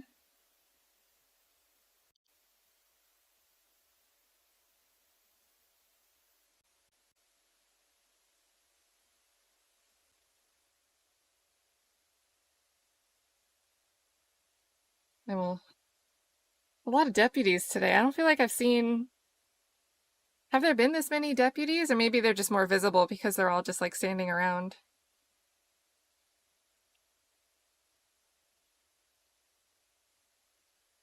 And chat was asking, I think this attorney's name off the screen with the curly hair is Deborah Toomey or Toomey? Or Davion? Or Damien? Everybody put a version of Davion's name in the chat.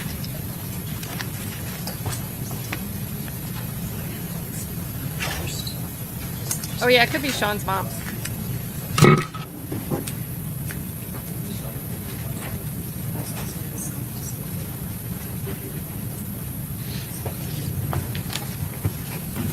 But I think Alicia Andrews' trial, they called Lorna, then the Uber driver, and then Sean's mom.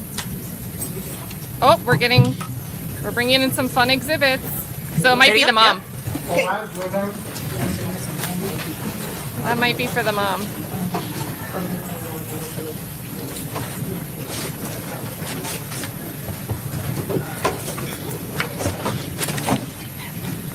Aw, Keisha, we appreciate you right back. Also, my bad.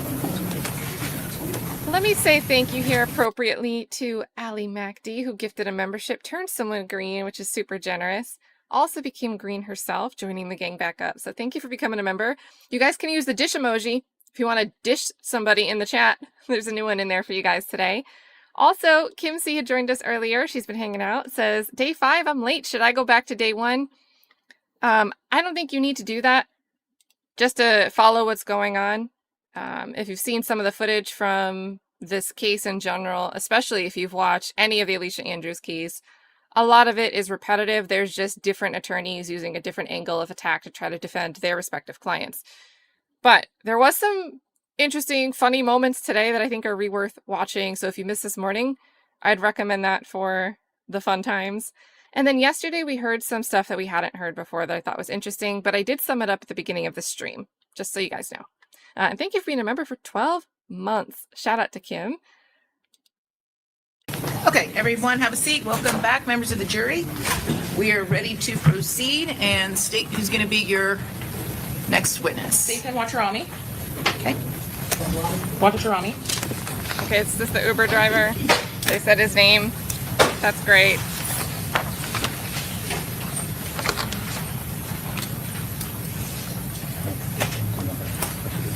Or maybe it's not, but I don't recognize the name.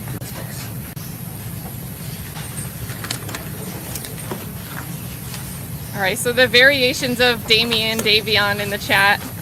Shout out to attorney Nick Sinardi. We have Davion, Davion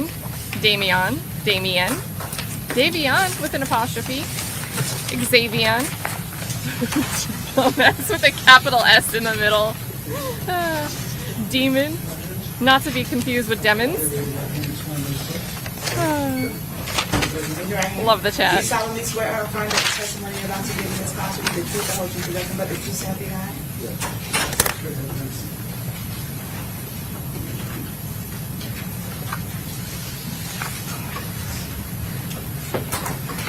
All right, you may proceed. Thank you, Your Honor. And may I confirm we've already given the instruction to the media on this? Yes, it's been given. Sir, would you state and spell your last name for us, please? Yes. First name Satar. Oh my god, they're gonna put it in the captions. TCHA. Oh my god, they're still spelling it.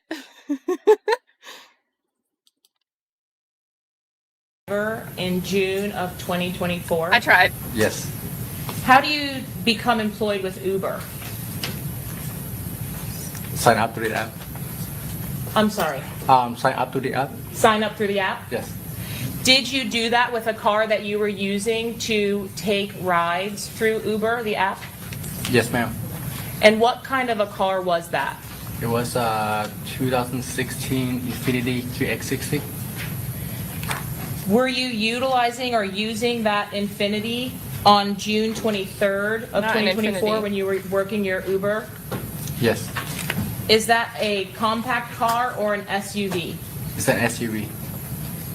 Did you receive an Uber alert for a potential job in Tampa? Yes, ma'am. And would that have been at Gazebo Pond Lane? Yes, ma'am. Do you recall that particular trip itself? Yes, ma'am. Was that trip unusual in length in any way? Like how long it was or how far it was? Yeah, it was like 3 hours. Do you remember where you were going to drop the people off from that order? Yes, Jacksonville. Did you normally take rides that were that long? Not usually, but sometimes I do. What's the difference between a ride that you would have taken in Tampa, a short one, and a longer ride? Earnings? Earnings? Yes. Do you make more money on the long distance drives? Yes. In this particular case, when you arrived to that Gazebo Pond Lane address, did you meet with anyone to confirm that they were the Uber rider that you were going to pick up? Yes. Is that something that you normally do, confirm the rider has ordered you? Yes. As, the name of the person. By the name of the person? Yes.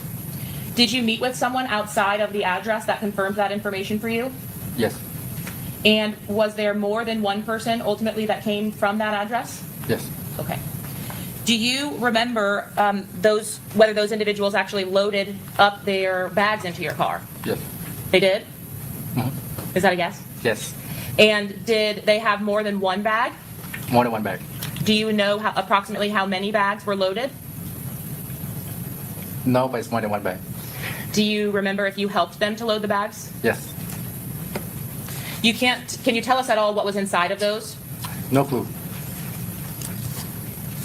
When you actually finished loading up the vehicle itself, did some people get into your car for the drive back? Yes. And tell me what happened when you first got into the car after you loaded the bags. Did you leave the parking lot? Yes, I did. You did? Yeah. So after everybody get in, I just, start a trip. Okay. And before everyone got in and you leave the actual apartment itself, did you stop for any other vehicles or at any other vehicles? Yes. I'm going to show you what's previously been admitted as State's Exhibit 62B.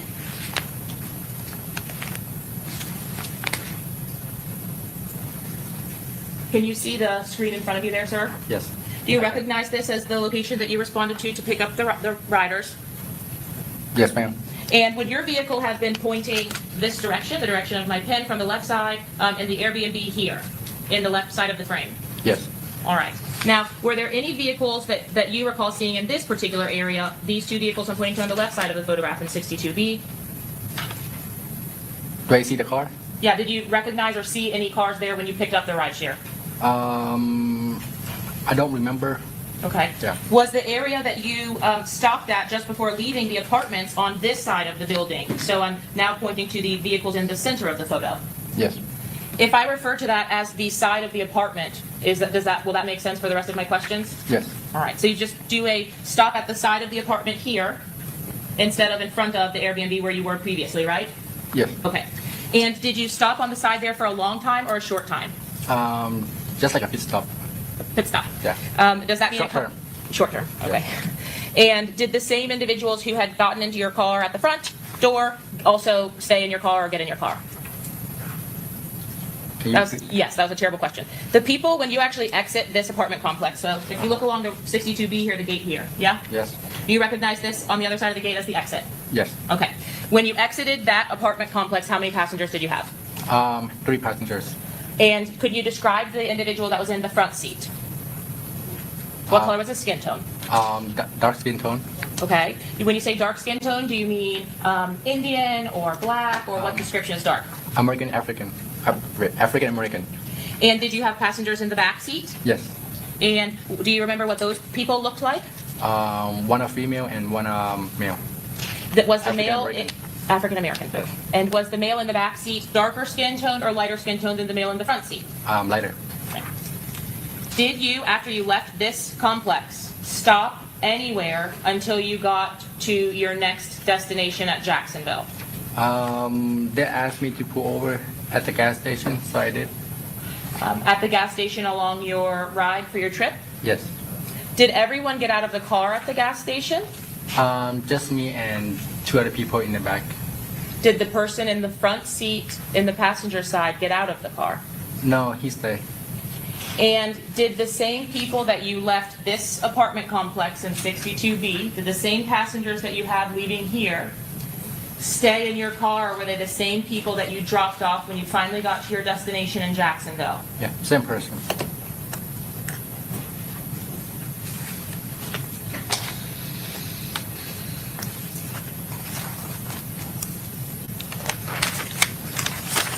On your drive to Jacksonville with the occupants of the vehicle, did you have any kind of conversations or communications with the people in the car?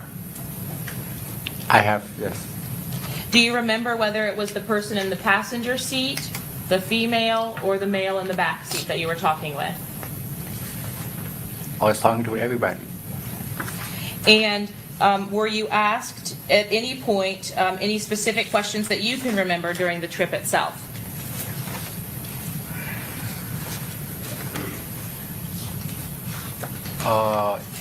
Yeah, but not, like the whole thing.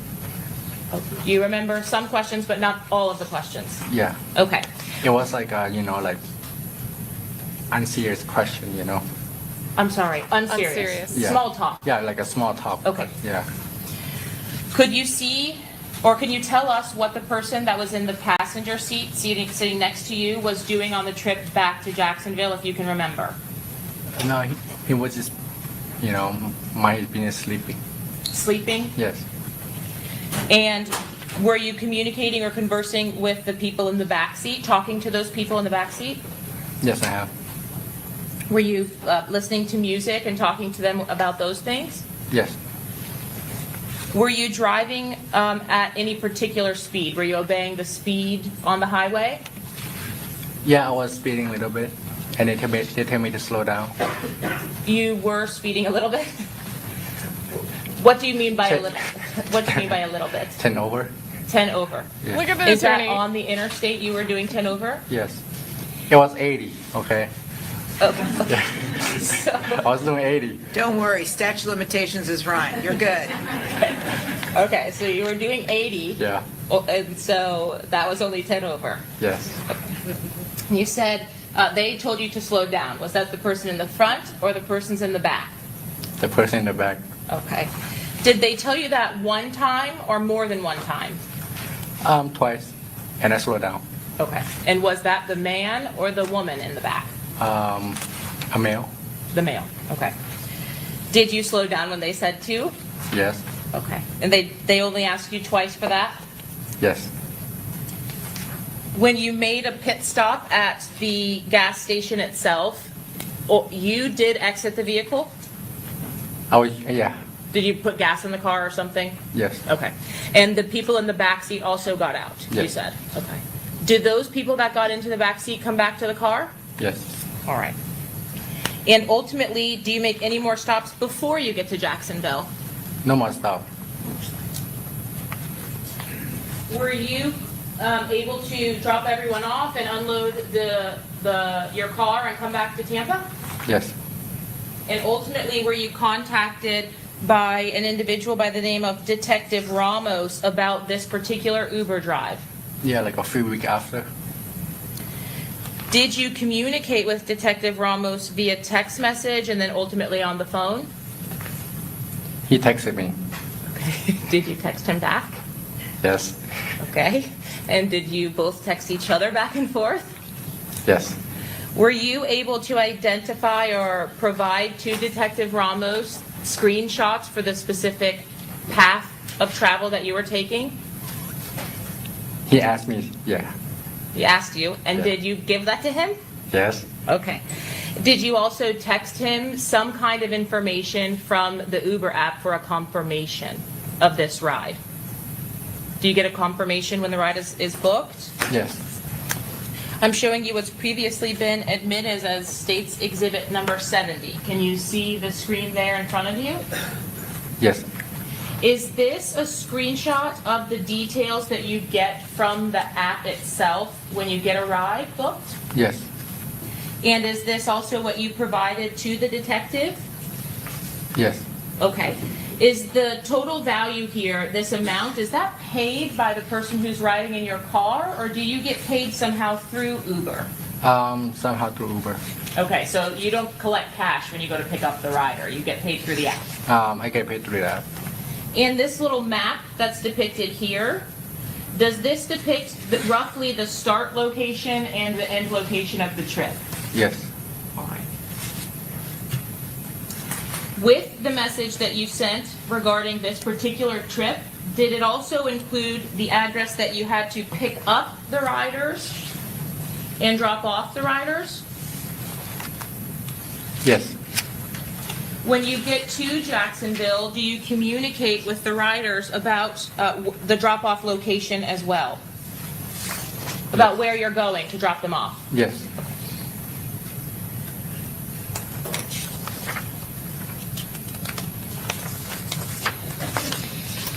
On page 4 of States 70, did Detective Ramos also send you some photographs from a security camera to look through?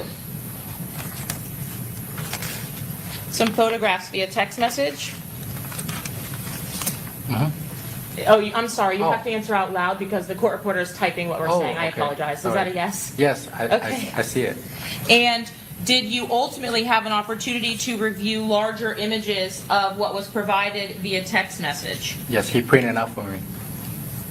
Were you able to identify yourself in the photographs that were shown to you? Yes. And were you able to confirm that the individuals depicted in those photographs were the riders that you had on June 23rd? Yes. I would seek to introduce State's Exhibit 92A through D. Any No objection? Okay, Mr. Sinardi, No objection, Your Honor. Mr. Wise, Mr. Petredis. They'll be admitted. I'm publishing 92A. Can you see that? Yes. Did you have an opportunity to review each of the photographs that the detective brought to you or printed out for you? Yes, I have. And did you have an opportunity to sign that you identified yourself and the individuals who were riding with you? Yes, that's my signature. Okay. And are you also depicted in this photo? Yeah, I'm right there.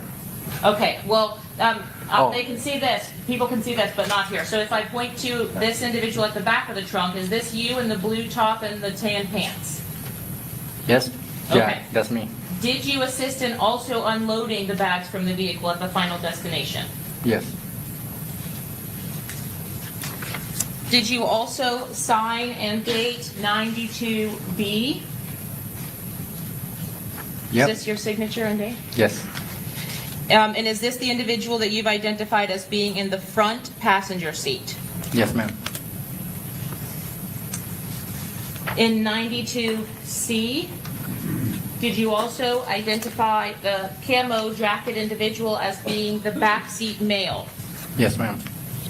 And lastly, 92D is the individual in the center of this photograph here, the individual that you identified as the female that was in the back seat. Yes, ma'am.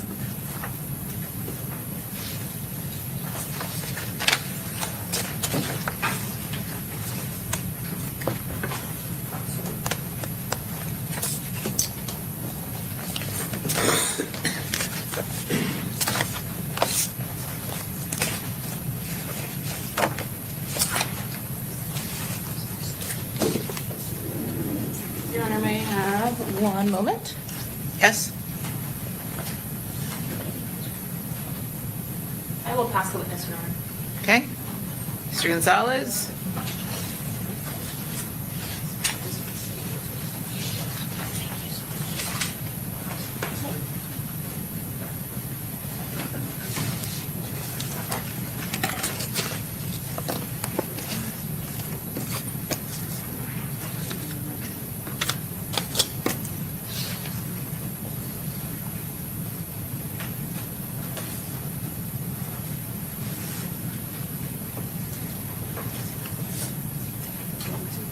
kind of dancing in his seat a little right now. I don't know what music he hears.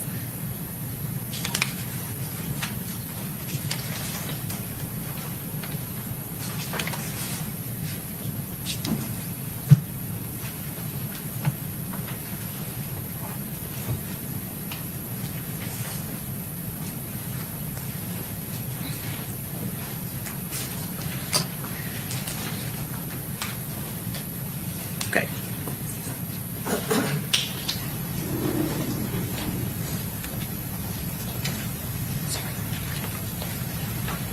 Is it Mr.? Wait, just sir.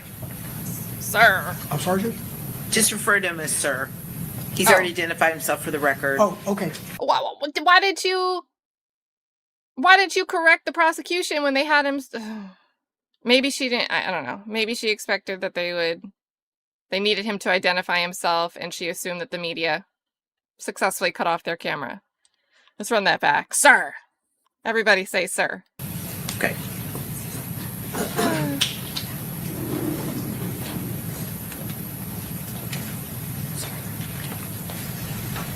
Is it Mr.? Wait, just sir. I'm Sergeant? Just refer to him as sir. He was He's quick already with it, identified though. himself for the record. Oh, okay. Yes, Judge, thank you. He had a brain fart. He forgot. You identified, sir,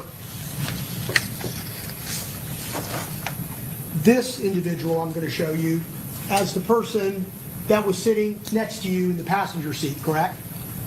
Yes, that's correct.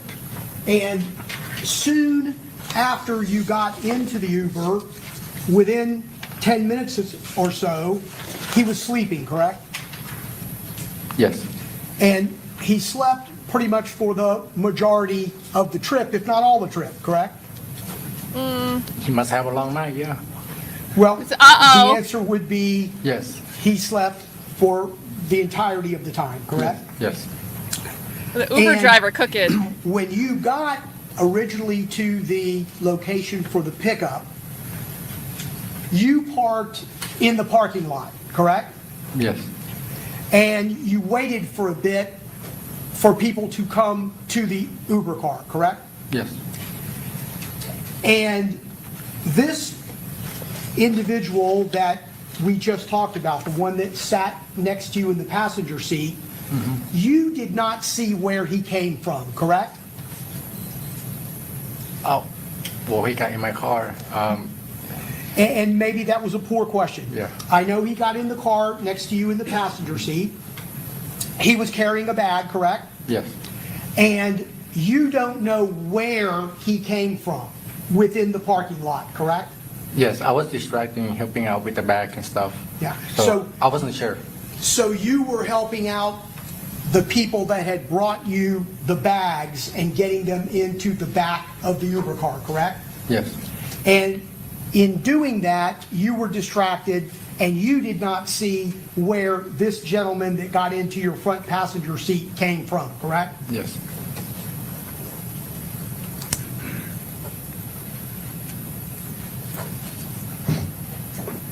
Are you sure you were not driving 90? 80. No further questions. Okay, Mr. Sinardi. No questions, Your Honor. All right, so real quick, let's break that down, why that exchange happened. And the Uber driver just kind of cooked the defense a little bit, the defendants, because this attorney, Brian Gonzalez, is trying to counteract two things here. The inference pushed by the state's line of questioning that, one, they were kind of silent. It was, they said some small talk, but that was it on the ride home. But otherwise, it was oddly silent. Like they didn't want to say anything in front of somebody that they didn't know. And then they also didn't want you speeding, as if they might be worried that you'd get pulled over while they were in there. Those are the inferences that that line of questioning was meant to elicit from the jury's own way of thinking. So this defense attorney tries to get up there and counteract both. And I don't think either of their responses, I don't think they were like anything but a natural response from the Uber driver, but they weren't helpful really to Brian Gonzalez's intent in the questions, because we got, well, maybe he was quiet because he went to sleep, right? Wasn't he sleeping during the ride? Well, he must have had a long night. Maybe he was busy out here blazing someone down. Long night. And then when asked about the speeding, he's trying to say that it was 90. And maybe at the point of someone going 90, that's where you start to feel unsafe. I don't think most people feel unsafe when someone's going just a little bit over the speed limit, but too much over the speed limit, you might be like, why are you driving so fast? So he was trying to create a reasonable why somebody might mind more than usual about someone going 5 to 10 miles over the speed limit, because it was actually more like 20. And he's like, nope, it was 80. It was only 80. So. Mr. Wise? Mr. Petredis? Okay, any redirect? No, Your Honor. Okay, may this witness be excused? Okay, thank you. You're free to go. Hit the like button for the Uber driver.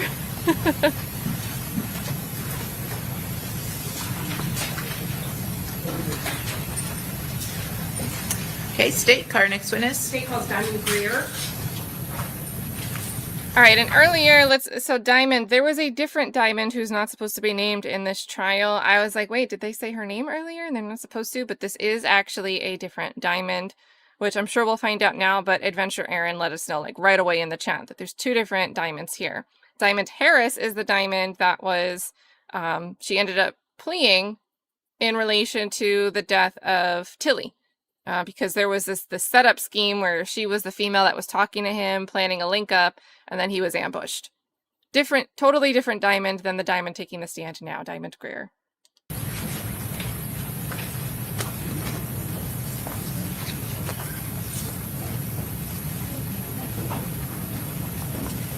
And we're almost caught up, but we can zoom a little.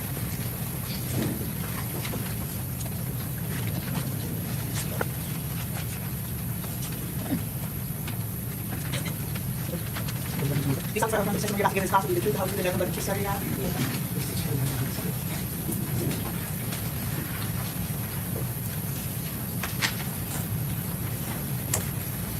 Very good. You may proceed. Thank you, Your Honor. Please state your full name for the record. Diamond Greer.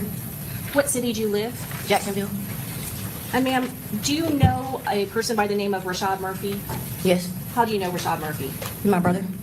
Do you also know a person by the name of Davion Murphy? Yes. Are you also related to Davion Murphy? Yes. And this morning you're here under a subpoena, is that correct? Yes. So you are compelled to be here? Yes. You don't want to be here, is that correct, ma'am? Not really. And do you recognize and do you see Davion Murphy in the courtroom today? Yes. Can you please point to him and describe what he's wearing? He's standing. He has on a black suit and white and black shirt. Your Honor, may the record reflect she's identified Davion Murphy. The record shall so reflect. Why is he always And then standing? you have testified that he's your cousin, is that correct? Yes. How long have you known him? All my life. And going back to July 26th of 2024, did 2 detectives from the Jacksonville Sheriff's Office come and meet with you? Yes. And did they have a photograph from a still photo from a Ring video camera that they wanted you to look at to see if you could identify that person? Yes. And prior to showing you this particular photo, what did they tell you it had to do with regards to an investigation? They told me he had vandalized or damaged an Airbnb, and they were asking me if I had seen him. And so during that conversation, they never mentioned to you that this actually was a homicide investigation, is that correct? No, not at all. And were you willing to look at that photograph under those circumstances based on how Jacksonville Sheriff's Office relayed to you the investigation? Yes. I'm going to show you State's Exhibit 38C. Ma'am, do you recognize this still photograph? Yes. And is this the still photograph that those detectives from the Jacksonville Sheriff's Office showed you? Yes. And were you able to identify the person in this still photograph from the Ring video? Yes. And who is that, ma'am? Davion. Here, at this time, we pass the witness. Okay. Any questions, Mr. Gonzalez? No questions, Your Honor. Okay, Mr. Sinardi? No questions, Your Honor. Mr. Wise? No questions. Mr. Petredis? Okay, may this witness be excused? She may, Your Honor. Thank you, ma'am. You're free to go. All right. Okay, State, who's your next witness? The state calls Alicia Kaufman. Oh. For a minute. Thought we had a different Alicia. I was like, what the heck?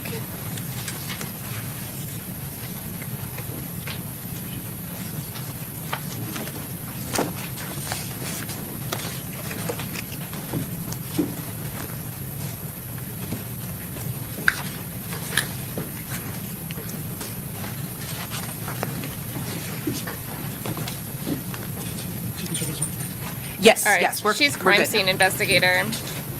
So she searched the black Dodge Charger that belonged to Julio Foolio.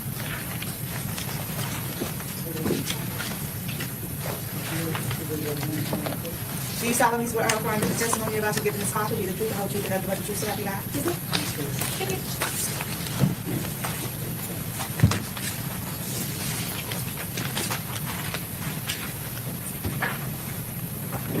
Proceed.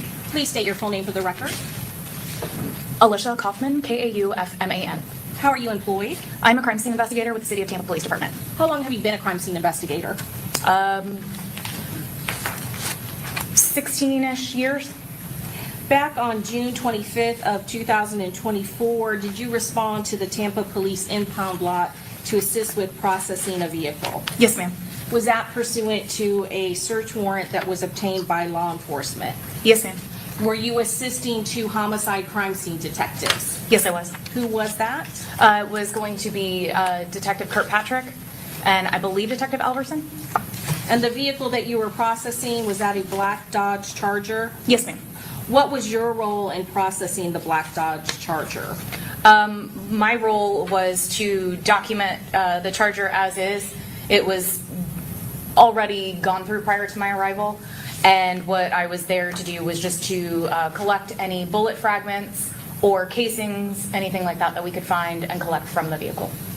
And when you said it was already gone through, had there been other crime scene investigators that were already there that had previously documented and collected evidence from the exterior of the vehicle? Yes, ma'am.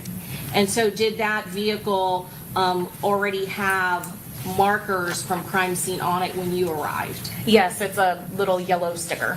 And it had been removed from the original crime scene, is that correct? Yes, the only location I went was our impound lot on Lois. And there is, again, another crime scene investigator that would have documented and photographed that vehicle on scene on McKinley Drive at the Home to Suites, is that correct?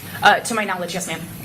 And you were not asked to swab for DNA. Was it your understanding that that had already been done as well? Yes, ma'am. Thanks, Deborah, for the reminder to hit that like button, please. Introduce into evidence states 68A through double M. Any objection, Mr. Gonzalez? No objection. Mr. Sinardi? No objection. Mr. Wise? Mr. Petredis? Admitted? Ms. Kaufman, what is 68A?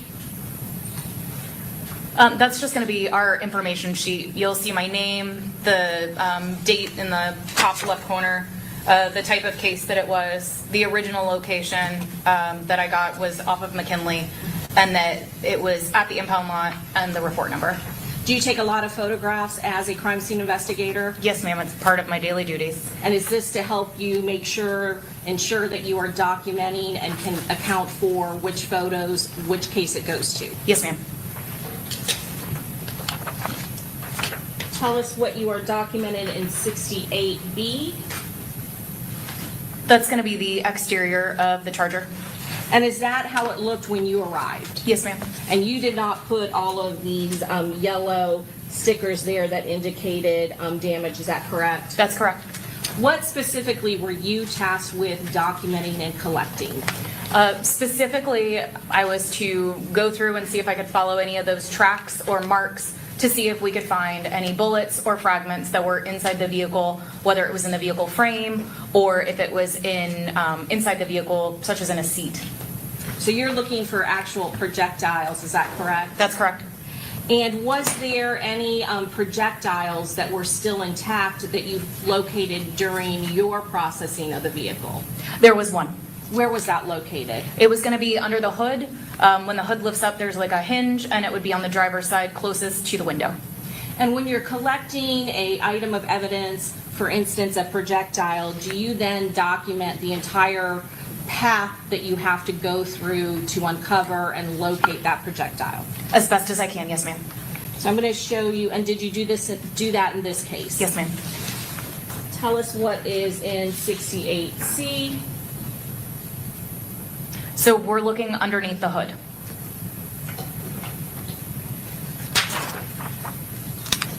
And then 68D. So it's a little bit difficult, but there's a bar that comes down in between, kind of in the middle of the picture from right to left. It's like a hinge. So when your hood comes up, that hinge holds everything on. And it's a little difficult, but you'll get to it in another picture or two. There is a projectile underneath that hinge area. And so do you take close-ups so that you can then get a better look at the item? Yes. Is that what is being shown in 68E? Yes. And I know it may still be difficult based on the coloring, but and the large screen behind you, could you please point it out where specifically it was located? Sure. It's gonna be right here in the middle, the hinge that goes down, and then this is your projectile here. And then do you actually collect it and take a photo and measurements of it? Yes, ma'am. I'm going to show you 68F. Is that what is being shown in 68F? Yes. And after you photograph it, what do you do with it? It gets placed in an envelope and it is sealed, and then eventually it gets released to our property room. And though this is intact, does it still appear to be damaged? Yes, ma'am. And then did you then go into the interior of the vehicle and again locate any damage that was caused by projectiles and try to retrieve any sort of projectiles from the pathway? That's correct. What is in 68G? So we're looking at the driver's side seat and the driver's side seat back from outside of the vehicle looking in. Was there damage caused by projectiles to the driver's side seat? There was damage, yes, ma'am. I'll show you 68H. What is in 68H? So that's just the back side of the same headrest that we were just looking at on the driver's side seat. Okay. And can you see damage to that? Yes, ma'am. And where is that located? We're going to be looking right here at the middle to the right portion of the photograph. You can see this mark here and this mark here. And after you noticed that damage, what did you do? I removed the seat back, the headrest portions. And then did you put it on brown paper and then write on it so that you could identify exactly what it is you're taking a photograph of? Yes, the drivers and the passengers are pretty identical, so I wanted to make sure that I had specifically what was going to be what, and that way I could keep continuity. I'm going to show you 68I. Again, is that your handwriting depicting where you removed this headrest from? It is. Okay. And is there, again, damage by projectiles that is in the driver's seat headrest? Yes, ma'am. Okay, now point to it if you look on it. Sure. Are these the two areas that you're looking at? Yes, ma'am. That way you don't have to keep getting up. What are you documenting in 68J? So we're just documenting the same points of damage that you pointed out just previously, as well as I believe there's another small fragment closer to the L crux of the measurement there. Okay. And are you referring to this over here? No, actually. Oh, I apologize. That's okay. Right about here. Right here. Yeah. Oh, I see it now. Okay. 68K? That's just going to be a more close-up photo of the previous photo. That previous photo, we kind of want to show where on the headrest it is. Now we're looking closer at each point of damage. 68L, again, still the driver, is that correct? Yes, ma'am. And on what side of the headrest are we looking at now? So now we're looking at the rear of the headrest. And is over here where you're showing the projectile damage? Yes, ma'am. Did you also do the same thing with the passenger headrest? I did. 68M, is that what you're documenting? Yes. And can you tell us where the damage is? And I can point it if you can tell me if I'm correct. Is that where it is? Okay. Yes, ma'am. Those small points there. What are you documenting in 68N? Just the second angle. 68O. So now we're getting a little bit closer up using that measure again.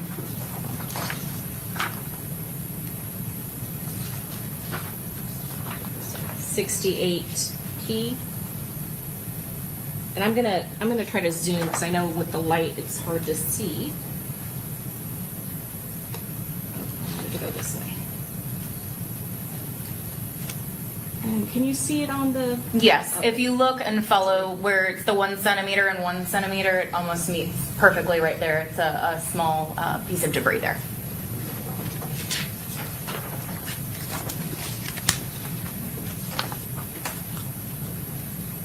$68Q. I believe we've moved to the backside of the headrest. Passenger side. I'm sorry, the backside of the passenger side headrest, yes. So there was damage, projectile damage, both to the driver's side headrest and the passenger side headrest. Yes, headrest. And what are you documenting is 68R? And let me unzoom it for you so you can see the whole photo.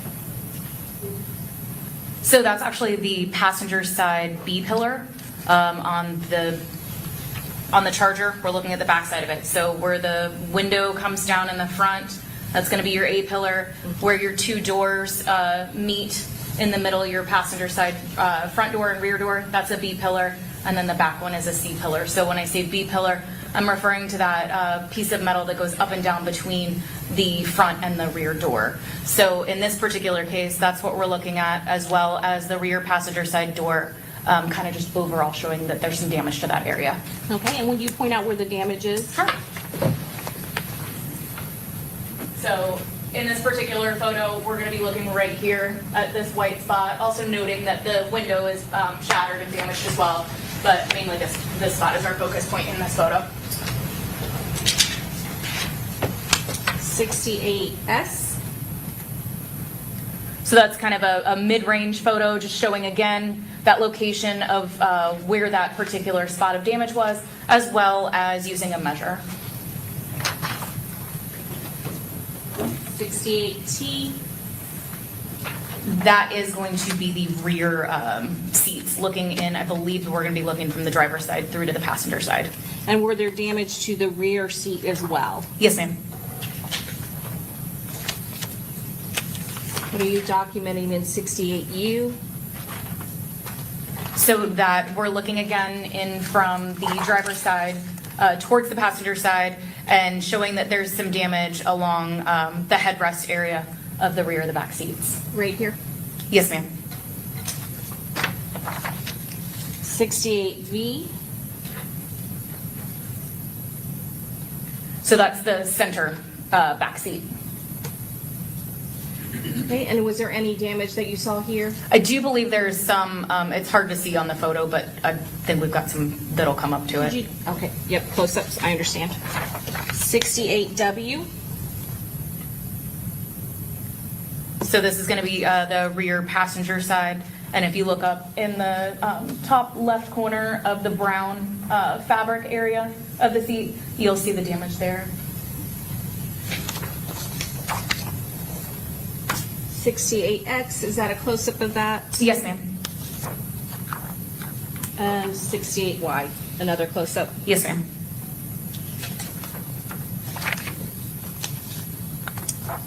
$68Z. And again, I know it's hard to see because of the black and the glare, but what are you documenting there? That's going to be another little point of damage on the passenger side. I think it's a 68A. That's going to be again on the passenger side headrest, or rear passenger side headrest, excuse me, showing some damage.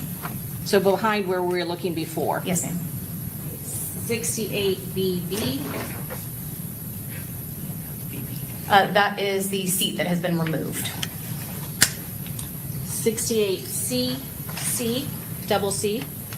That's going to be the damage to the back of the seat on the fuzzy fabric portion. And that's what you're referring to? Yes, probably about the 1.5 centimeter to the 1 centimeter. 68DD. That is going to be the rear, excuse me, the rear driver's seat, as well as that middle seat. It came out as one attachment there. And again, just showing that it's been removed so that we can get those good photos of the damage. Okay, and can you point out where the damage is on this particular exhibit, 68 double D? We're going to be looking here, up at the headrest area, to the center back, and I believe there's some that's hard to tell, but it's along here. Okay. Okay, sorry, because I know it's black and there's a glare. And I know that it's. Here's a, let me show a close-up of the top of that anyway, 68 EE. So that's going to be the damage there. And then 68 FF. What are we looking at here? We're looking at the headrest, just that mid-range, getting a little bit closer and closer each time we take those photos of damage. And that's going to be, again, the driver's side.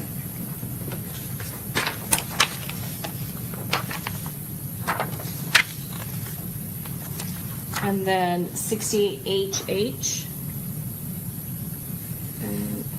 That is going to be the back side of the driver's side, excuse me, the rear driver's side seat, just showing damage. It's pretty hard to see, but it's about that 2 centimeter and 2 centimeter mark where it meets together. It might be a little bit either. Yeah. Better. 68 II, and are you referring? Yes. Yep.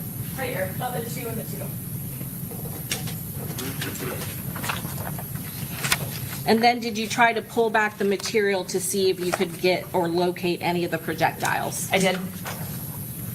What's in 68 JJ? That is going to be a jacketing. 68 KK, that same area, is that correct? That's correct. And after you get the jacketing, what do you do with it? It's placed into an envelope, again sealed, my initials, and then placed into our evidence.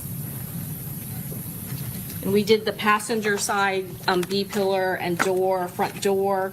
Was there also damage to the driver's side door? Yes, ma'am. 68 LL, what are we seeing in this particular photograph? So we talked about those pillars before. This one we're looking all the way down at the, do you mind if I get up? No, please do. So this is going to be that A pillar that we talked about. We're going to follow it all the way down to where the dash is down here, and we're looking specifically at this damage right here in the center of the photograph. And 68 MM, is that a close-up? Yes. So again, that's where we followed it all the way down. We're in that mid-range, showing again kind of where we are in the vehicle. And for these B-pillar damages, were you able to locate any projectiles or jacketing or anything like that associated with those paths? I believe this one might have had a couple pieces of debris, but nothing large of note that I could specifically say came from a projectile. We dug it out kind of behind the dashboard. Any broken fragments or projectiles, would you have impounded them and collected them and put them into evidence? I would. Your Honor, at this time we'd pass the witness. Okay, Mr. Gonzalez, No questions, Your Honor. Mr. Sinardi, No questions, Your Honor. Mr. Wise, Yes, thank you, Your Honor.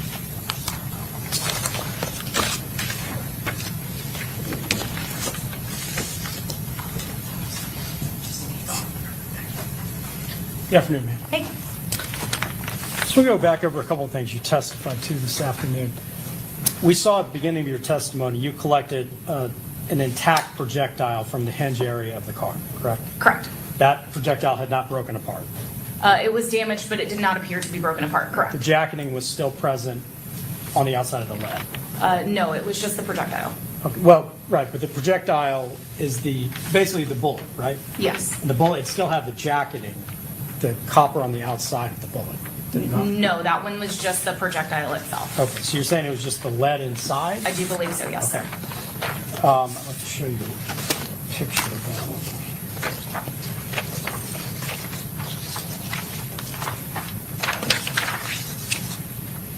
Show you 68F. This is the projectile you're talking about? Yes. This yellowish material on the outside, it's your belief that's lead?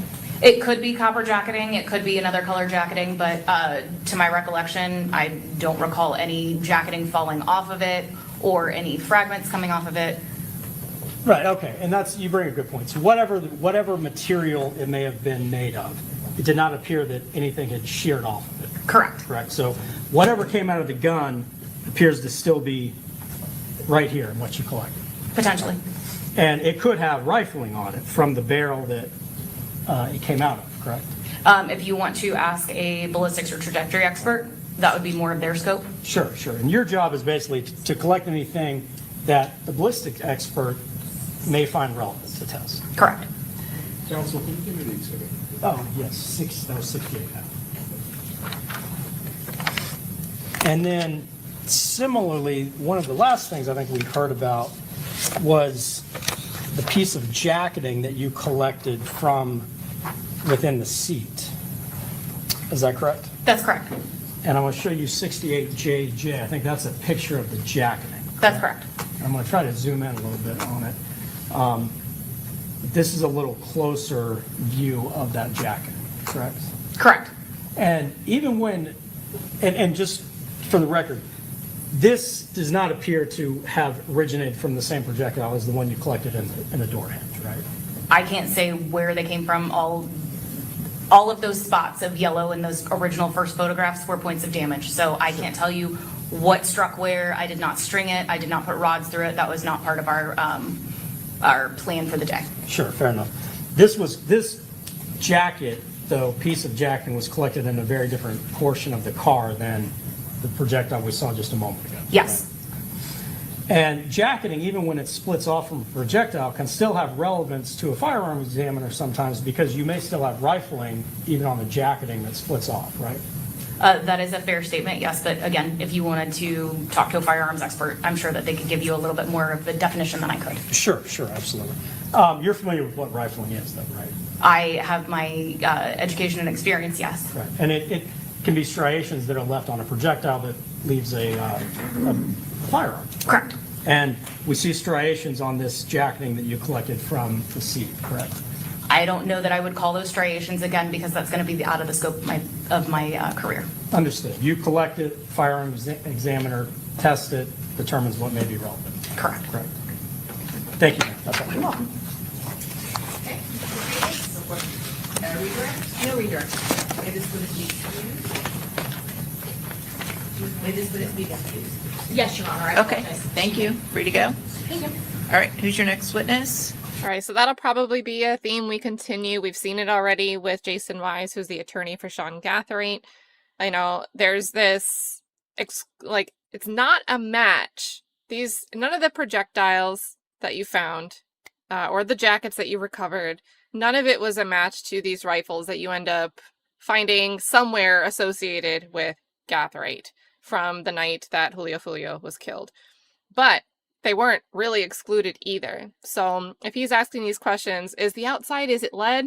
He's going to try to distance and create distance so the state can't rely so strongly on the argument that, well, just because it wasn't a match, it wasn't excluded either. So that's going to be the back and forth I think we see from Gathright's team. Bernardo de Jesus.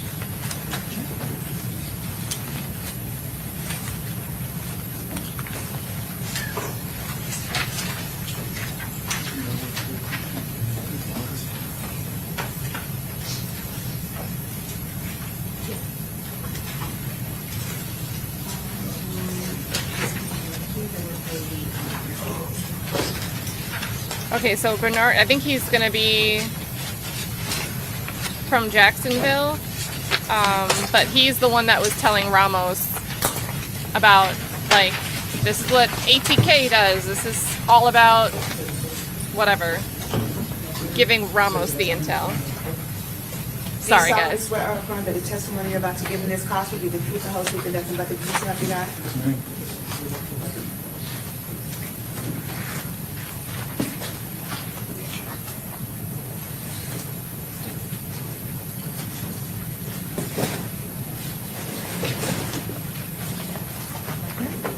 You may proceed. Thank you, Your Honor.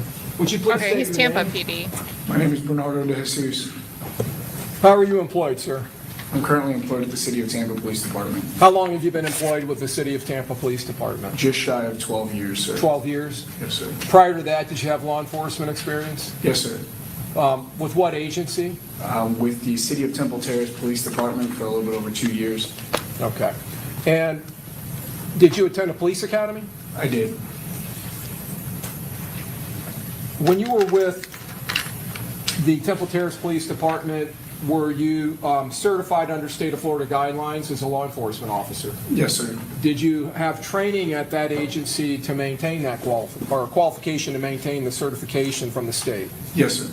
And when you came to the city of Tampa to work at the city of Tampa Police Department, and since you've been there, have you gone through annual and routine in-service training to maintain your certification as a law enforcement officer? Yes, sir. So I'm going to call your attention back to June of 2024. Where were you assigned at that time within the city of Tampa Police Department? June of 2024, I was assigned to the city of Tampa, what we call District 2, which is the north side of the city. I was assigned to the street anti-crime unit on day shift squad on A cycle. What time did you come on duty? My shift started at 6 a.m. and ended at 5:30 p.m. every day. Did your duties at that time include assisting with other scenes, assisting patrol officers and detectives in other scenes? Yes, so our main function, we were a plainclothes unit we drove regular unmarked vehicles. We were kind of a bridge between patrol officers and detectives for incidents that may occur, or crimes in progress, or assisting in latent investigations. What is your current assignment? I currently hold several hats here at the department, but I'm currently assigned to the Field Training Officer Squad for District 1 in South Tampa. I'm also assigned to the Bomb Squad, as well as I'm a bomb technician permanently attached to the SWAT team with the City of Tampa. Were you assigned to the Bomb Squad back in June of 2024? Yes, sir. And as such, were you also attached to the SWAT team at that time in that capacity? Yes. All right, I'm going to call your attention to June 23rd of 2024. Do you recall in the early morning hours responding to a homicide scene in the city of Tampa? I do. Was that scene located somewhere near the University of South Florida? Yes, sir. Do you remember it being located literally across the street from the university? Yes. Do you remember what the cross street there was? I believe the nearest major intersection is McKinley, which is just to the east of where this occurred. Okay, and that would have been intersecting with Fowler? Fowler Avenue, yes, sir. And did you, the area you responded to, was it a multi-hotel complex property? Yes, I believe there's 3 hotels on that property. Did it include a home to suites? Yes, sir. And was there a Holiday Inn? Yes, sir. When you arrived there that morning, were you traveling by yourself or with another officer? No, I was traveling with another police officer, now Detective Patrick De Jesus, no relation. Okay. And what type of vehicle were you in? I believe we were in a Well, I think Patrick De Jesus is the one that apprised Juan Ramos of the gang intel. I don't think it was Bernard De Jesus. black Toyota Camry. I'm going to publish Your Honor states 1.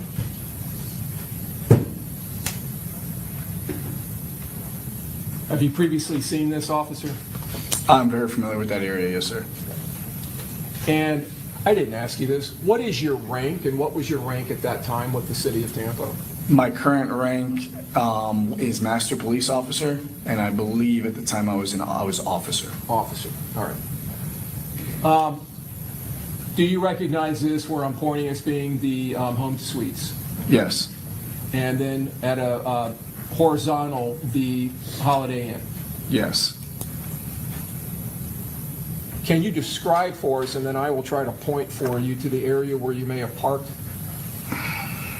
I would have, so if we're referring to the image on the screen, roughly, if you're looking to see the word East Fowler Avenue, which is kind of directly above this grass, which is just above the parking lot. Any point? We would have parked somewhere on that grass there between the parking lot and where the word East Fowler Avenue is, roughly. Okay, so there's several East Fowler Avenues, but I'm assuming you mean right here? Yes, sir. Okay, so in the grass here where I'm pointing? Yes, sir. Would you agree with me that is towards the top third of the photograph, just to the left of center? Yes, sir. All right. When you arrived at the scene, were there other officers on scene? There were. Was there crime scene tape up? There was. So there was a secured crime scene? Yes, sir. Were there other units on scene? Yes. When you first arrived, did you make contact with other officers? I did. And did you talk to them? Yes. All right.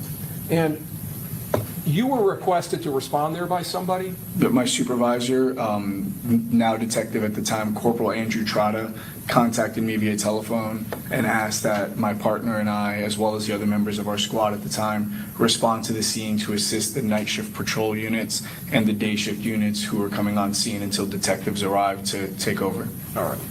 So, did Corporal Trotta ask you to do that because these shifts are starting to change? Night shift is going off, day shift is coming on? Partially, as well as it's part of our charters to assist with any investigations on serious crimes like this. So, after speaking with officers in that scene, did you end up making contact with some civilians that were there in the scene? Yes. And was it drawn to your attention that they were there around the time that the shooting occurred? Yes. And did you speak with them? I spoke with several individuals on scene, yes, sir.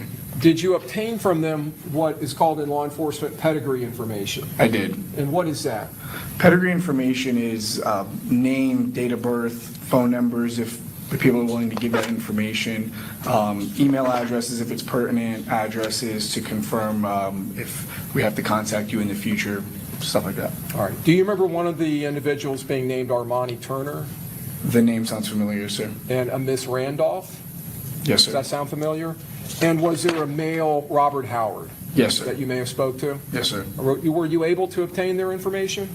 I was. Was there a black Charger still in the scene? There was.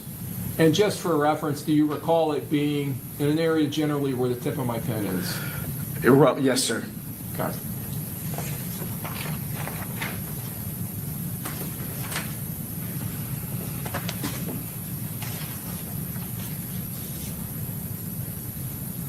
Publishing states 7A.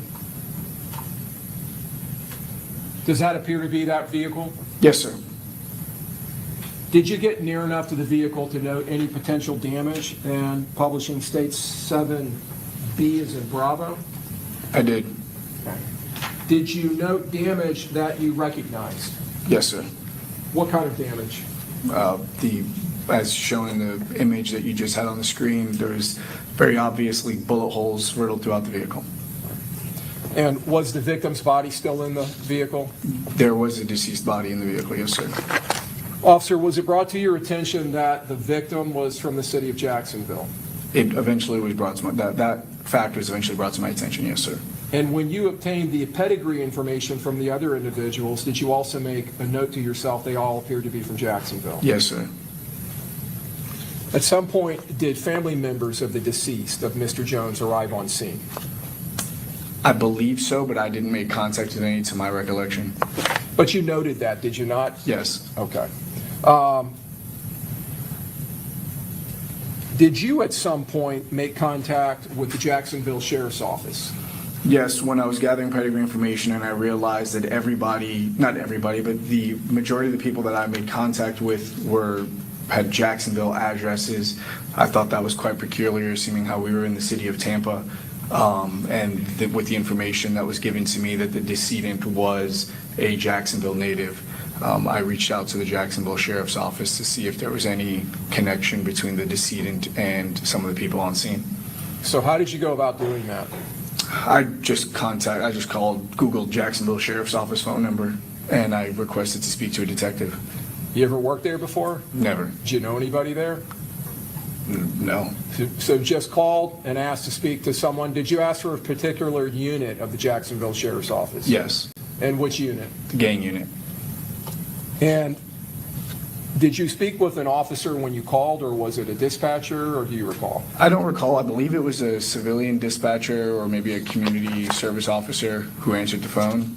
But soon after, I left my information, my name, employing agency, phone number, and I was contacted shortly thereafter. Okay. And was that a detective that called you back? It was. And was that Detective Drabek? Yes. Did you have a conversation with Detective Drabek? I did.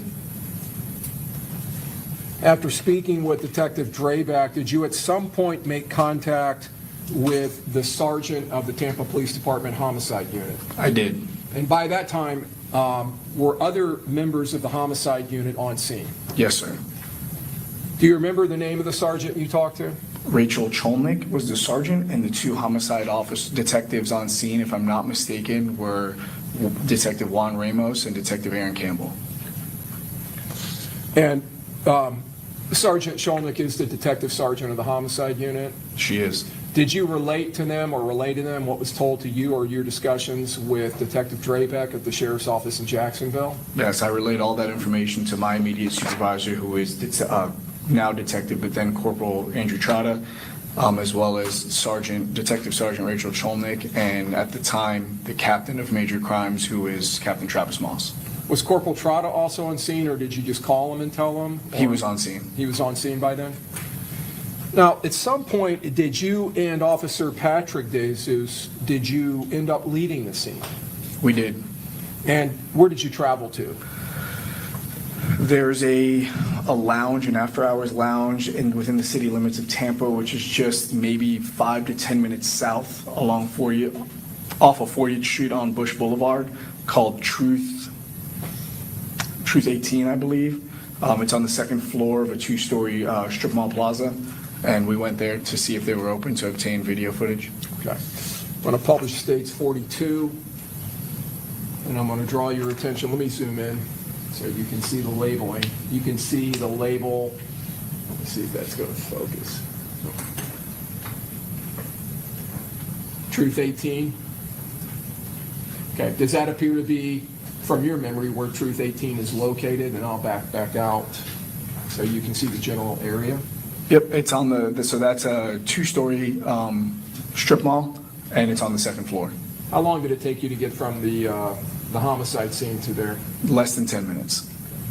And when you arrived, did you and Patrick DeJesus, did you all search for exterior cameras? Yes, we were hoping that since it was relatively early in the morning that maybe some of the bar employees were still there, since it is an after-hours lounge, but the business was closed, but we did note cameras in the exterior. So no contact that morning with any employee? No contact at all. Did you relate your findings back to homicide or to Corporal Trotta? Yes, sir. Do you have any other involvement in the actual investigation of this case? Aside from contacting the Jacksonville Sheriff's Office and then relaying the information that I obtained, no, that's my recollection. All right. I want to go back before your work at the Temple Terrace Police Department. Were you enlisted in the military at some point? I was. What branch of the military? United States Marine Corps. During your time in the military, in the Marine Corps, did you receive training in the use of certain small arms and rifles? Yes, sir. Which rifles? The M16, the M4, and several other machine guns. Okay. And the M16 and the M4, are those considered to be AR platform rifles? The AR-15 is patterned after the M4 and M16, yes, sir. How are those two weapons different than AR-15s that would be available to civilians here in the United States? The main difference would be the fact that an M4 and M16 has a third pin drilled in the lower receiver, which allows it for the safety to be switched to either full auto or 3-round burst. Okay. Now, without that function, the burst or the full automatic function, would they otherwise be similar to an AR-15 rifle that a civilian here in the United States could buy at a gun store or Bass Pro Shops? Yes, sir. Or any other retailer that sells AR-style rifles? Yes, sir. All right. So you had training in the Marine Corps on that rifle? Yes, sir. Did you deploy with those weapons? Yes, sir. Did you utilize them in combat? Yes, sir. Throughout your years in the Marine Corps, did you have to go through any kind of regular qualification or training? Yes, sir. With those weapons? Yes. How many rounds do you think you put through AR platform rifles in the Marine Corps? Thousands.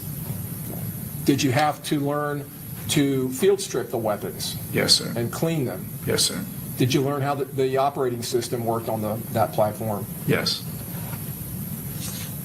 When you started your law enforcement career, starting first with the police academy, was there a firearms training component to the academy? There was. And how many hours or days did that consist of? I believe the firearms was it was maybe a week or two. Okay. And during that component, was there a What type of small arms were you training with? Handguns such as like Glocks, and M4s or AR-15s, and 12-gauge shotguns. When you began your work at the Temple Terrace Police Department, were you issued a sidearm? Yes, sir. A pistol? Yes, sir. Did you end up utilizing, when you were employed there, a rifle pursuant to your duties? Yes, sir. Was that issued to you? It was. And was that an AR-style rifle? Yes, sir. Did you receive training, and did you go through annual, either in-service or other qualification on those weapons? Yes, sir. And you said the handgun you were carrying was a Glock brand handgun? Yes, sir. Was it a Model 22? Is that correct? Yeah, Model 22, which is chambered in 40 Smith & Wesson. Now, other than being chambered in 40 Smith & Wesson, is the operating system the same as a Glock 9mm pistol that's chambered in 9mm? Yes, it's the exact same size, shape. It just fires a different projectile and uses a different magazine. So it would be loaded in the same fashion? Yes, sir. Fired in the same fashion? Yes, sir.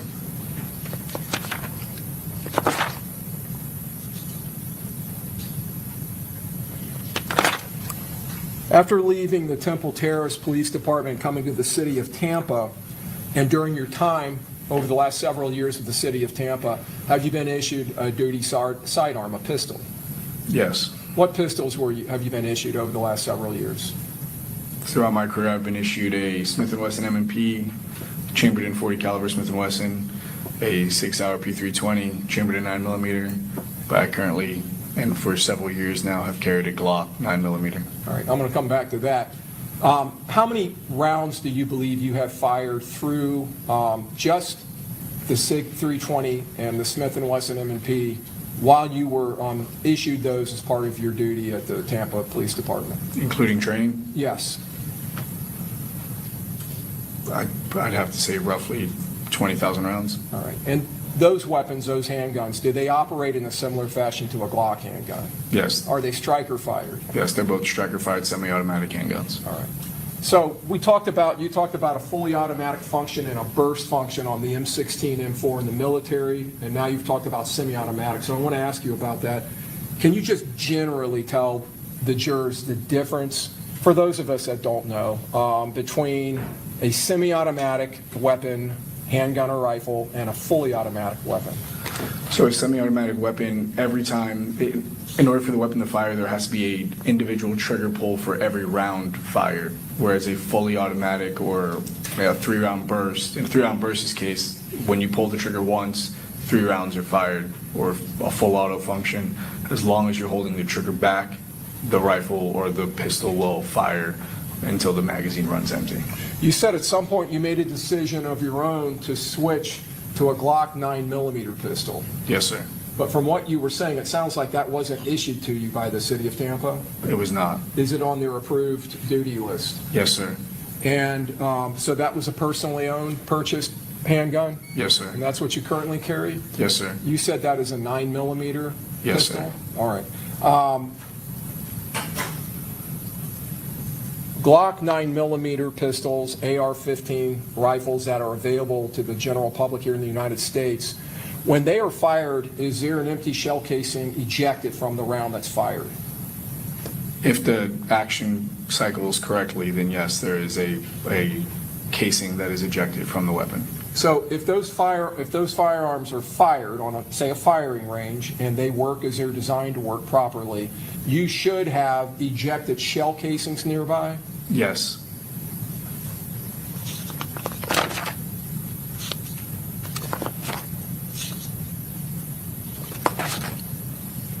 Over the course of your tenure with the City of Tampa Police Department, do you have any idea how many rounds you have fired, 9mm rounds that you have fired? No Either clue. in qualification or other training? A lot. All right. Now, uniformed officers have to go through training and they have to qualify with their firearms annually, is that right? Yes, sir. And you have to do that too, correct? Yes, sir. But do you receive and do you go through a more intensive training schedule as a member being attached to the SWAT team? Yes, sir. Can you tell the jurors about that? As opposed to just the annual firearms qualification course that normal officers go through. The SWAT team has monthly or bi-monthly training that includes firing weapons, and as a bomb technician attached to the SWAT team, we attend all their training with them, and the same range days, same amount of rounds. So that's monthly? Twice a month. Does that include, twice a month, I'm sorry, so twice a month, every 2 weeks? Yes, sir. So does that include shooting your Glock 9mm pistol? Yes, sir. Does it also include shooting an AR-style rifle? Yes, sir. Are you issued an AR-style rifle by the city of Tampa? Yes, sir. And do you have to go through annual qualifications and training to be able to carry that and use it in your duty? Yes, sir. And if I didn't already ask you, do you have any idea how many rounds you've put through AR platforms just while working with the city of Tampa? In the thousands. What a question. As part of your training, again, do you go through training to learn how to break the firearms down, how to clean them, their components and their parts? Yes, it's our responsibility to maintain the weapons. So now I want to move away from law enforcement to your personal time. Do you shoot extensively in your personal time? I do. And why is that? Just to stay proficient, and I enjoy the hobby. Do you compete? When time allows me to, yes, sir. Okay, what kind of competitions? Handgun or pistol competitions. All right. And is that through some type of a national competition or organization? Yeah, they're publicly open ranges to any civilian allowed to have a firearm, and you can sign up for the competition, and they have rules and guidelines that have to be followed. All right. So in your personal time, and this would be, would it be fair to say this would be in addition to all the shooting you do at work? Do you do a lot of shooting in your personal time? Yes, sir. And what type of handguns are you utilizing? Glocks. And what caliber? 9mm. And are you shooting AR-15 rifles in your personal time? Yes, sir. Have you, well, let me ask, annually, how many rounds do you think you put through 9mm Glocks just on your own time? Roughly 15,000 rounds. What about AR-15 rifles? Probably 10 to 15,000. Do you stay abreast of the firearms industry? I try to. Do you conduct at times research in the firearms industry to see what's available, what gear, what weapons, any kind of new developments? Yes, sir. Are you familiar with manufacturers of firearms? Yes, sir. Are you familiar with manufacturers, companies that make ammunition? Yes, sir. Are you familiar with companies and manufacturers that may produce components or attachments or parts for AR-style rifles? Yes, sir. How about magazines for either AR-style rifles or Glock handguns? Are you familiar with companies that produce magazines for those guns? The larger ones, yes, sir. And both of those firing systems work off of what's called a box magazine? Yes, sir. Are you familiar with the common chamberings in the AR-15 and in Glock firearms? Yes, sir.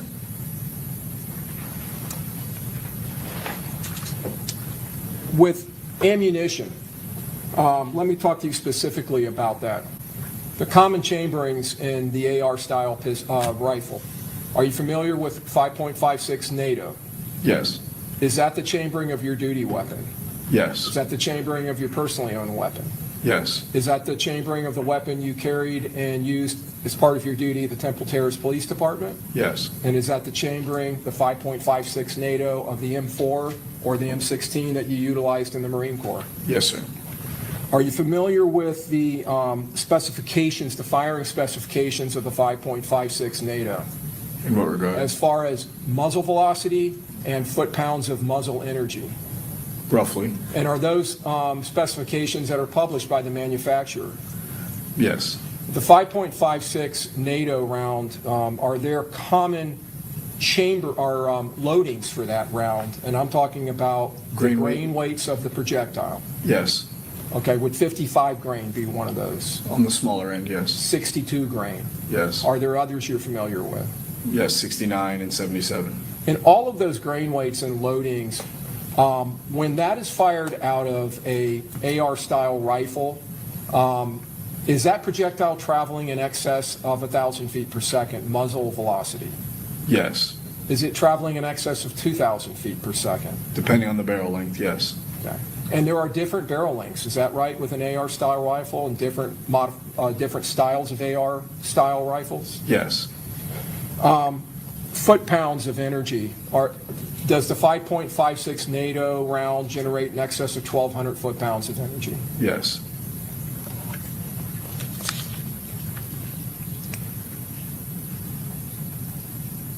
Are you familiar with companies that manufacture 9mm ammunition? Yes. Can you name some for us?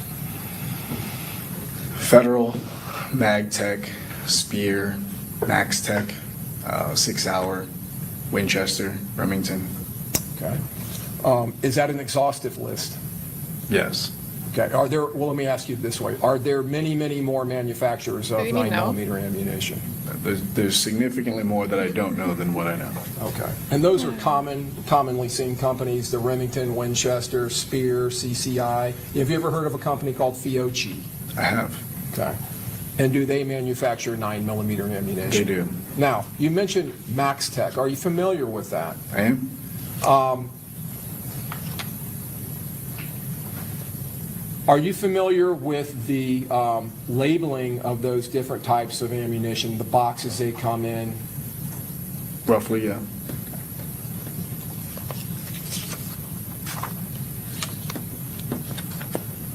So let me talk to you, go back to the AR-style rifle. Are there different gas block systems on different AR-15 rifles? Yes. And depending on the gas block system being utilized, does it affect the appearance of the rifle? Possibly, yes. Can it possibly affect the length of what is called a hand guard, the Yes. portion of the rifle in front of the receiver? It could. Okay. And that would depend on the style of the gas block system? Yes, sir. All right. Can you tell the jurors some of the standard types of gas block systems? So the most common and what's seen on most military rifles is what's referred to as a front sight post or a front sight base or FSB. It's where the front sight for the rifle is attached to the gas block of an M16 or an M4. And then there's, more commonly in the civilian market, is what's referred to as a low-profile gas block, which doesn't have a sight attached to it, and it fits under a handguard. Okay. And are there smaller gas block systems? Is there a mid-length gas block system? Yes. Is there a carbine-length gas block system? Yes. And with those two versus, I believe what may be called a rifle gas block system, is that correct? Yes. Would that change the appearance of the part of the rifle that extends past the receiver of the rifle? If the gas block was exposed, yes. And are you familiar with what the different gas block systems and the different AR-15 rifles, their appearance, what they look like? Yes. Have you seen all of those variants at one time or another? Yes. Have you looked at them in either industry literature or manufacturer literature or online? And in person. And I'm talking about images and in person. Yes. Have you fired multiple gas block system Yes. AR?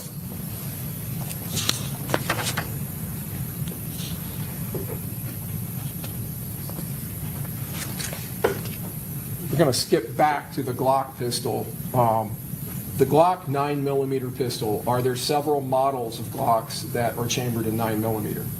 Yes. And has Glock gone through several iterations since its introduction in the 80s? Yes. Does that include, or do they phrase that as generations? They do. And is there a generation 1? There is. And does it go through a generation 5? We're currently on 6. Currently on 6, that was just introduced a couple months ago. Yes, sir. Is that right? Okay. And the generations, is that the nomenclature that Glock manufacturing utilizes? They do. And is there some type of roll mark or marking on the slide to indicate with the, I believe it is the Gen 2 going forward, that it is a Gen 2 or 3 or 4 or 5? Yes, sir. Is it abbreviated on the slide? It is. To GEN? Yes. And so in the firearms industry, is that commonly referred to as a Gen 3 or a Gen 4 or a Gen 5? Yes, sir. Glock. Okay, and you're familiar with those? I am. AR-15 style rifles, are they frequently equipped with some type of a strap system that allows the user to carry the rifle in some form or fashion? Yes, you're referring to a sling. Yes, okay, a sling, all right? And in the weapons that you've utilized in law enforcement, including the current one that you carry or you have, your AR-15 style rifle, does it have a sling? Yes, sir. And slings, can they be attached to different points on AR-15 rifles, depending on the design of the rifle? Yes. Detaching and attaching a sling to a rifle, how complex or difficult is that? It's not at all. Okay. Can you tell the jurors what the purpose of the sling is? A sling is essentially a way for you to carry your rifle with you without having to utilize your hands in case you have to do something other than hold on to the rifle itself. You can tighten it, loosen it, whatever you have to do to keep it stowed on your person without physically holding it with your hands. Does it also have benefits such as freeing up a shooter's strong hand? Yes. Or hands? Yes. To allow them to access a secondary weapon like a pistol? Yes, sir.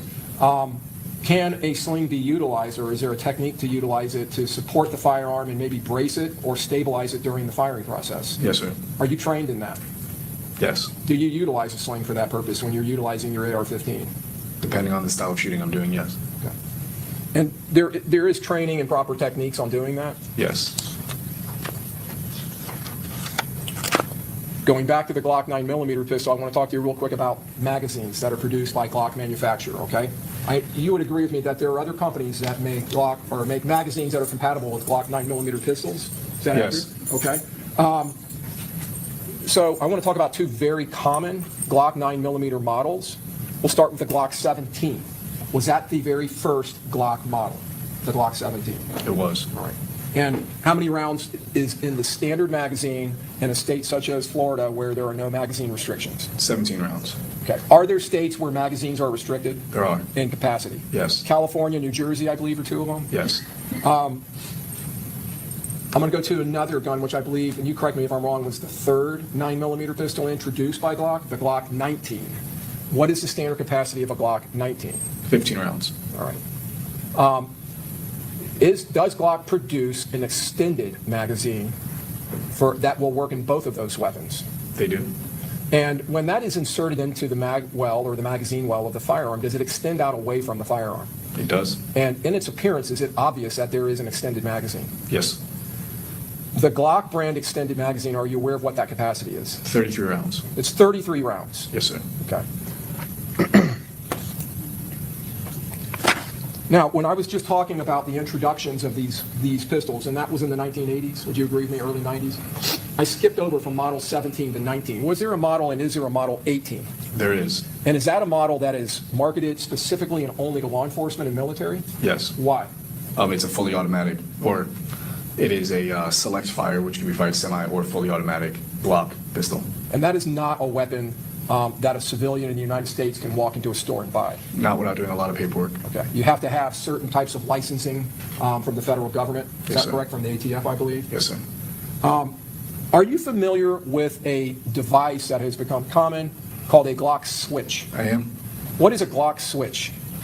It replaces the backplate on a Glock, which gives it access to the striker, which is what hits the primer on a round, which is what makes it able to be fired, and it also can make the weapon fully automatic. And back in 2024, was that a pretty simple conversion that was being circulated a lot on the internet and other places? Yes, it's very easy to manufacture. All right. Did Glock attempt in the latter part of last year to make modifications or changes to Yes, the Glock guns to prevent that from happening? Yep. They released, we said that there are 6 generations of Glocks. They technically came out with the Glock V as its own generation, I guess you could call it, which was to prevent the guns from being modified to be fired fully automatic. To prevent use of that switch? Yes. And the current Glock Generation 6 also has that modification to prevent that? Yes, sir. All right.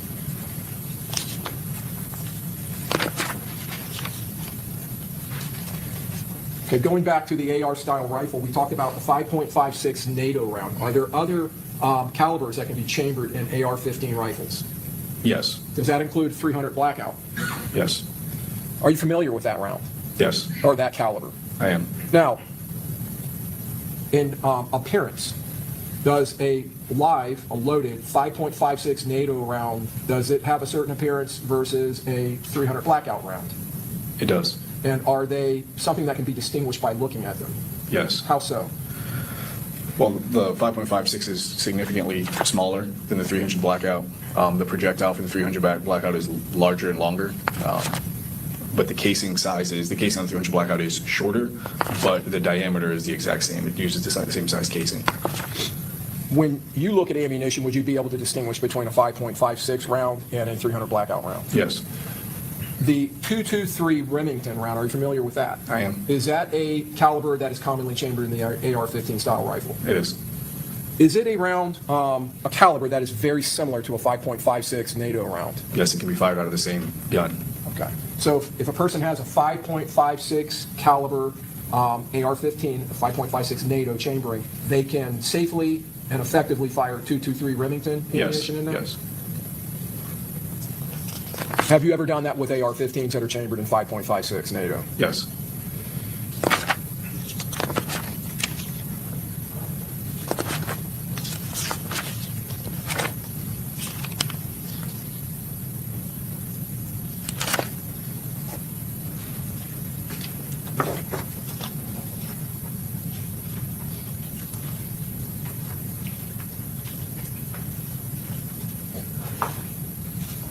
Your Honor, I would tender states 48A as an alpha through He double checks his Y watch. as in Yankee. 48, Correct. For ignition?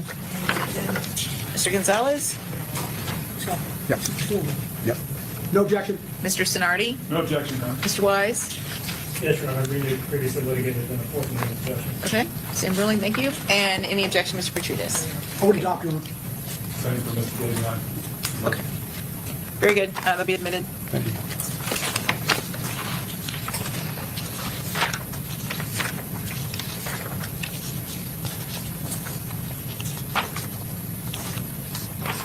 Publishing states 48I. Officer, if you need me to bring the photograph to you, that is fine. Do you recognize make that as myself being littler. or consistent with a Glock 19 model? Yes, it appears to be a Gen 4. Okay. And is there something here on the grip that distinguishes that from a Generation 5? Yes, so if you're looking at the grip, the side closest to the trigger guard, there are finger grooves along the grip. That is not on the Gen 5 or 6, that's only on the Gen 4. And then on the slide, there's no forward cocking serrations. There's only rear cocking serrations, which is not on the Gen 5 or 6. And this round, does that appear to you to be a 9mm round? It does. You indicated earlier that the standard magazine for this firearm contains 15 rounds. Yes, sir. The magazine to the left of that, does that appear to be a standard stock Glock magazine for that weapon? I mean, the video, the image is a little blurry, but it does appear to be an OEM magazine. Let me find a better image. States 48K. Do you see the Glock insignia at the bottom of the magazine? Yes, sir. Is this the Glock corporate logo? Yes. Okay. And it's actually the word Glock? Yes. Okay. And in fact, does this appear to be a 17-round magazine? Yes, sir. So this would be the standard magazine for the Glock 17? Yes, sir. Now, is that longer or shorter than a 15-round magazine for a Glock 19? Longer. And will it fit into the magazine well of this Glock 19? It will fit, but it will extend beyond the grip. Okay. It would extend out a short distance? Yes, sir. Okay.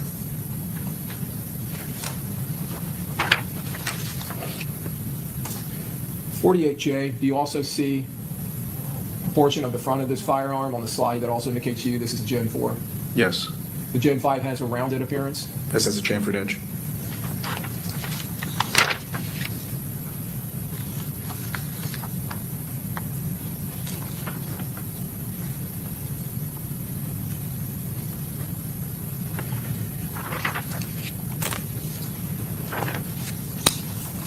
.48O, do you now see markings on this firearm Yes, sir.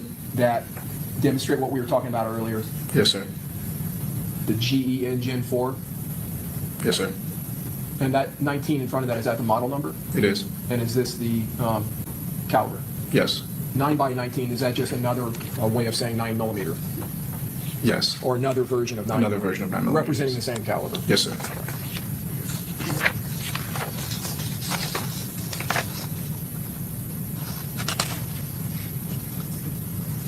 Shout out to Sheriff Chuck with the knowledge in the chat, and Tatum. Granny was trying to keep up too. Love it. I might need to bring this to you. Do you see this bag that appears to contain ammunition? Would you agree with me those are loaded rounds, live rounds? I mean, it's a very grainy photo, but they do appear to be live rounds. States 48, V is in Victor.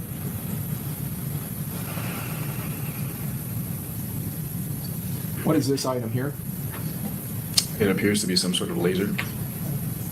And now looking into that same bag at a little bit better definition, do you see loaded live rounds? Yes. Okay. Can you tell what type they are? They appear to be 5.56 or 2.23.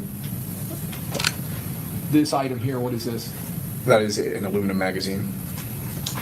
Would that, in appearance, appear to be consistent with an AR-15 magazine? Yes. Okay. States 48W was in whiskey. W. I think this is a little better. It's a 300 blackout. I'm sorry? Those appear to be 300 blackout. Those are 300 blackout. Okay. Now, we'll just take this round here. What is it about that round that's telling you that's a 300 blackout? The size of the projectile, the lack of taper at the crimp of the case. And some of this other loose ammunition, does that appear to be where I'm pointing? Those look like pistol rounds. 9mm? Possibly, yes.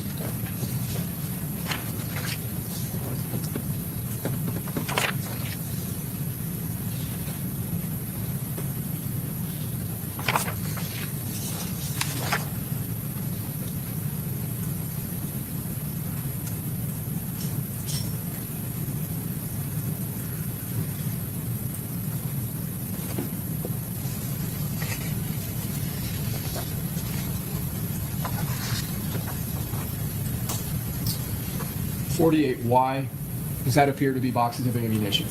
Yes. Are you familiar with this company, Hornady? Yes. Is that an ammunition manufacturer? It is. And this would be Winchester brand? Yes. These white boxes? Right.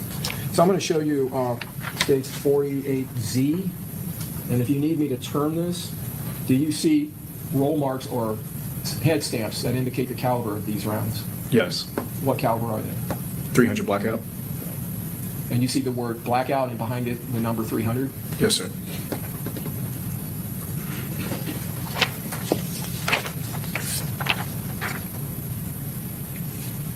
Yeah, if I'm not mistaken, with the Sean Gathrights, the Forerunner, they found a bag with live casings, but then they also found a bag that was like within a bag. It was like a bag within a bagception, where they found a bunch of stuff like gloves and casings. So I think they're getting through stuff that they probably have him here before they bring on grandma or mom. The brand of ammunition that's being shown here. I do. And I'm not sure if I'm pronouncing this correctly. I've always pronounced it Cellier Balot. Are you familiar with that company? I am. Is that an ammunition manufacturer? Yes, sir. In fact, they also make 9mm handgun ammunition. They do. And in this instance, what caliber is this? 300 blackout. So 300 AAC blackout, is that the full technical or industry identification? It's just one of the for that? names. It could also be referred to as 300 Whisper. Blackout. What does the FMJ stand for? Full metal jacket. And over here, we see a 147 GRS. What does that stand for? That's the grain weight. And the 9.55? Could that be the grain weight of the powder? Yep. Are those ammunition specifications that are commonly placed on ammunition boxes? They are. This is state 48 EE. E is an echo. I may be turning this a little bit as we look at it, so just bear with All me. right, there we go, all the boxes. I'm going to start with this white box here. And remember, we So saw even the though it's deputies white, carrying it's this way, in I'm long gonna try to see if exhibit you can read it. boxes after lunch. Do you recognize The the rifles. label on that box? I do. Do you recognize the item depicted on the box? Yes, sir. So this on the top, Magpul, do you know what that means or what it is? Magpul, it's a firearms accessory manufacturer that typically makes polymer parts, magazines, and other accessories. Do they also make you said magazines. Do they make a standard magazine that's utilized for the AR-15? As well as the Glock. Okay. And this is hand stop kit. So what is a hand stop?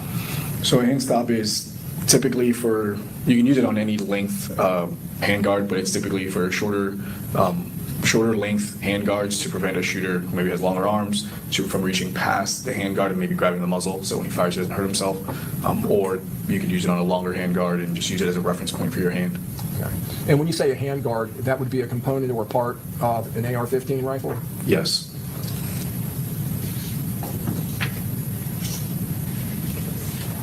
This box here to the right, do you recognize that box? I do.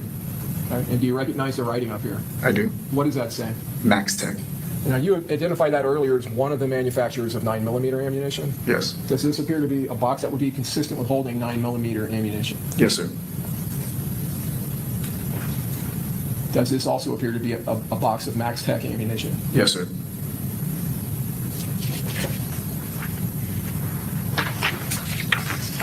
States 48 double F as in Foxtrot. Now, does this appear to be some of those items spread out that we were just looking at? Yes, some of them. Do you see the hand stop over here, the Magpul box? I do. Yes, sir. And the 2 boxes of Max Tech ammunition? Yes, sir. So I'm going to start with those in this exhibit.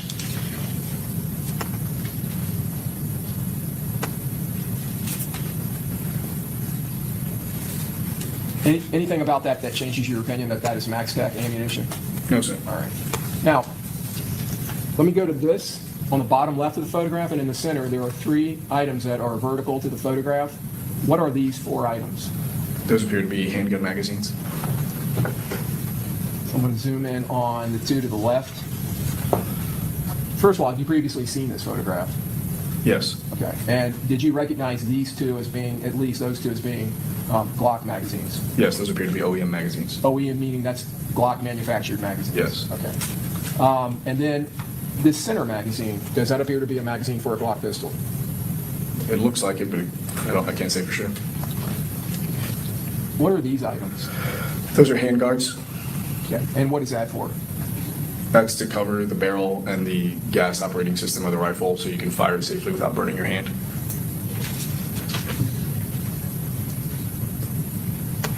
On the top of the photograph, we see a small black box. Does that appear to contain fired shell casings? It does. Would they be consistent with being 5.56 or 223 Remington? Yes. Below that, see this item here. Do you recognize that item? I do. What is that? That's a Vortex micro red dot. Vortex, is that the company that produces that? Vortex is a company, yes. Okay. And does Vortex produce optics for handguns and rifles? Yes. And when I say optics, let me be more specific. Optic sights? Yes. I believe you said a red dot? Yes, sir. Okay. Is that an electronic sight? It is. And is somewhere on that device, is there some kind of a battery that runs the electronic sight? Yep, there should be a battery or a solar panel or something. And then this item here, do you recognize that? I do. And what is that? That appears to be another micro red dot.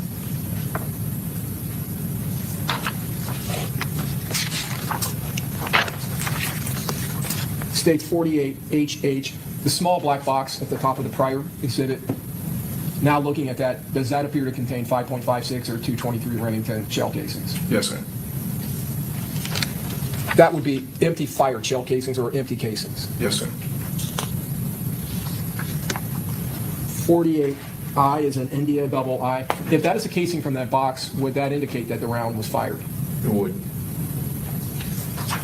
Well, let me go back. Is that due to this marking in the center of the shell casing, the head? Yep. That's considered a primer strike. When you pull the trigger, hammer falls, hits a firing pin. The firing pin strikes the primer of the round, and that's what ignites the powder and fires the weapon. And so it leaves this mark, the firing pin does? Yes, sir.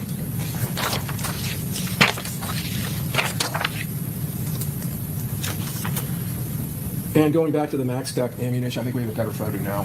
This is states 48 double L is in Lima. Now looking at this, can you see the ammunition, the caliber of the ammunition? Yes, sir. And what is the caliber? 9mm. And this writing here on the box, can you see it enough to tell me what all of that means walking across there? 115 is the grain weight of the projectile. It's a full metal jacket. Non-corrosive means they didn't use a corrosive lacquer on it to preserve the metal, so it won't damage your barrel when you fire it. Box primer is the type of primer that's used to ignite the powder. and brass case is the gold-looking casing that holds the projectile and the powder. States 48M is in Mike double M. Does it appear one of the boxes is fully, has a full box of ammunition? It appears so. And there are some rounds missing from the other box? Yes, sir.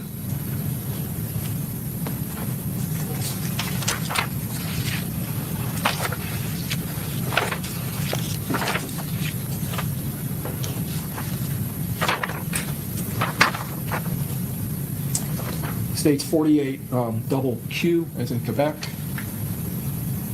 The item on the top, is that a Glock magazine? Yes. Does that appear to be a Generation 5 magazine, or can you tell? That appears to be a Generation 5 magazine. Is that based on this lip sticking out on the base plate? And the orange follower at the top. Okay. And then are those 9mm rounds below it? It appears so. Okay.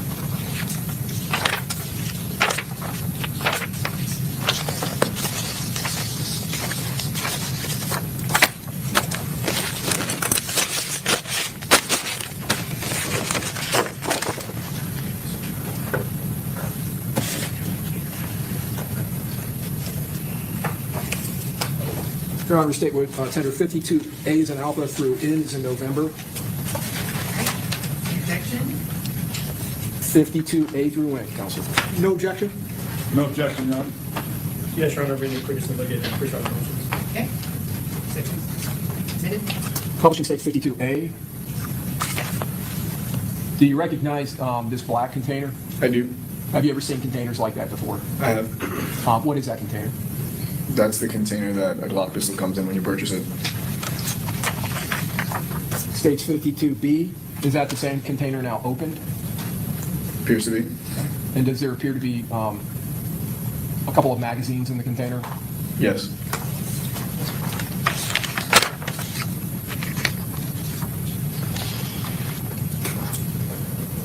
Same. Does this label on the exterior of the box, does it have the model number? Yes. And is this the model number? Yes. Okay. And is that a model that is a 9mm Glock? Yes. Okay, chambered in 9mm. Yes. All right. And the FXD, does that refer to the sights on the pistol? I do not know what FXD refers to. I know the 5.5 is referring to the weight for the trigger. Okay. And is this the serial number? Yes. The 2 10-round, does that reference the magazines? Yes, sir. Is that the standard capacity for that gun? Yes, sir. States 52E is an Echo. Do you recognize that as also being a Glock box? Yes, sir. I know we're getting a lot of glare. Let me see. Does that help?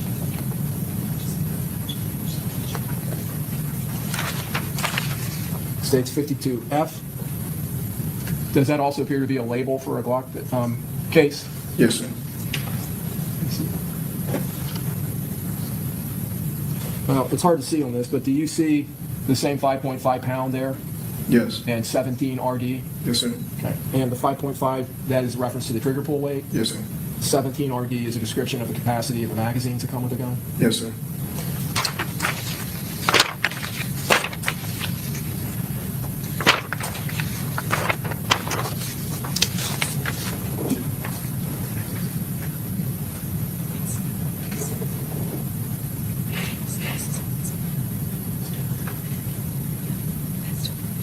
Judge, can we approach real quick? Yeah, and I tell you what, let's do this 3:24, so we're going to take a 10-minute afternoon recess, okay? Jury can step into the jury room. All rise. Let's go a little bit more. What do you say? Jury can step into the jury room. All rise. Let's go a little bit more. Something a little bit more.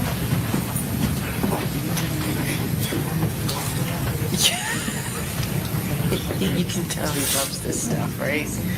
Oh, Sheriff Chuck called it. Sheriff Chuck just put in the chat. I think this is the attorney that went into deep, unnecessary, detailed questioning about firearms in Alicia's trial. He just likes to sound like a cop. And now the judge is hot micing. You could tell he likes this stuff. You can tell he loves this stuff, right? You can tell. Just can't get enough of it. He's going off on him.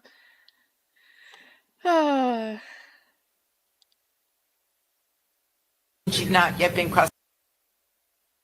All right, so they're going to get Or on the break, but since you've not yet been cross-examined, you just can't talk to anyone, including the state, about. That's funny.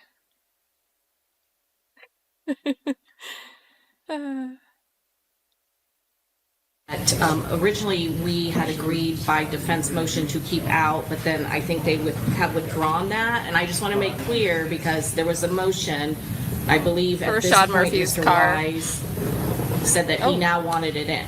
Well, I'm not objecting to it. I guess I had my mask mixed up, so that's the one I asked about, so I don't have a problem with it. So are you And seeking? Judge, that was the same, there were also testimony about Glocks from Isaiah Chance's house, as well as the Glock from the car, which they questioned Officer Ramos about. So those are in now. Well, I was about to say, I should clarify this. I am withdrawing the motion in limine where I moved to exclude that as on 403 grounds. I am not withdrawing. All of this comes from the search of the house. I understand. So I no need to withdraw. Sure. You're presuming your rights regarding the denial of the motion to suppress. But as far as since I've denied your motion to suppress, you're not objecting any further to the photos that, for the record, what are they? This is 52J, 52K, which show, it looks like a ballistic mask. Okay. That's correct. Judge, one more thing for the record. The therapy There mask. were times where I momentarily lost my mind and I stood up and I said no objection to the admission of pieces of evidence admitted during Mr. Harmon's direct. I do, for purposes of the record, want to renew all the previous objections and any motions that were denied that were subject of the evidence that's coming in through Detective or Officer DeHazers. Okay, very good. Same with you, Mr. Sinardi? Same position, Your Honor. Okay, same with you, Mr. Petredis and Mr. Wise. Okay. Duly noted. Okay, be back in 10 I think what they just said, so Gonzalez is like, I lost my mind, but I do want to renew my motion. I wonder if they got confused, because during one of the exchanges, they all adopted each other's objections and renewed their own objections. But there was another part where only one attorney said, I'm renewing, and it was after everybody else said no objection. So I'm wondering if they had no idea, like, because Harmon's going through the firearms and the materials that were recovered from the searches on both Sean Gathright's home and Isaiah Chance's. And I'm wondering if they blooped out when they were going through some stuff that was related to more people, thinking it was just from one place or the other. But that's hilarious. He said, I lost my mind. minutes. Oh. He said, not going to get me for IAC. And thank goodness she's letting it in anyway, right? It's not the type of thing that the jury wouldn't have heard if he objected in time.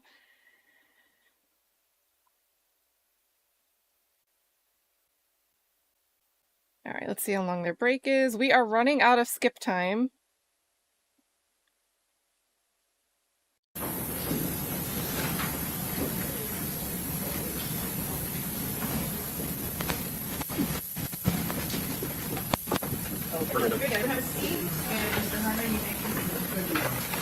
The statement is 54A through double Z, A's and alpha through double Z, and then Z. Okay, subject to previous rulings by the court, and everyone can preserve any objections previously made. Other than that, any additional objections? Mr. Gonzalez, Mr. Sinardi, Mr. Wise, and Mr. Petredis. Okay, admitted. Publishing 54A. Do you recognize that item I'm pointing at? I do. What is that? It's a safe. Okay. And do you recognize that is a type of safe that is commonly used to store firearms? Yes, sir. Do you see this circular pad up here on the top of the safe? I do. Do you recognize that? Yes, sir. What is that? It's a keypad to put in a code to unlock the safe. States 54B. Does that appear to be the interior of the safe with the door open? Yes, sir. So I'm going to ask you, first of all, do you recognize these down here? Yes. What is that? Those look like pistol cases. And do you recognize these items over here? Yes. And what are those? Long guns or rifles, potentially shotgun.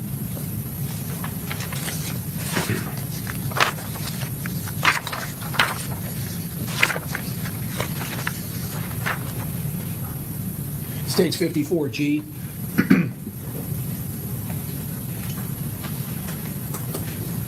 Can you tell now at least two of those long guns what they are, or what they most likely are? Yes, the one, as I look at it, the far left, appears to be a bolt-action rifle of some sort. The one I'm pointing at? Yes, sir. Okay. And then the one next to it appears to be a shotgun.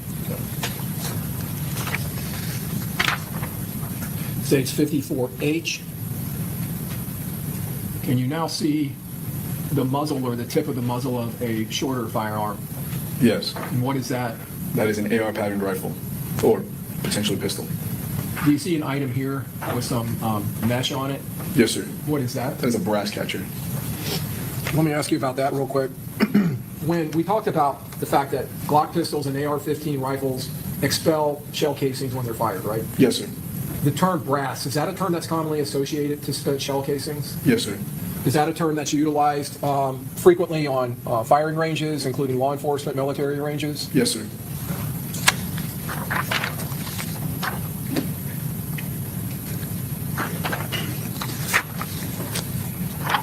States 54L is in Lima. Does that appear to be another Glock case? Yes, sir.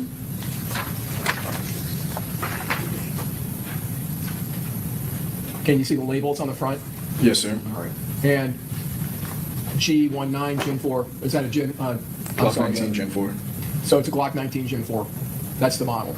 Yes. That's the generation. Yes. Same thing with the trigger weight. Yes, sir. This comes with 3 10-round magazines. Is that what that stands for? Yes, sir. Is this the serial number to the left? Yes, sir.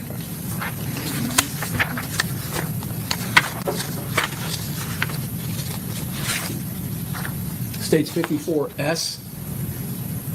And I'm just showing you this for a reference, officer. And I'm going to draw your attention to this item that's sticking out above my finger. States 54T. It's in Tango. Do you recognize this? Yes, I do. What is that? 556 or Stuff 223 all over. round. That's nasty. Just had a floss picker sitting around. States 54V is in Victor. I'm going to ask you about these two items. Does this still appear that we're looking at the interior of the safe? Yes. What is this item here? That is a Magpul polymer magazine. Okay, and is that for an AR-15? Yes, sir. The item on the right, what is that? That is a brass catcher. Now, that one's detached, sitting by itself? It appears so, yes, sir. Not attached to a weapon, or doesn't appear to be? Not attached. States 54W. Is that another view of the brass catcher? Yes. Brass catchers, is that something that you commonly see at public ranges or law enforcement ranges? No, sir.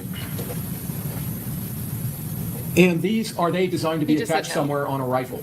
Yes, they're What- yeah, go ahead. designed to be attached on the right side of the upper receiver, where that opening can completely cover the ejection port of the rifle, which is where the casing comes out of when you fire a round.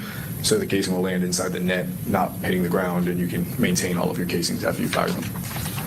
States 54X. Do you see two items inside that brass catcher? I do. Do those appear to be pistol caliber shell casings? Yes.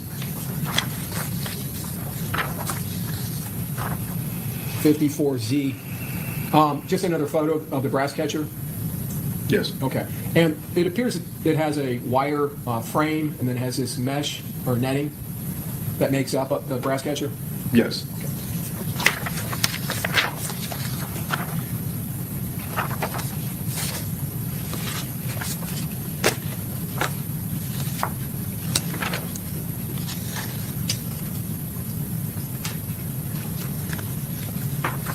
States 54 double C is in Charlie. Do you recognize what's depicted in this photograph? I do. What is that? That appears to be the muzzle end of an AR patterned rifle with a brass catcher attached, a flip-up front sight, and a hand stop. Would this be the muzzle? Yes, sir. What is this item? Hand stop. And that's the same thing that we saw in the box in the previous photographs? The Yes. Magpul box? Yes, sir.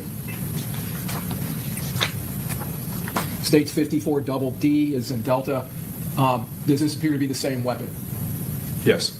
And does this depict, other than just the tip of the muzzle, does this appear to depict the rest of the ejection side of the firearm? Yes, sir. So I want to ask you, this would be a brass catcher? Yes. Does it appear to be attached? It does. This here, what is this? That is the pistol grip. And what is this curved device here? The trigger. And what is this tubular thing sticking out the back? Buffer tube. Does this weapon have a stock or what's commonly called a butt stock attached to it? It does not.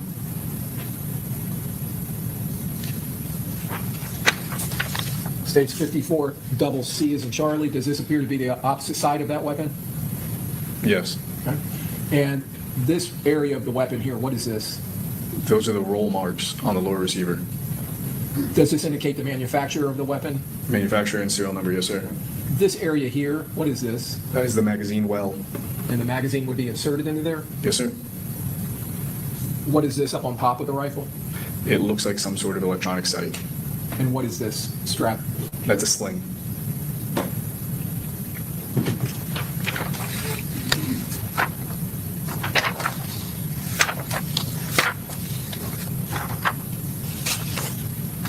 Stage 54 double I as in India. Do you recognize what's depicted in the photograph? I do. And what is that? That is an AR-15. Have you had an opportunity to look at that actual weapon? I have. So I want to ask you some questions about this. Let me get a pointer. Can you tell us, first of all, this area here, what is that? That's referred to as a handguard. Okay. And earlier we saw two pieces that you said were a handguard. Yes, sir. So would those come together to form this cylindrical shape? Yes, sir. What's underneath the handguard? The barrel and gas tube. This area here, is that similar to what we just looked at on the other weapon, a magazine well? Yes, sir. What is this triangle-shaped item up here? That is the, where we spoke about earlier, that's where the gas block is. That is a front sight base or front sight post. So it does double duty as the front sight for the weapon as well as the gas block for the weapon. Okay. Now, what size gas block would this weapon have? Well, the operating system of this, I believe is what you're referring to, appears to be a carbine length. Carbine length. Yes, sir. Okay. And is it common on these, on a firearm like this with a carbine length, to have the sight, if there is a sight mounted in that area? Yes. And you indicated that it is a block of some type, the sight itself? It's referred to as a gas block. Okay. So how does the sight affect or work with the gas system? So the gas system is underneath it. The sight, it's just a place for the sight to go over, it's just a place to place the sight. But the gas block itself that's operating is the horizontal piece below the actual triangle. Okay, this right here? Yes. Now, extending out, what is this? That is the remainder of the barrel. And on the tip of the barrel, is there some item here? Yes, that's what it is referred to as an A2 bird cage. What is that purpose of having that there? The purpose is to mitigate flash and muzzle rise from firing the weapon or recoil. So muzzle flash and also control rise of the weapon when it's firing? Yes, sir. This type of gas block or the shape of the handguard, is that something that you've seen before? Yes. And is it something that's distinctive and you can recognize it if you see it? Yes. What is this item up here? That is what's referred to as a carrying handle, but it works as the rear sight for the weapon. 54 double J as in Juliet. From the front of the handguard in the beginning of that front sight, does this photograph depict the weapon going all the way back, almost to the back of the stock, the butt stock? Yes, sir. So this gun does have a stock? It does. The handguard we were previously talking about, is it shown here? The handguard? I'm sorry, not the handguard, the handle, the carrying handle. Carrying handle, yes, sir. All right. And in this photograph, does this assist you, or would it assist you in advising the jury as to the difference between the upper portion of an AR-15 and the lower portion, or what's commonly called the upper and the lower? Can you repeat the question? You're asking me to distinguish them, like yes. Explain the two separate items? Yes. Sure, I can do that, yeah. So the upper receiver from the barrel, the front of the barrel coming back to where the carrying handle is, I know it's very difficult to see in the photo, but there's a seam that runs horizontal separating the two, the upper and lower half. So that is all connected, the upper receiver with the operating system in the barrel as considered the upper receiver as well as the carrying handle. The lower receiver, you'll see two pins on the far left and then the far right just above the safety. If you push those two pins apart, you can separate the upper from lower. The lower receiver holds the firing mechanism, which is the trigger, and also is where you feed the magazine into the weapon, and where the grip is, as well as the buffer tube is attached to the rear of the lower receiver. Would this be the seam you were talking about that I'm tracing with my pen? Yes, sir. Okay. And would this be the first pin and the second pin. Yes, sir.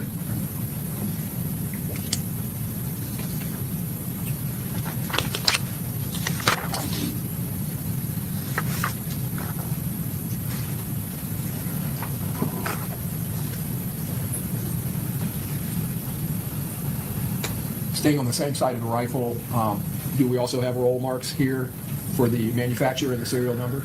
Yes, sir. Black Forge, is that a manufacturer of AR rifles? I'm sure they are. I've never heard of them, though. Are there numerous manufacturers of AR-style rifles? Yes, sir. And are they all, they follow the same design? Yes. For the most For part? the most part. What is this item up here? It's a charging handle.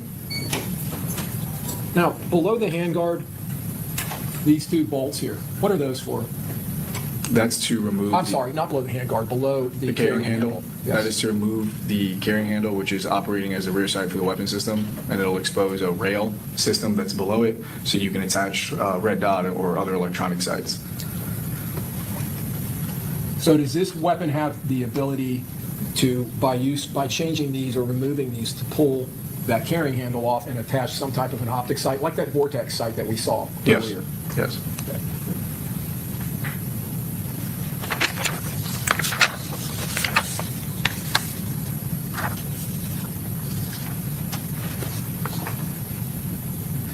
Going around to the other side, this is states 5400 is an Oscar, the other side of the weapon. Do we see the area of the weapon where, and it's not very reflected very well because it's dark, but where the shell casings would eject from the weapon when it's fired? Yes. Okay, I'm going to publish states 54P, as in Peter. Would this be the area here? Yes, that is the ejection port. And is this the area generally where a brass catcher would be attached? Yes. What is this up here? This little knob right there above my finger? That's the other side of the charging handle.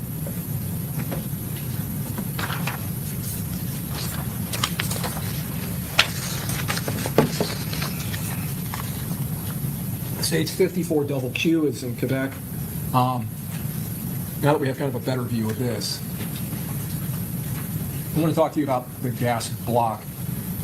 Here we go, more. This site here, this triangular shape, is near or a part of the gas block system or the gas block, right? Does that gas block extend out, or is it underneath there going back? It's underneath of that piece of metal going back into the handguard. And are there different lengths of gas blocks? Yes. And you said this was a carbine length. Does that have a certain dimension or measure? That's approximately 7 inches long. What is this little bump here below the front of the sight that's on the bottom of the barrel? That's referred to as a bayonet lug. And frequently on AR-15s designed in this fashion, do you see this design of rifle, the design or the shape of that extended rifle? Yes. Why is that? It's called a government profile barrel. It's the most common profile barrel that's forged. So this handguard length, the gas block system, the sight, the you just told us what that was. Bayonet lug. The bayonet lug, and then this government-shaped barrel. Is that something that has a distinctive appearance that you have seen on numerous occasions? Yes, sir. Would you recognize it if you saw it? Yes, sir.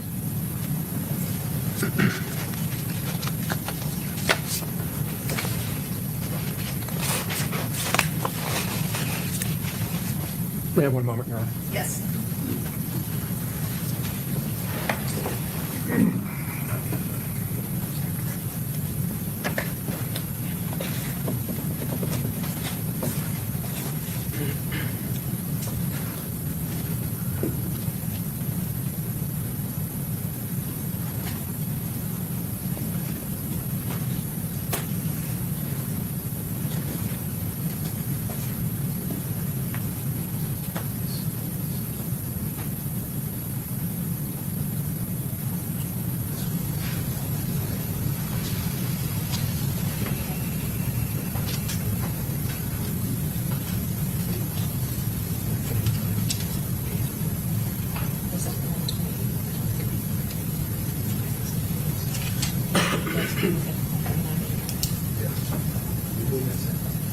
Yes, I know it is. While Mr. Ordeon is retrieving an exhibit for me, let me ask you a question. I'm going to show you states. Let me ask you this. the components of pistol ammunition such as 9mm and rifle ammunition such as 5.56 or 223 Remington. And when I say the components, the projectile, the shell casings, externally, you're familiar with them as a combined cartridge, right? Yes, sir. Have you seen the projectile separated from the cartridge, either before manufacture or otherwise? Yes. And are you familiar with the shape and the dimensions of the projectiles? Yes. Okay, I'm going to show you what's been marked as 68F. And I may have to bring this up to you. But just looking at that, that is an expended projectile that was recovered in this case. Would you be able, by looking at that, to distinguish that from a 5.56 projectile? It does not appear to be a 5.56. It looks to be a 9mm or a handgun round. And would that also be based on not just the size, but the shape and how it appears? Yes, sir.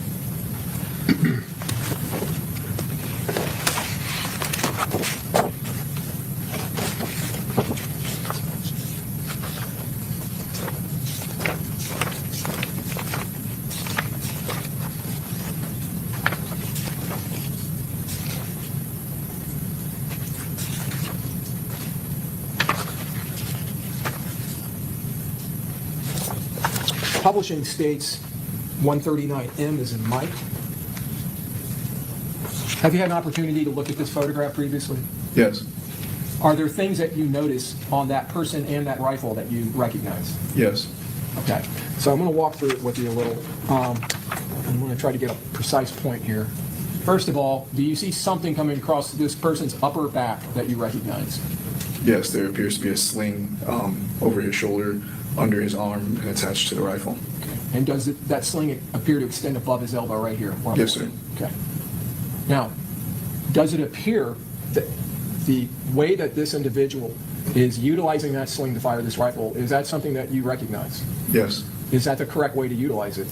It's a way. Have you seen people utilize slings in that fashion? Yes, sir. Do you see a blocky formation on the upper part of that rifle? Yes, sir. Could that or would that be consistent with a brass catcher? Yes, sir.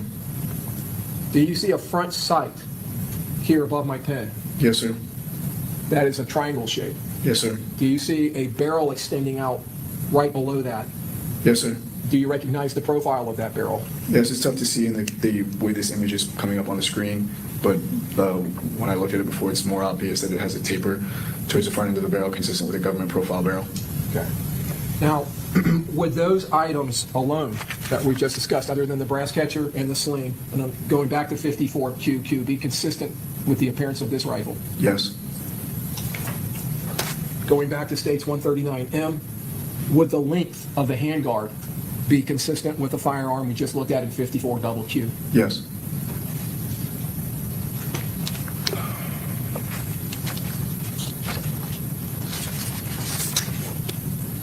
States 139N.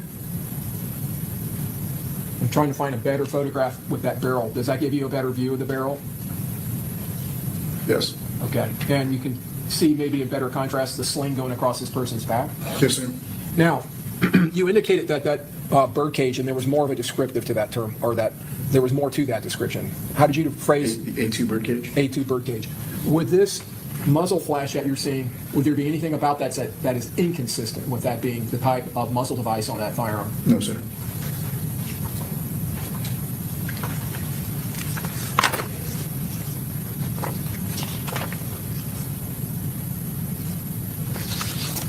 Now, going to a separate photograph, 139S.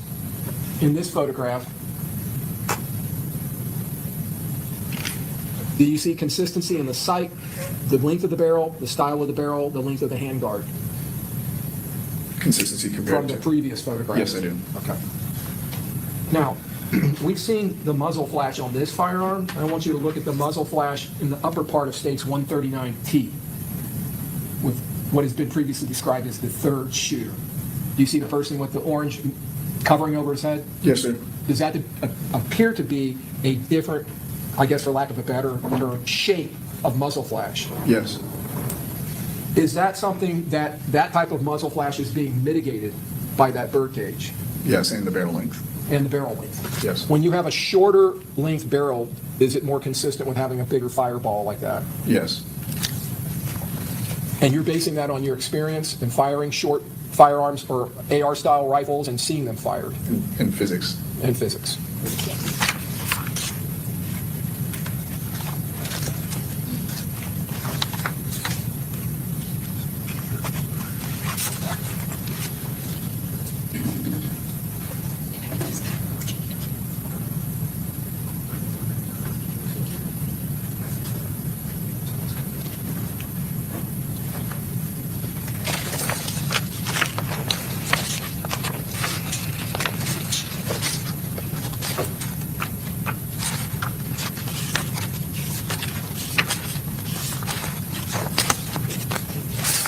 States 54.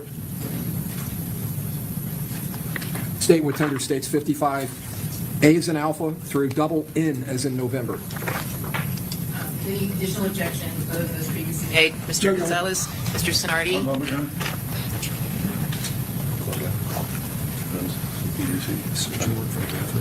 Yeah, the previous motion's filed, we kicked that out, correct? No new objections, Your Honor, but there are previous objections that have been filed. Yes.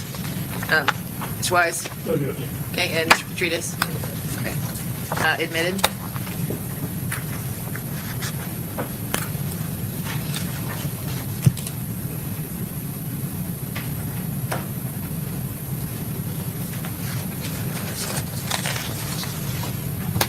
Publishing 55AA, do you recognize these containers? I do. What are they? Those are ammo cans. States 54 double B is in Bravo. Is that just another photo of the ammo cans? Yes, sir.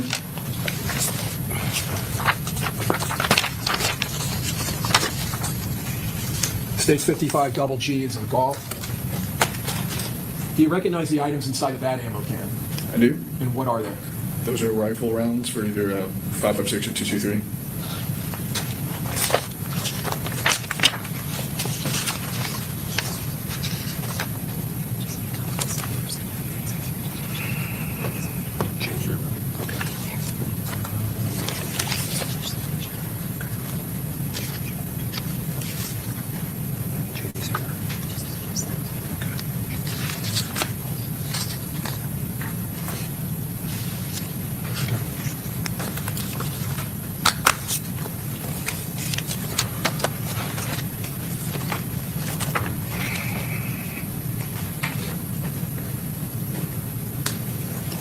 State with tender states 53A is an alpha through X is an X-ray. Okay. Any objection? New objection, Mr. Gonzalez? No, Your Honor. Mr. Sinardi? No new objections, Your Honor. Mr. Wise? And Mr. Petredis? Okay, admitted. 53A through X.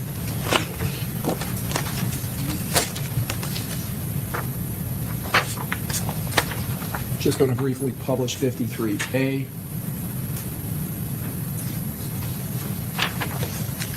53B.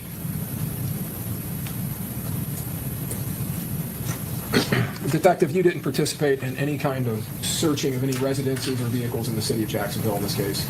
No. Okay.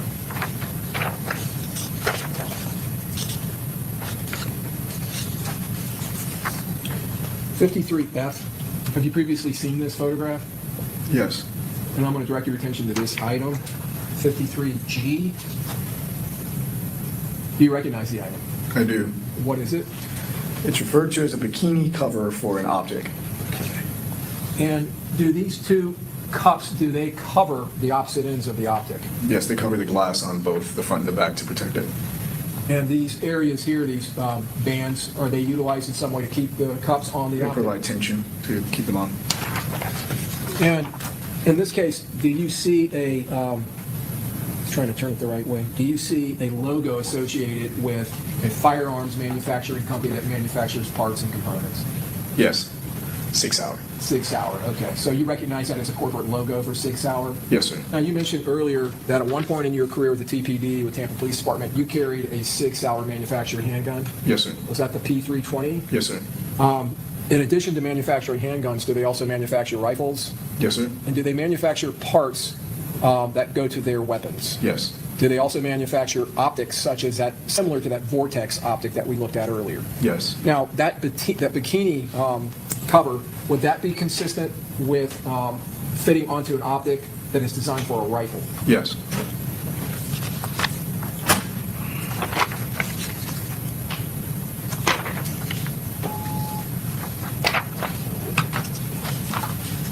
States 53 K is in kilo. Have you previously seen this photograph? Yes, sir.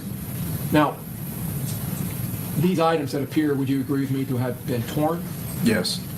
Do you recognize them as packaging for items associated to firearms? Yes, sir. Up here, do you see something that you recognize where my finger is? I do. And what is that? That is the second half of the logo for Magpul. And would that be the first part of it? Yes, sir. And is that right there the Magpul logo next to the... Yes, sir. You previously testified that that is a company that manufactures components, parts, magazines for AR-15 style rifles? Yes, sir. And while we're talking about earlier 6 Hour, I'm going to talk to you about them. Do you see in this package here the word Romeo 5? I do. Do you recognize that? I do. What is that and what does it designate? That is it's a package for an optic. That attaches to a weapon? Yes, sir. Is it utilized as a sighting system? It is. Up here in the right-hand corner, and you may not be able to see it very well where my finger is, do you also see Magpul on labeling? Yes.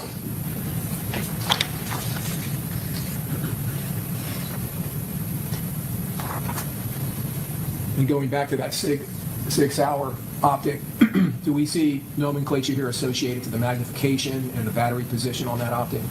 Yes.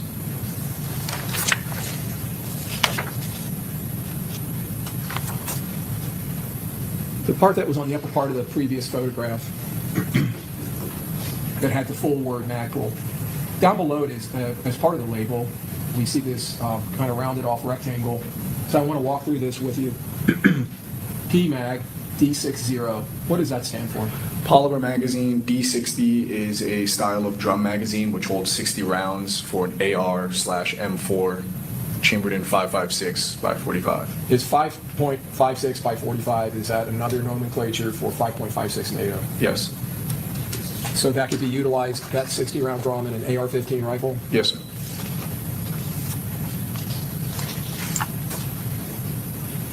Do you recognize this literature or labeling here? I do. And what is that? That is a chassis system that you can place a Glock inside of, which turns the Glock into a shoulder-fired weapon, essentially.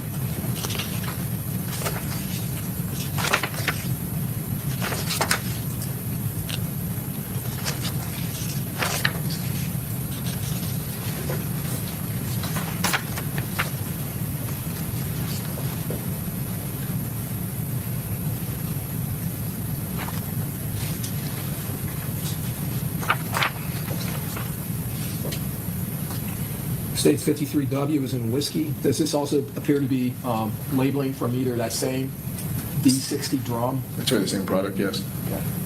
And this gives a compatibility chart of weapons it's compatible with? Yes, sir. Are those all AR-15, well, most of them AR-15 style rifles? They all accept the same magazine. They're not all designed the same. And here we see a compatibility with 5.56 times 45 and 223 Remington? Yes, sir.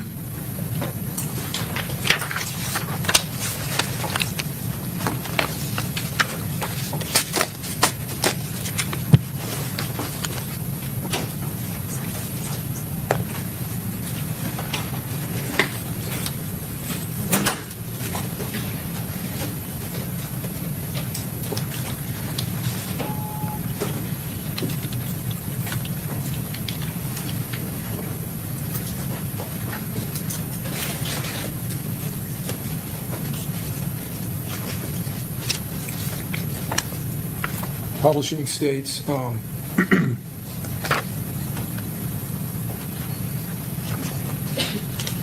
59C. Have you previously seen this photograph?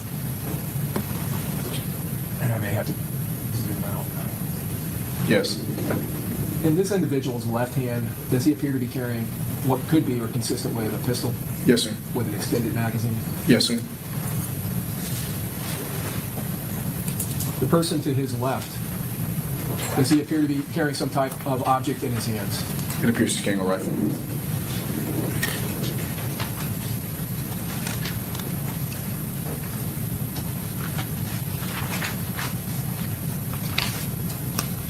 States 59F. This individual, does he appear in his left hand to be carrying an object shaped like a pistol with an extended magazine? Yes, sir. And would the same be true of 59G as in golf? Flip it over. Yes, sir. Okay. With this being the extended magazine where my finger is? Yes, sir.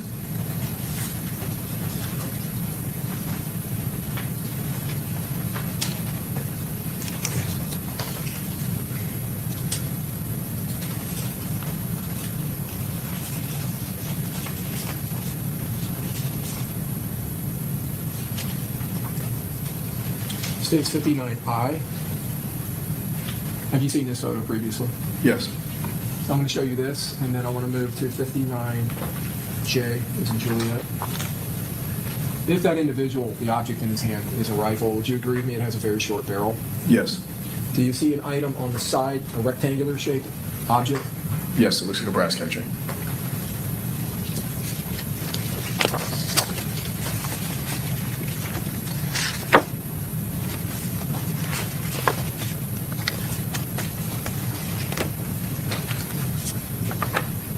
States 128A. Have you previously seen this photograph? Yes. Let me ask you, you've indicated that you've shot Glock pistols extensively. Yes, sir. Would tens of thousands of rounds be a fair statement? Yes, sir.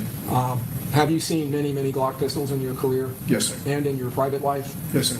Are you familiar with how they appear, the design of the lower part of the weapon, especially the trigger guard and the grip of the weapon? Yes, sir. Does the grip of a Glock have a proprietary angle to it, a grip angle? It does. That's different than other pistols? Yes, sir. It's more canted? It Is is. that right? Okay. And looking at this, and I know you said you've seen this previously, and I'm going to try to zoom in. Can you see, well, first of all, does that appear to be a handgun in this individual's right hand? It does. Does he appear that his index finger is indexed down the slide of the firearm? Along the frame of the slide, yes, sir. And in this area here, does that appear to be the trigger guard? Yes, sir. That's exposed. Now, that design and style of trigger guard that is square like that, would that be consistent with a Glock handgun? It would. And this object sticking out from the bottom of his palm, would that be consistent with an extended magazine? Yes, sir. Literally. I know.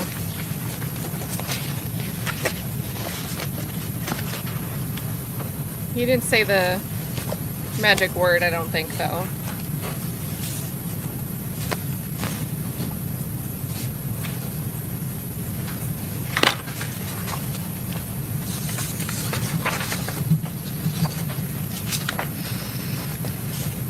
So I have a question for you. I wanted to go back to 139S, this photograph of this individual with this rifle. Other than this sling, and I'm trying to remember the other, this rectangular object on the top of the rifle, is there anything that would allow you to say that that is not the same rifle as a rifle depicted in 54 double Q? No, sir. Is this rifle consistent with the rifle in appearance, style, and otherwise as the rifle being utilized by the shooter in 139S? Yes, sir. And you indicated earlier that a sling can easily be detached and attached? Yes, sir. Or may I have the witness step down? Yes. Oh no, are we going to demonstrate?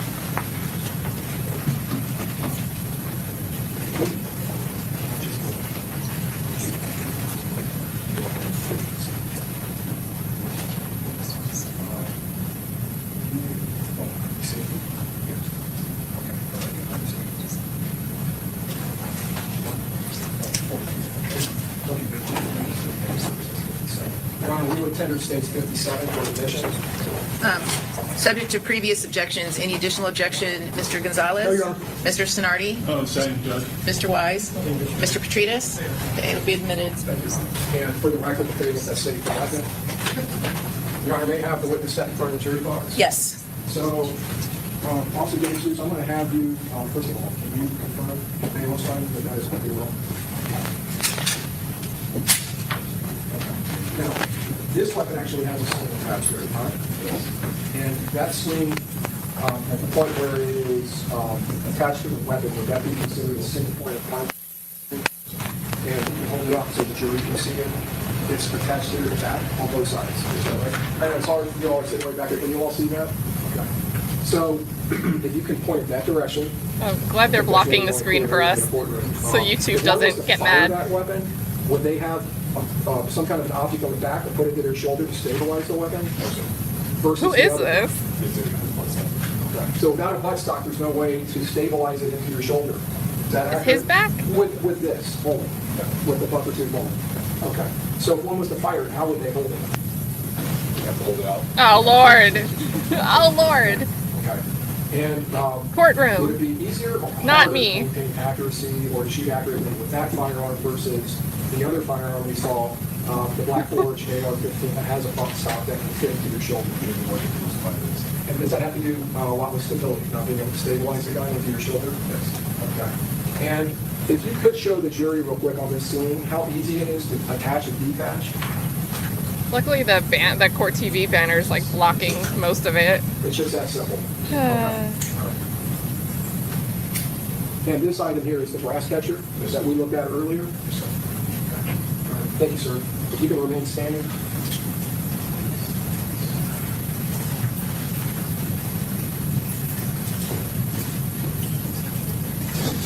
Your Honor, we would tell the state's 56 for admission. Okay, other than previously made objections, any new objections? Mr. Gonzalez? No, Your Honor. Mr. Sinardi? No, Your Honor. Mr. Wise? Mr. Petredis? I didn't catch the item. Pardon me? I didn't catch the item. 56. No further objection. Okay, minutes. Officer, first of all, is this the other weapon we were looking at in the photographs earlier? Okay. So with this weapon, you actually have butt stop that can be adjusted. Is that accurate? Yes. So if one was to fire this, how would they hold it? Lord, here we go. The place to stop on your shoulder, you hold the forend, and you put your cheek against the butt stop, sighting down, sighting system, and fire. So the individual we saw in the photograph with the hoodie on and it had a sling going across his back, was he holding the gun correctly and shooting it accurately? And does this firearm, States 56, actually have 2 points that a sling can be attached to? Yes. Can you show those to the jury? One of the butt stop and one at the front end of the hand. So that has a portion of the weapon that's designed to make attaching and detaching a sling fairly easy? Yes. And you mentioned earlier that, and I'm going to hold it down because I really can't point it back this way, but that these 2 screws here can be removed and that this hand grip can be taken off. Is that right? Yes. Revealing a rail under here, where you can attach an optic. Yes. How hard is that to do? And then this is the rail on the bottom. Yes. Can everyone see that rail? Is that commonly called a Picatinny rail? Does that have standard slots that are standard in the firearms industry for attachment of optics such as that vortex optic or a 6-hour optic like a Romeo 5? Yes. Thank you, sir. You can return to the witness stand.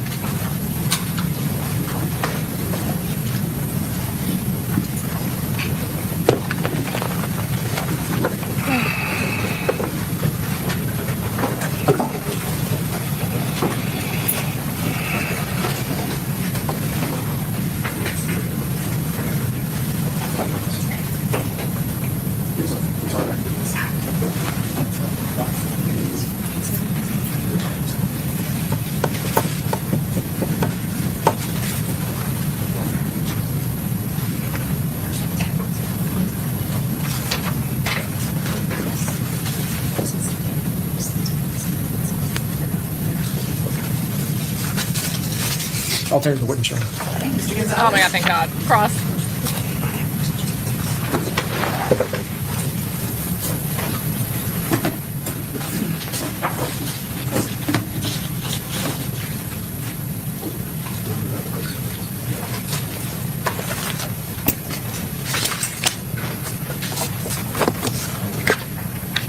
Good afternoon. Is it Officer or Corporal DeJesus? Good afternoon. It's good to see you again. It's Officer DeJesus. Officer DeJesus. Quick question. Mr. Harmon showed you what was admitted into evidence as State's Exhibit 58. I won't get it. I'm going to describe it unless you feel like you need to look at it.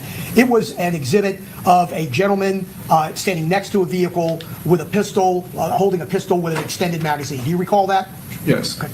Can I ask you just typically, what would that weapon weigh? A handgun? The handgun with the extended magazine? Depending on the make or model, anywhere from roughly a pound to maybe at most 28, 30 ounces. Okay, a pound being 16, so 16 to 28 ounces, depending on the depending on the manufacturer, the material it was made with, how many rounds are in the magazine, if it's a full magazine. What about if it's a Glock? Does that tell you anything additional? It's going to be lighter. It's going to be lighter, and it's a polymer frame weapon. Okay, more toward the 16 ounce range. Yep. Thank you. No further questions. Okay. Mr. Sinardi? Very briefly, Your Honor, if I may. Good afternoon, Officer De Jesus, correct? Good afternoon, yes, sir. You got a name right. Officer De Jesus, other than related to this case, have you ever been qualified by any court as an expert in firearms? No, sir. All right.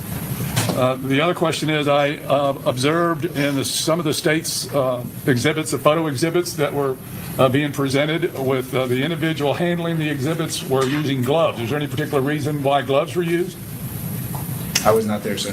You don't know why they would use gloves when they're showing the items? It's probably preserve evidence. To preserve not evidence? place fingerprints on them. Is that correct? Yep. Thank you. I have no further questions. Okay, Ms. Wise? Yes, thank you. Good afternoon. Good afternoon. How are you? Doing well. How are you? Great. Thank you for asking. I want to go back over a few of the different areas you've covered. So I'll kind of back up.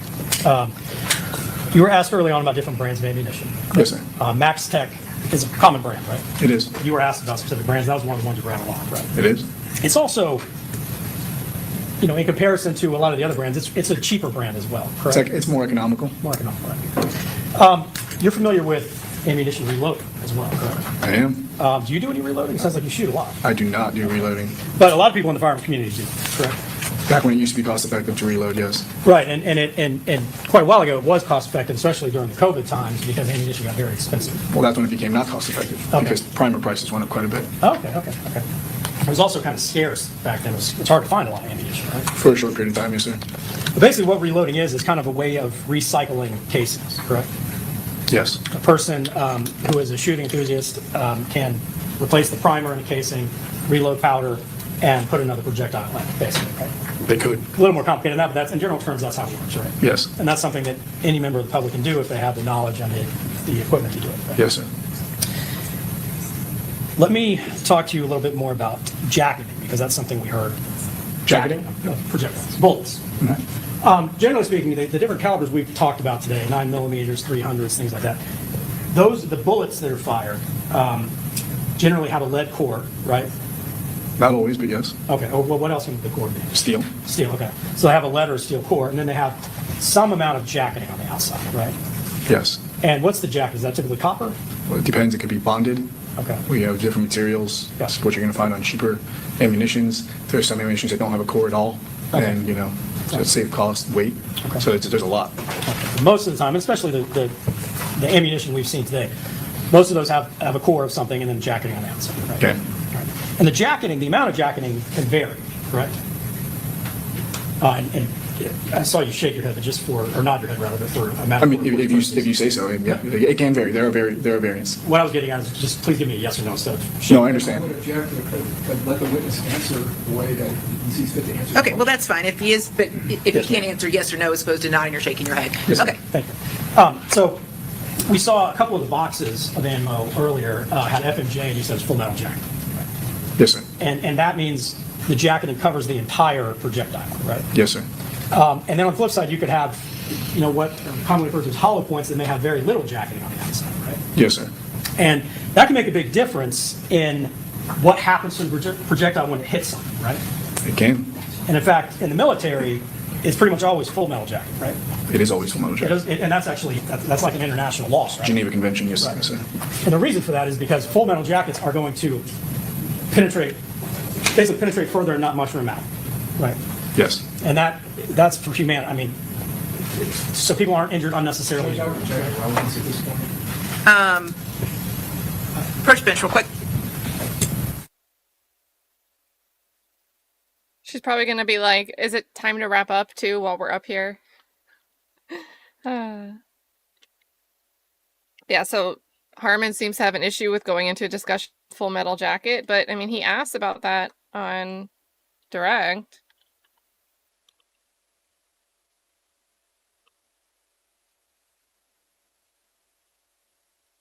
Thank you. So, sir, the more jacketing that's on a projectile, the less the projectile is going to split apart when it hits its target, correct? Depending on when it hits, sure. Sure. And there's a lot of variables, of course, Yes, sir. right? But generally, a bullet is going to have a tendency to mushroom out when it hits something, right? Again, it depends on the material it hits, but yes. Sure. And the type of bullet. But the jacketing is, basically the purpose of jacketing is to allow it to penetrate more into its target without splitting apart, correct? Yes. Now, even when jacketing splits off a projectile, you're often going to still see rifling marks from the barrel that the projectile was shot, correct? I don't know. Okay, so as a firearm expert, you're not familiar with rifling?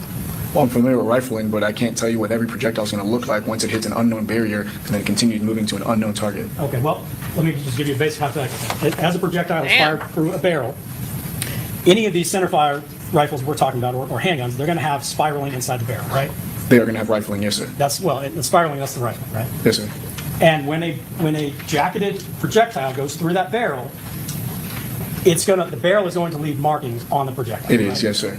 And now we don't know what may happen to the jacketing when it hits the target, because there's a lot of variables there. But if hypothetically jacketing splits off, there could very well be rifling still on the jacketing pieces that are split off from the projectile, correct? Yes.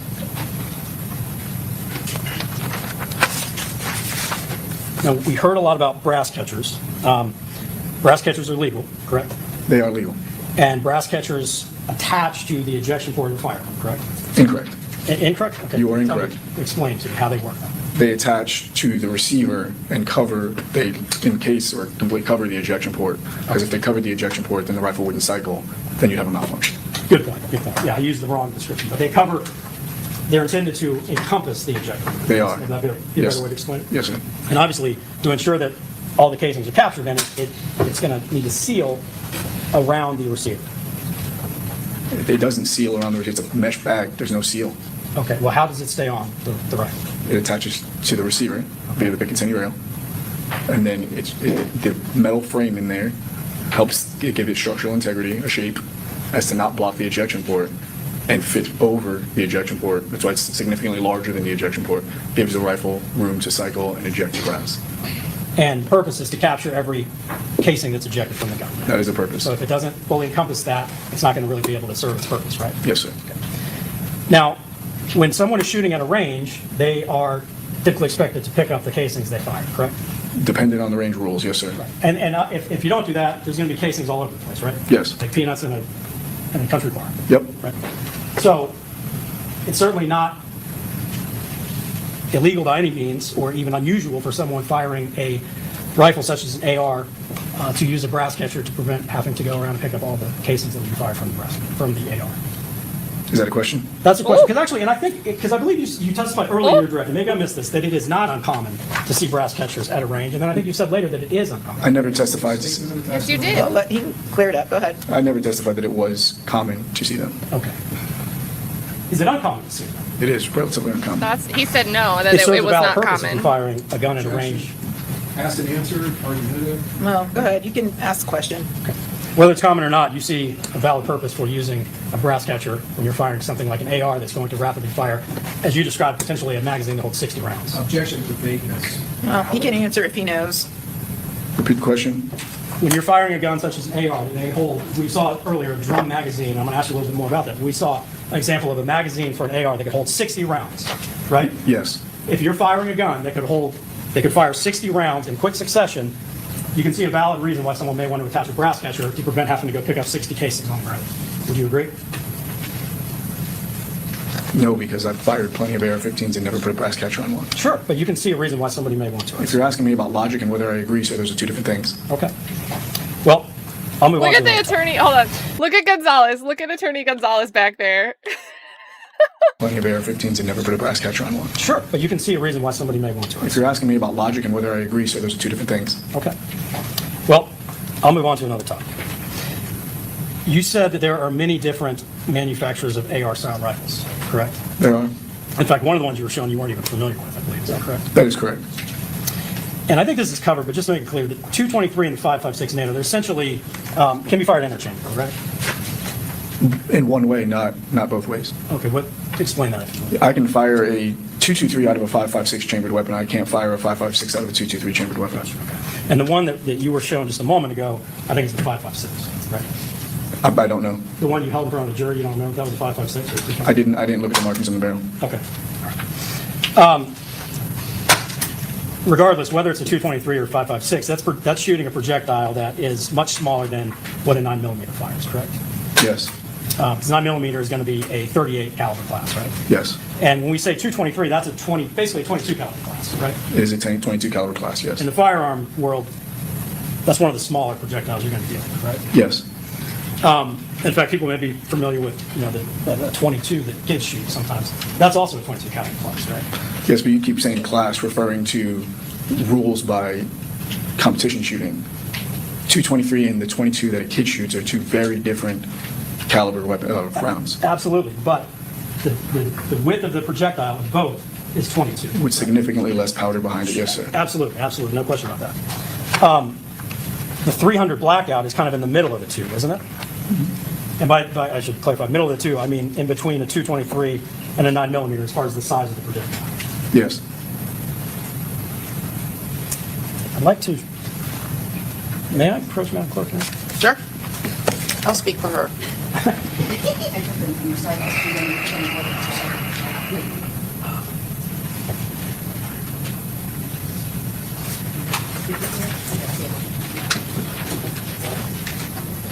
Yeah, maybe he is just hungry. He's been up here for a minute.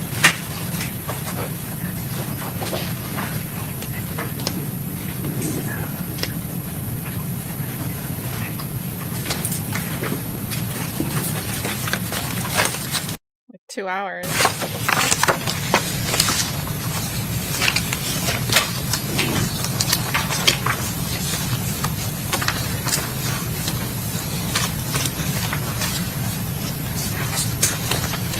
I'd like to show you one of the photos that you were just discussing. This is 54II. I believe this is a photograph of one of the rifles you were just holding in front of the jury. Is that correct? Yes, sir. Is that 55 count? This is 54II. Now, you discuss the gas system some on direct, but the ARs basically all have a gas system, right? Yes. Okay, and that, in layman's terms, I guess you could say, basically it's a tube that captures gas that's being expelled when a projectile is fired, that then carries it back to help the ejection port open up and shoot the casing back out. Is that right? Yes, sir. And even if hypothetically this handguard were to be removed, you would still see the gas tube on top of the barrel, right? You would. And I think you described earlier, these handguards are there basically, at least in part, to project or to protect the shooter's hand, correct? Yes. Because typically when we're firing a gun like this, and I'll show you 54JJ, if, for instance, the shooter is right-handed, they're typically going to put their right hand here, correct? They are. They're going to put this against their shoulder, the butt. Yes, sir. Correct? And then the left hand is going to be holding the rifle somewhere up here, correct? Yes. And if there's not a handguard there, that barrel can get very, very hot, correct? Very hot. So if you don't, I mean, you can't realistically shoot this thing without the handguard on it. Would you agree with that? At least safely? You can. You shoot it one-handed. Right, yeah, you pretty much would have to shoot it one-handed. Or you're Yes, gonna sir. get burned, right? Yes, sir. He an expert in that? Going back to 55II, this front sight, and I think we saw it on the rifle you just held up, that cannot be flipped down, correct? It cannot. And you were shown a couple of still photos from the homicide shooting and asked if you can see that in the photograph. You recall that? I do. Did you watch the video that those stills were taken? I'm sure I have, but not recently. Okay. Well, you'd agree with me, if we can see that in the photograph you were shown, we probably should be able to see it in the video as well, right? Possibly. Okay. Well, I mean, do you have any kind of special eyesight that would allow you to see something from these photos or the videos that the jury would not be able to see? No, sir, I don't have special eyesight. Right. And the point I'm getting at is if you can see it in the photos and the video, the jury should be able to see it as well. They should, yeah. This one, I think this was covered in pretty good detail, but this AR, and I'm showing you now 54JJ, when it was collected, it didn't have a sling on it, right? I wasn't there when it was collected. Okay. This photograph, you'd agree, there's no sling on it, right? I would agree. Obviously, probably a dumb question. There's also no brass catcher on this one, correct? There's not.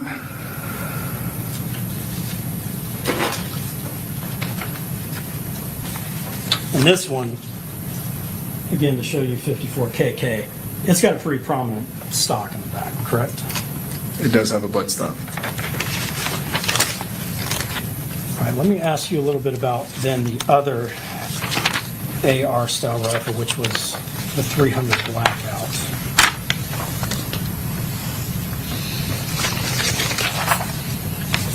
And I believe that was the first of the rifles you showed to the jury, correct?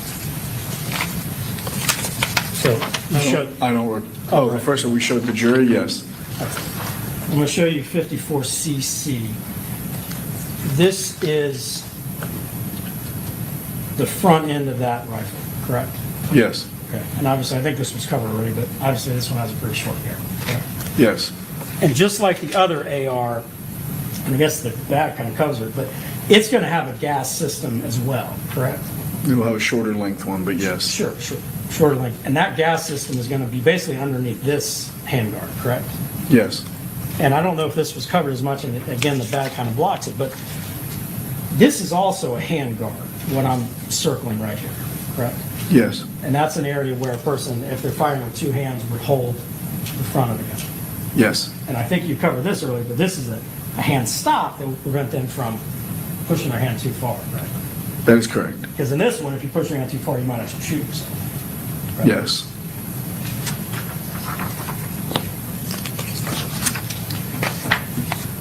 You asked a little about red dot sights. The red dot sight is something that would mount on top of one of these firearms, correct? Yes. And I think you were even shown the two end caps that had elastic, I don't know if it was elastic, but they had some kind of, you call it a tension, basically something that would give tension to hold those two caps on. Yes. And those would be consistent with the red dot sight, correct? Yes. The 5.56 NATO that you showed earlier did not have a red dot sight on it, is that correct? The one that you held? The second one that I held? Yes, sir. That did not have a red dot sight on it. We'll go back to drum magazine, something that came up earlier. You were asked about mag poles, and we saw some of the cardboard things in the photographs. One of the things that's manufactured, and I think one of the cardboard pieces we saw was for a Magpul drum magazine, correct? Correct. And that one actually would hold 60 rounds, Yes. and that's something that could be attached to 5.56 AR, correct? It could be inserted into one, yes. Yeah, probably a better way of saying it. And they call it a drum magazine because it's round on the bottom, right? Yes. Obviously, if it's holding 60 rounds, it's going to have to be large enough to hold 60 rounds, right? It is. And basically what it looks like is it's a circle on the bottom, and then it would have something on the top that it could be put in as a magazine, basically, on the bottom of the rifle. Yes. Right. So if someone is firing an AR with one of those, you're going to be able to see the drum piece of the magazine extending below the rifle, correct? You should.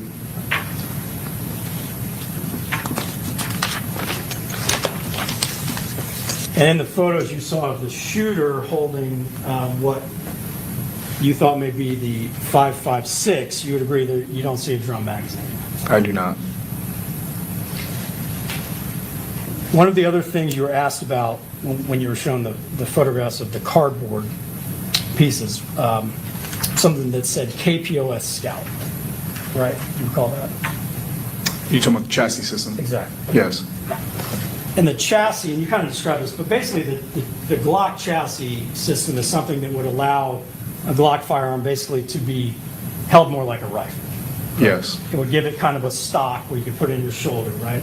Yes, sir. And it would give you a place to hold it towards the front as well, correct? Yes. And it would give it a longer barrel, correct? Yes. You would agree with me that the photograph you're showing of a person who is believed to be holding a Glock firearm with an extended magazine, that doesn't have a chassis system on it. Do you agree? Didn't appear to have one. Right. I mean, didn't have a long barrel, right? Didn't. Didn't have a butt stock. Did not. Even if a person were to, and this probably may sound dumb to someone who's experienced in firearms, but even if a person were to put a chassis on a Glock is still going to fire the handgun cartridge, correct? Correct. The 9mm. It's not going to change the caliber of the gun. That is correct. And no Glocks fire a 223 or a 5.56, correct? That is false. That is false? Glock makes an AR-15 that fires 223 and Okay, 5.56. yeah, I should have clarified that. As a handgun, you make an AR-15, I guess, but there's not a handgun Glock makes that's firing a 223. No. And how about a 300 blackout? No. You were asked a little bit about Glock switches. You'd agree with me, you were not shown any photographs of a Glock switch. I was not. Now let me ask briefly about how extended magazines work. Or just how magazines work in general. If a Glock has a 30-round extended magazine, it can hold 30 rounds in the magazine, and you can have 1 round in the chamber, correct? Glock doesn't make a 30-round magazine. They make a 33-round magazine. Okay. Well, you can get an aftermarket made by another manufacturer that could put a 30-round magazine in a Glock, right? Sure. I mean, in the firearms world, especially as to Glocks, there are many, many companies that make accessories for Glocks, correct? That is a fact. And there are many companies that make 30-round magazines that can be inserted into a Glock firearm, correct? I don't know. Okay. Well, you're familiar with the fact that you can go to a firearm store right now and buy a 30-round magazine that can go into a Glock handgun, correct? I'm familiar that I can go to the Glock website and buy an OEM Glock 33-round magazine. Yes, sir. Okay. Well, you can get that even on Glock's own website. You can get it in any gun accessory distributor. If we're talking about a 30-round magazine holds 30, the chamber holds 1 additional, correct? If you chamber the round after loading, then eject the magazine and refill the magazine. If you take the time to do that, then yes. And that gun, in that situation, that gun could fire 31 rounds before it'd have to be reloaded. Yes.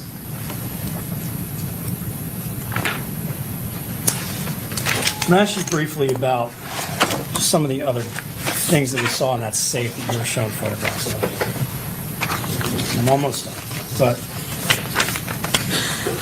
you testified there were a couple of other firearms in that safe. And I'm showing you now what's 54G. And we see 2 things sticking up in this photograph. Neither one of these were the AR-15, right? That's correct. And I think you said this one is consistent with a bolt action rifle. Yeah, that's what I said. That very well could be a 30-06. Could be. In a 30-06 round, none of these AR-15s are going to be able to fire a 30-06. Right? No. This is consistent with a shotgun? It is. Okay. Shotgun rounds, of course, are not going to be able to be fired out of an AR, right? No. And just, you were shaking your head. I think that was a no. I said no. Oh, I'm sorry. Okay.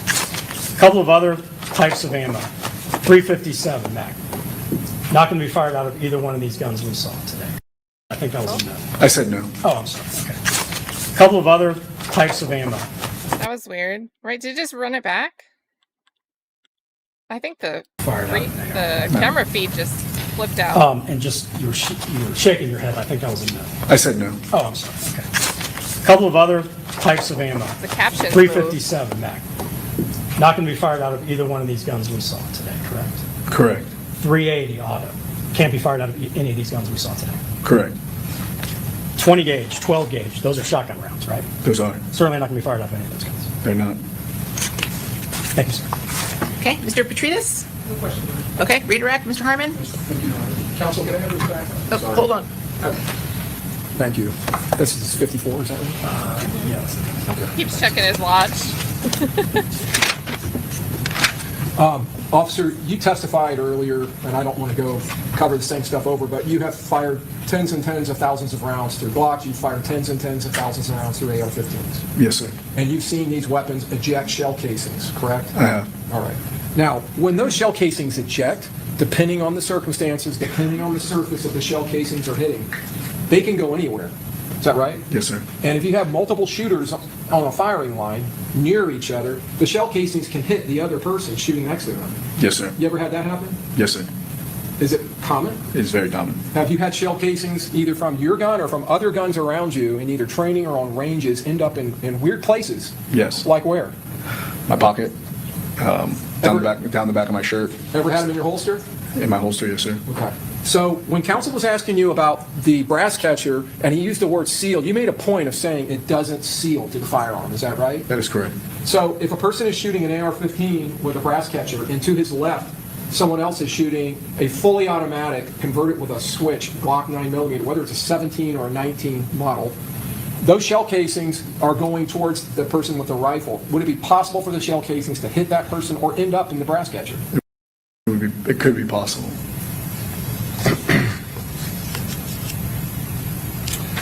You were asked about the firing system, and counsel went over with you about the gas firing system of an AR-15, right? Yes, sir. Okay. Checked his It's watch actually again. a direct impingement gas system, is it not? It is. And does it not use the propellant, the gases caused by the propellant when it's ignited, the propellant within the round? It I don't know, I uses keep doing gases that. from that, pushes it down a tube back towards the receiver. I can rephrase. Yes. Does it use gases from the round being fired? It does. Do those gases travel in some way back to the rear They towards do. the shooter? Yes, to the bolt. And do they function the bolt? Do they push the bolt? Yes. And is that what causes the gun to cycle? Yes, the gas hits the gas key, which then pushes the bolt carrier group rearward into the buffer tube, which is what ejects the round, cycles in your round into the chamber. And that gas block that we were talking about earlier, that's part of that system? That is. Does that change any of your testimony about the gas block or the length of the gas block on the AR-15 that we were looking at that does have a butt stock? No. Or the length of the one that's on the smaller AR pistol? No. Okay. Now, we talked about that a little bit earlier, but the smaller weapon, is that what's technically in the firearm industry called an AR pistol? It is. And it's not what we would think of as a pistol, like the handgun you have on your belt. Is that some kind of nomenclature that is utilized pursuant to federal regulations because of the barrel length? Yes, it's a... Okay. Going to rephrase. Okay. Is that some kind of nomenclature that's utilized because of federal regulations? It is.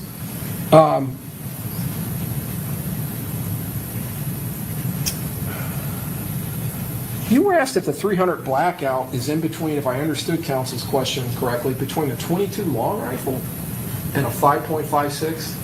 No, I think he was trying to ask me if it was between a .22 long rifle in diameter and a 9mm in diameter. Oh, in diameter. And it's the diameter of the bullet, is that what determines the caliber?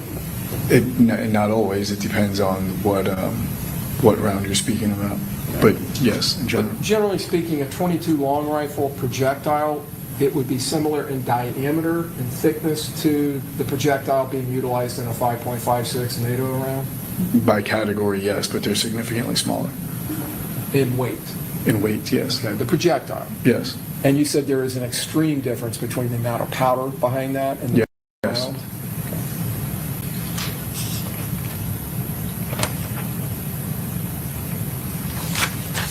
So I want to ask you about counsel's questions to you about being able to see something in a still photo versus a video. In your career as a law enforcement officer, in fact, in this case, you went seeking video at Truth 18. Yes, sir. Have you ever collected video from crime scenes? I have. In investigations? I have. Have you ever had to review the video? Yes. Are there times when in investigations of cases such as this where you need to slow down or get a still frame to really get detail to look specifically at something? Overruled. Are there times when you have to do that? Yes. Okay. And can that assist you in being able to see minute detail or being able to see something when you either slow the video down or stop it? Yes. Is there any reason as an investigator why you would not do that? Why you would not take advantage in a video of stopping it or slowing it down? No.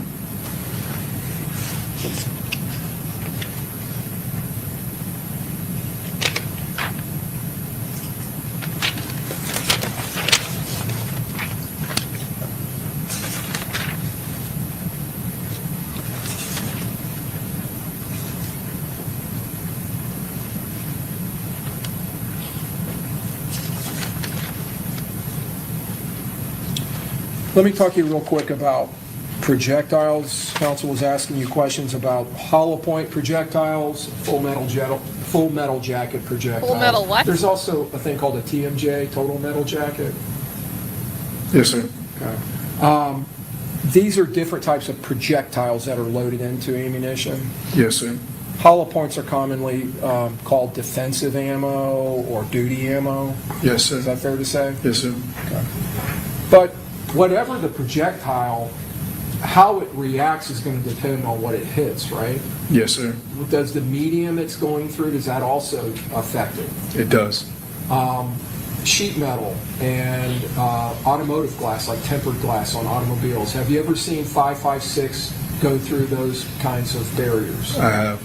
And do you, in fact, in your training, do you train on vehicles that have either been donated or for the specific purpose of shooting into those vehicles or have been purchased for that reason? I have.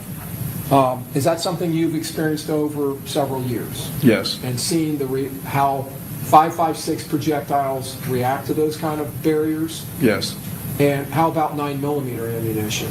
The same. It's very difficult to predict what a round's going to do when it goes through tempered glass. And 9mm ammunition, would you agree with me, is traveling at a much different muzzle velocity than 5.56 ammunition? Significantly slower, yes. Would it be fair to say it has a lot less energy? Yes. Okay. So they're going to react somewhat differently. Yes, sir. The higher velocities and energy that are behind a 5.56 NATO round, is that going to affect that round when it hits something like sheet metal or an engine block or some kind of solid piece of metal, like, say, an engine mount or something like that?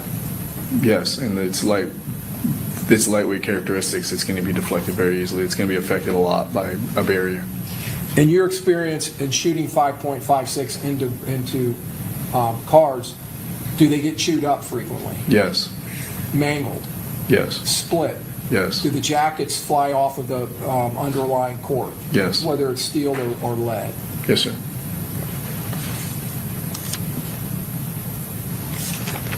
You were asked about reloading, and then you were asked briefly about the cost of ammunition during the COVID pandemic.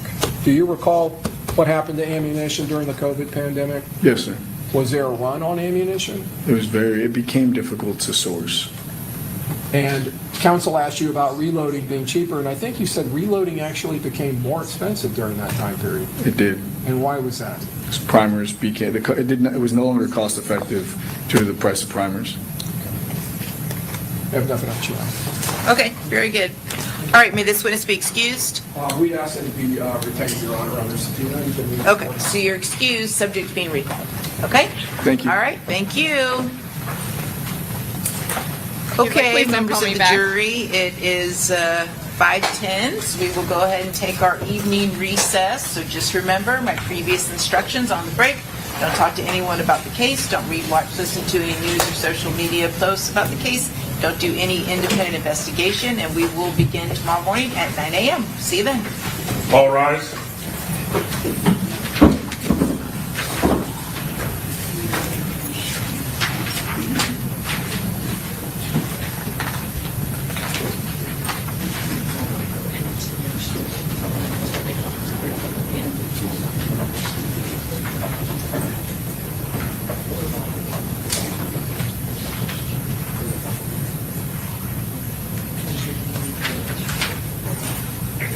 Yours are up there.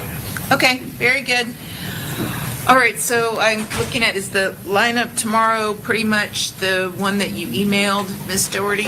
It is, however, there's still I meant to get a 2-hour interview played today that I still need to get played tomorrow. So I think we're going to stick with the morning, but the afternoon may change because I still need to play that for the jury judge. Okay. So we're obviously not going to get through the afternoon, but we may have one or two. I'll email defense counsel. And Okay. maybe we'll play the interview in the afternoon to ensure that I get the Jacksonville people on. Okay, and so then if we play the 2-hour interview beginning at, let's say, 1:30, it'd take us to 3:30, so who would finish out the day? Judge, some of the morning people do you think we can get through all those in the morning? Potentially. We can try to have someone present right after lunch, Your Honor, to testify and give ourselves at least the last 2 hours of the day. Yeah, maybe Deputy Scheidig and Alverson. Okay. Judge, we'll take Howard off and Jones off.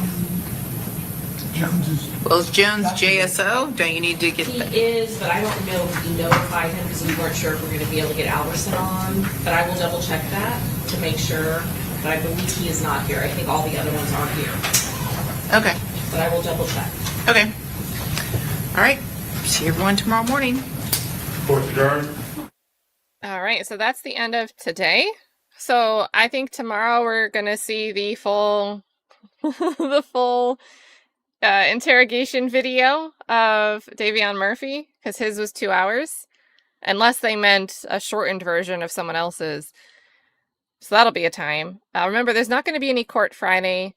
There's also a YNW Melly hearing in the morning. We're going to start with that first, and then we've been skipping all the breaks with this and running out of space to skip because we catch up and there's still stuff going on.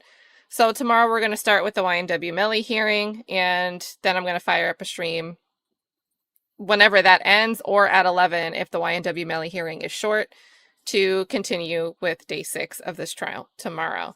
Right after this stream, so probably starting in like 15 minutes, I'll bump it forward. We're going to be reading all of the outstanding motions on the docket that are going to be heard at tomorrow's hearing, and any of the state's replies. Just one quick update if you're pretty much caught up but don't know what happened in the YNW Melly docket today. The state of Florida did file a new discovery supplemental, and it seems like one of the things they want to introduce is that supposed FaceTime video of YNW Melly talking to somebody. It looks like they're in like a sports stadium and someone's recording the girl holding the phone while talking to somebody, and that looks like Melly on the phone. That they're seeking to admit that, or they have filed it as discovery. So, but we're going to go over all the motions in like 15 minutes. I'll drop a link in the chat here if you want to hop over there. I'll start it up sooner than it says. And this will also redirect us. Did she say at 1 in the morning? There's no way. Maybe she said tomorrow, but said it weird. Court adjourned. All right. See everyone tomorrow morning. Yeah, everyone Court tomorrow adjourned. morning. So there we go, you guys. See you in a few minutes if you're going to come over to the Melly stream. I also want to give a proper shout out to I Am Shout. We pulled him up on the screen a little bit while they were talking. He tried to help me out a little bit. I tried to mute when they were saying and spelling the Uber driver's name. I wasn't quick enough. And I Am Shout was like, well, the court should be handling that. And to be fair, the court did warn camera person, remind them right before the Uber driver was called, reminding you that, you know, not going to show this person, don't say their name. And they didn't seem to mute quickly enough. And thank you for being a member for 11 months here. Guys, anything interesting you see in the meantime? Leave a comment. Shout out to Replay Crew. If you are not interested in hanging out tomorrow or you're busy and there's no court for this on Friday, we will be doing the Courtney Clenny hearing. So that might be interesting. And this weekend, probably going to catch up on some... It's not really the Fat Joe case at this point, but maybe something will be filed in that in the next 2 days. But this weekend, we're going to look at some other cases involving Tyrone Blackburn, where another judge is yelling at him for not following the court's rules. And then him and one of his former co-counsel are going at it about a potentially forged signature on a client's settlement agreement. So we're going to dive on that this weekend. So if you're interested in any of that, come hang out. If not, hit that like button.